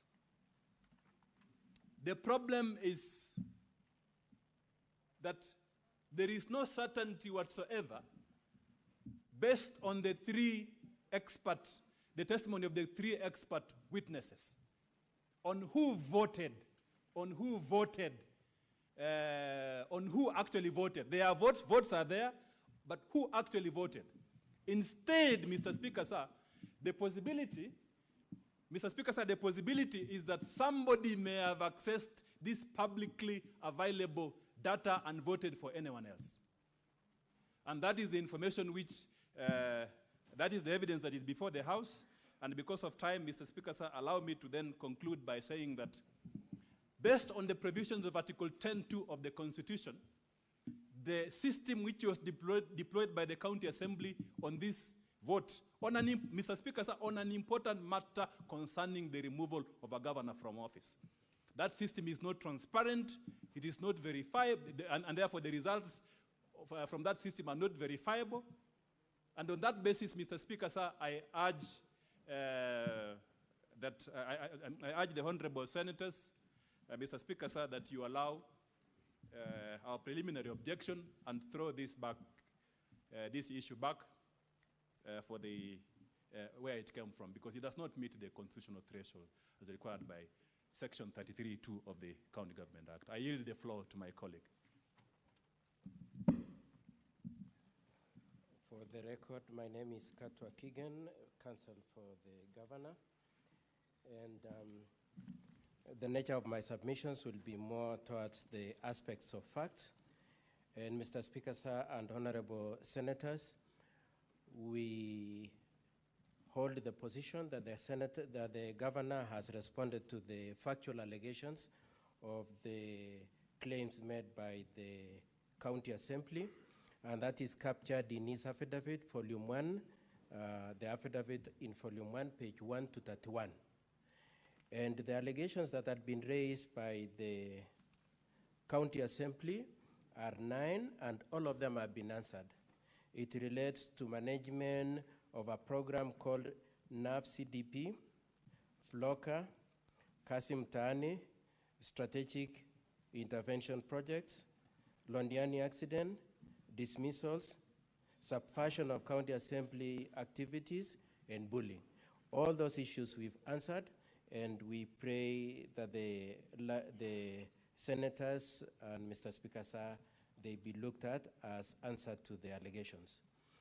Now, in more particular, I would like to say this. The allegations are in 2 categories. The first category is old complaints that were brought here before you in September 2024. And the second set are new claims raised by a report made on 5th of August 2025, and attendant to which an impeachment motion was initiated on 6th of August 2025. In respect to the old complaints, which is constituted of these particular 3 items, the first one is the issue of Kasim Tani. The second one is the issue of Londiani accident. The third one is the issue of private land. Our first attack on that, Mr. Speaker, sir, is that the standing orders of Kericho County prohibited and prohibits the need to consider those allegations. The standing order number 70A subsection 2 is to this effect. Despite paragraph 1, probably I should read from paragraph 1 for context, 70A says this: a motion by any member for the removal of a county governor by impeachment may be reintroduced in the county assembly on the expiry of 90 days from the date of a vote by the Senate. Subsection 2 is to this effect. Despite paragraph 1, a motion for removal of a county governor by impeachment may be reintroduced in the county assembly on other grounds other than the initial grounds that were highlighted in the previous impeachment proceedings. Mr. Speaker, sir, and honorable senators, I put a lot of premium and emphasis on the use of the word grounds that were highlighted in the previous impeachment. Mr. Speaker, sir, it is our contention, contrary to what Honorable Rogoñ said when he was testifying, that to the extent to which those grounds were captured in the motion, were moved in the county assembly, were debated in the county assembly, were voted for, and were brought here. To the extent that those things happened, they had fitted into that word of highlighting. And for that reason, Mr. Speaker, sir, and honorable senators, it is our submission that indeed it should not be here. However, I would like also to make supplementary comments about those allegations in our defense. I would like to start with the issue of Kasim Tahani. And my learned friends for the county assembly said that the Kasim Tahani was rolled out without proper legislation and that some funds were lost. May I just explain that Kasim Tahani was a concept where the Kericho County Executive proposed that successful bidder contractors were obligated to engage local youths and women so that they would benefit from the contracts that were run in their neighborhoods. And so the payments for the youths and the women was to be paid from the remuneration or the payments due to those contractors. So it's not like it was funds from the county. Absolutely not. It was funds that were payable as part of the contract money. In that situation then, there was no need for any policy, there was no need for any legislation to have been in place. So that's our first answer to that allegation. The second explanation that we have is that indeed in our response both in September 2024 and in this time round, we explained and provided lists of youths and women who are paid on those projects. We are aware that similarly, the County Assembly, through the committee that purported to investigate, came with a list of youths and women. And our position is that there is nobody owed, and if there is any amount that is owed, they should go to those contractors. But significantly related to that that allegation that there are some people who have been deprived of their due payment, it is our contention that the Senate is not the forum for their claim for labor rights. If they had any complaint about their rights for work done, they should have gone to labor court or should have reported to the police or even gone to civil court. And to that extent, therefore, Honorable Senators and Mr. Speaker, sir, we are contending that the issue of Kasim Tani as a ground for impeachment is a red herring. The issue of Londiani accident, we already explained, and I would like to explain again, that it was the committee and the activities of that committee were in the hands of central government. They were not in the hands of the county government. And the person who was chairing those proceedings was the county commissioner. The signatories to the accounts was the county commissioner and members of those committees. And Mr. Speaker, sir, when I asked the question to the witness who came to bring that issue, he admitted that indeed the governor did not sit in that committee, was not a signatory to that, those accounts, and there is nowhere where he's associated with those funds. It is also significant that the witness says that much as these things happened in 2023, they have not deemed it necessary to complain either to EACC or DCI or to any other entity if they were aggrieved about these funds. And so it is our contention that this issue has been brought solely for purposes of injuring the good name of the governor. Two last issues I wish to mention about this Kasim Tani issue and Londiani is that they relate to the period, the financial year 2022-2023. And Mr. Speaker, sir, as we pointed out through when we asked the questions to the witness who came to testify on this issue, it is true that it is not captured in the Auditor General's reports, so that if it were to be the case that indeed any money was lost or there was any impropriety, our expectation is that it would have been captured. The fact that it is not captured is an indication that indeed these allegations are completely baseless. I would like then to come to the allegations that were brought to the County Assembly on 5th of August 2025. And before I discuss the particulars of our defense in respect to that, I would like again to invite the Honorable Senators and Mr. Speaker, sir, to the point we made in regard to that issue. The first one we made was that the governor was not given an opportunity to react and act on those, on those reports. And the witness admitted that the reports were made on or around 5th of August 2025, and the motion, actually let me correct myself. He said the reports were brought into the Assembly on 5th of August. And those reports provided for a period on average of 28 days within which the governor was to act. However, the next day, before the expiry of the 28 days, and in fact before the expiry of even 1 day, on the 6th of August, the impeachment motion was initiated. And it is our contention that that is an indication of bad faith and political motivation in this impeachment initiative.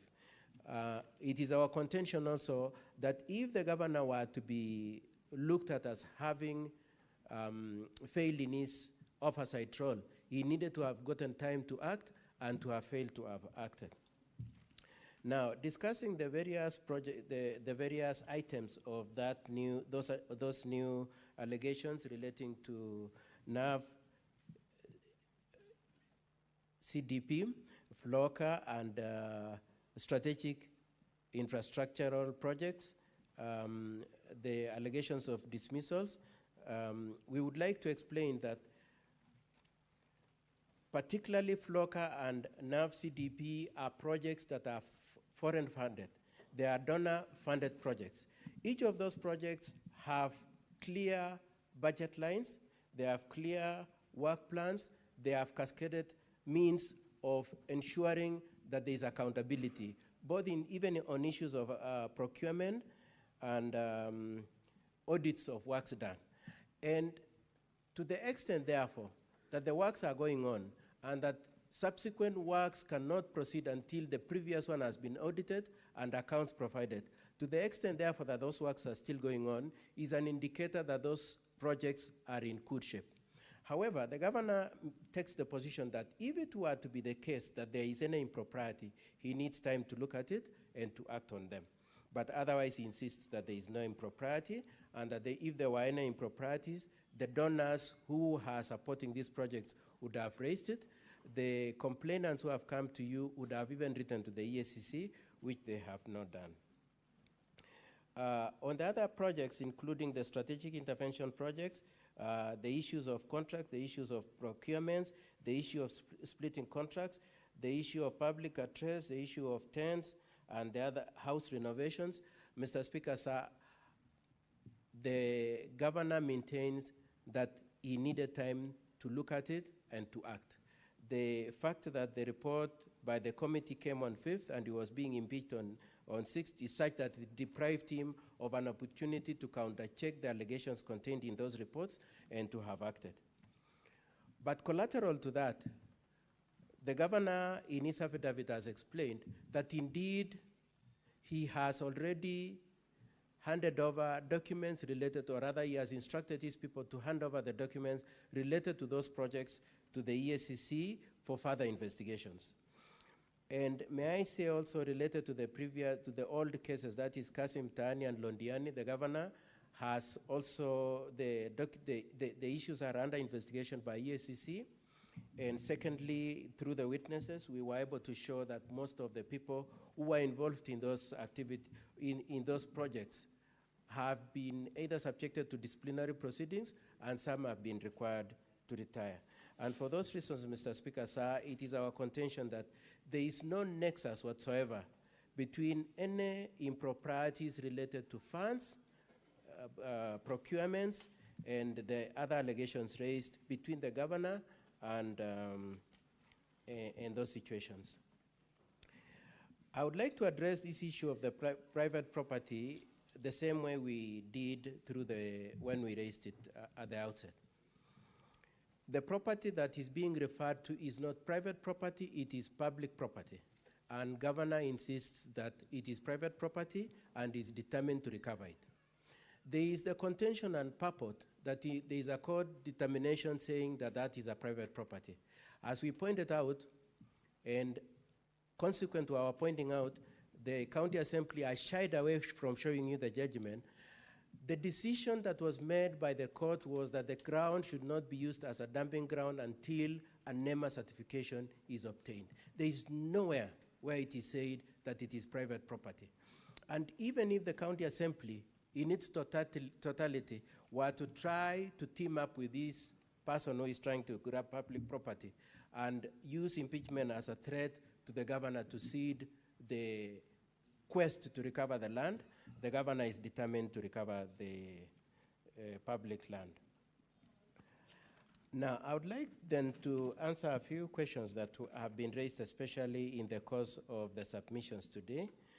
The first one is the issue that my learned friend, Mr. Ongoya, has extensively referred to, the issues of the joint affidavits, one by both Martin and Edna, and the other one by the 18 MCS. And Mr. Speaker, sir, I had earlier on taken the position that it is proper to have signed a joint affidavit.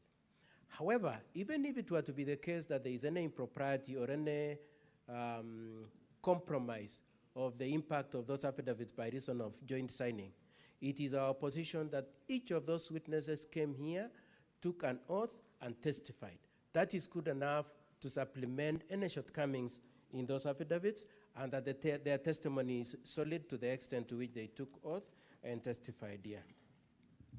The allegations of negative comments made in reference to Geoffrey Bate are denied, and in the course of the testimony of Mr. Geoffrey Bate, he agreed that he has not taken any action if he was aggrieved. He has not complained to the Public Service Board, who are his employers. He has not reported to any police station. He has not reported to any labor court. He has not reported to any civil court. He has not taken out any constitutional action. And therefore, it is our position that it is not true. And if it were true, he would have taken action.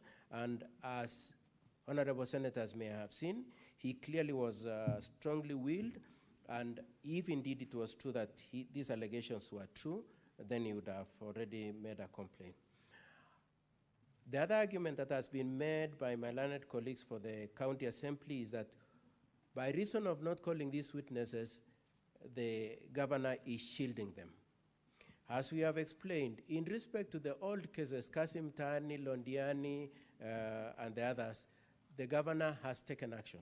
In respect to these complaints that arose on 5th of August, attendant to which he was process of impeachment started on 6th of August, he needs time to look at them, and he couldn't rush into, it can't be said that he's shielding them because he needs time to have looked at it and determine if there is any issues and deal with them. And then my learned friend, Mr. Ongoya, made a very funny comment saying that there is a certain impropriety in the governor meeting the MCS. It is our position that there is absolutely no impropriety in the possibility of leaders meeting. And there is the contention, therefore, that the governor met some MCS is completely misplaced. Now, I would like to say a few more things before I go to the next step.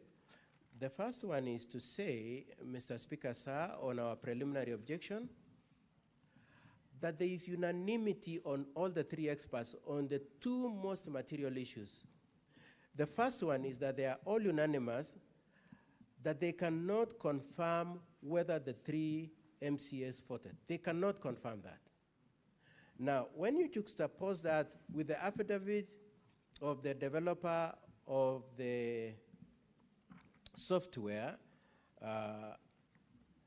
Mr. Alfred Korir, at page 23, at paragraph 23, sorry, where he says it is simple, accurate, verifiable, particularly emphasis on the use of the words verifiable, secure, and accurate.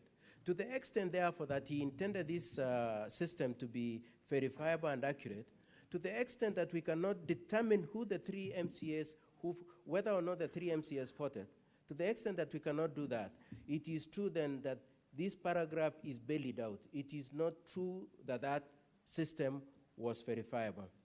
The second thing that they are all agreed on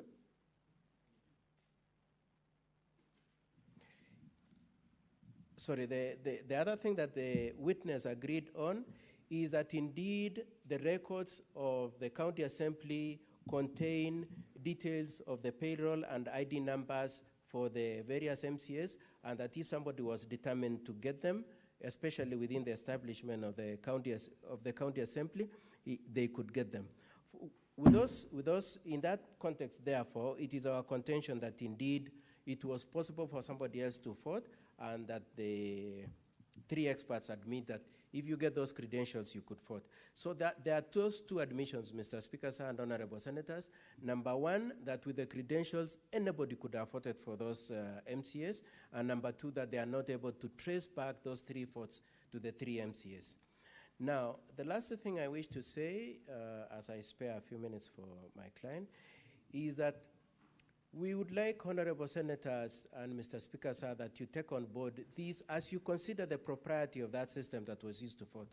Number one, we pointed out in the course of testimony that indeed the answer has been edited. It has been edited so that it is not consistent with the audio recording of the events. Number two, it is true that a few minutes before the movement of the motion on 6th of August, by the mover of motion, who, as we cross-examined him, we maintain is in collusion with the speaker, 6 MCAs, there was an attempt to remove 6 MCAs with a view to reducing the numbers or otherwise to intimidate them to support the impeachment of the governor.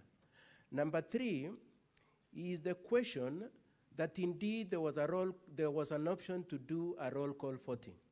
Nobody, not even my learned colleagues for the county assembly, have explained why they could not just take a straight and simple process that could have resolved the issue. And for all those reasons, and then the rush to set up this thing at night and to insist on using it, even when the nays, I'd say, were louder than the ayes. For all those reasons, Mr. Speaker, sir, and honorable senators, we pray as a first line of our prayers that you do find that the system was not adequate to satisfy you that any voting took place and that the 2/3 threshold was met.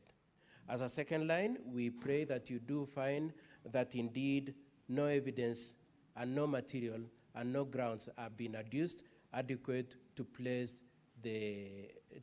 a requirement on you to impeach the governor. With that said, Mr. Speaker, sir, I have 4 more minutes. I would like to request my client to just say a few minutes within that time limit.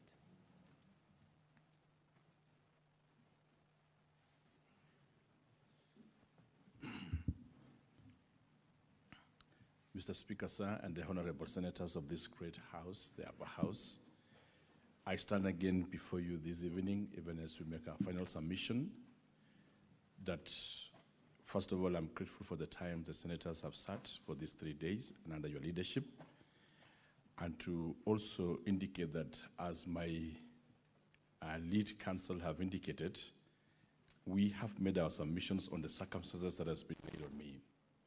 Mr. Speaker, the report, as I said in my earlier remarks, came to me at the 5th, and it was sent to my offices. I received it on 6th, addressed to the clerk, addressed to the county secretary, and marked to the Public Service Board, another address to me. It's on that same very day that the impeachment motion was tabled. It was then very difficult for me to have sat at that time to analyze the reports and be able to make implementation. I wish to state here, Mr. Speaker, sir, that as we ponder over this matter, during this period of impeachment right from the Assembly to where we are today, the EACC and the DCIE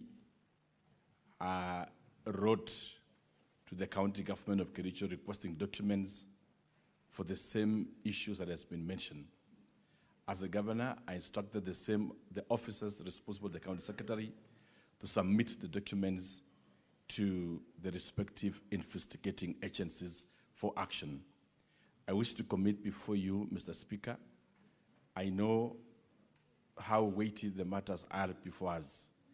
Mr. Speaker, I wish to submit before you and the senators that given a chance again, I'll be able to implement the reports in totality and also be able to implement what the investigating agencies as the DCI and the EACC will recommend for us to act upon.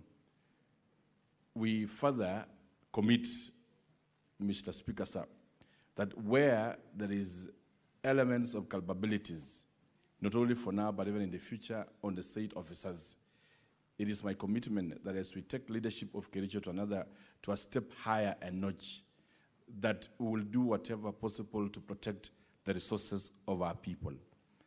Lastly, Mr. Speaker, sir, and the honorable senators, as an individual, I know that I do not claim perfection. I have flaws just like any other human being. My 2 years journey in political leadership has been learning of lessons.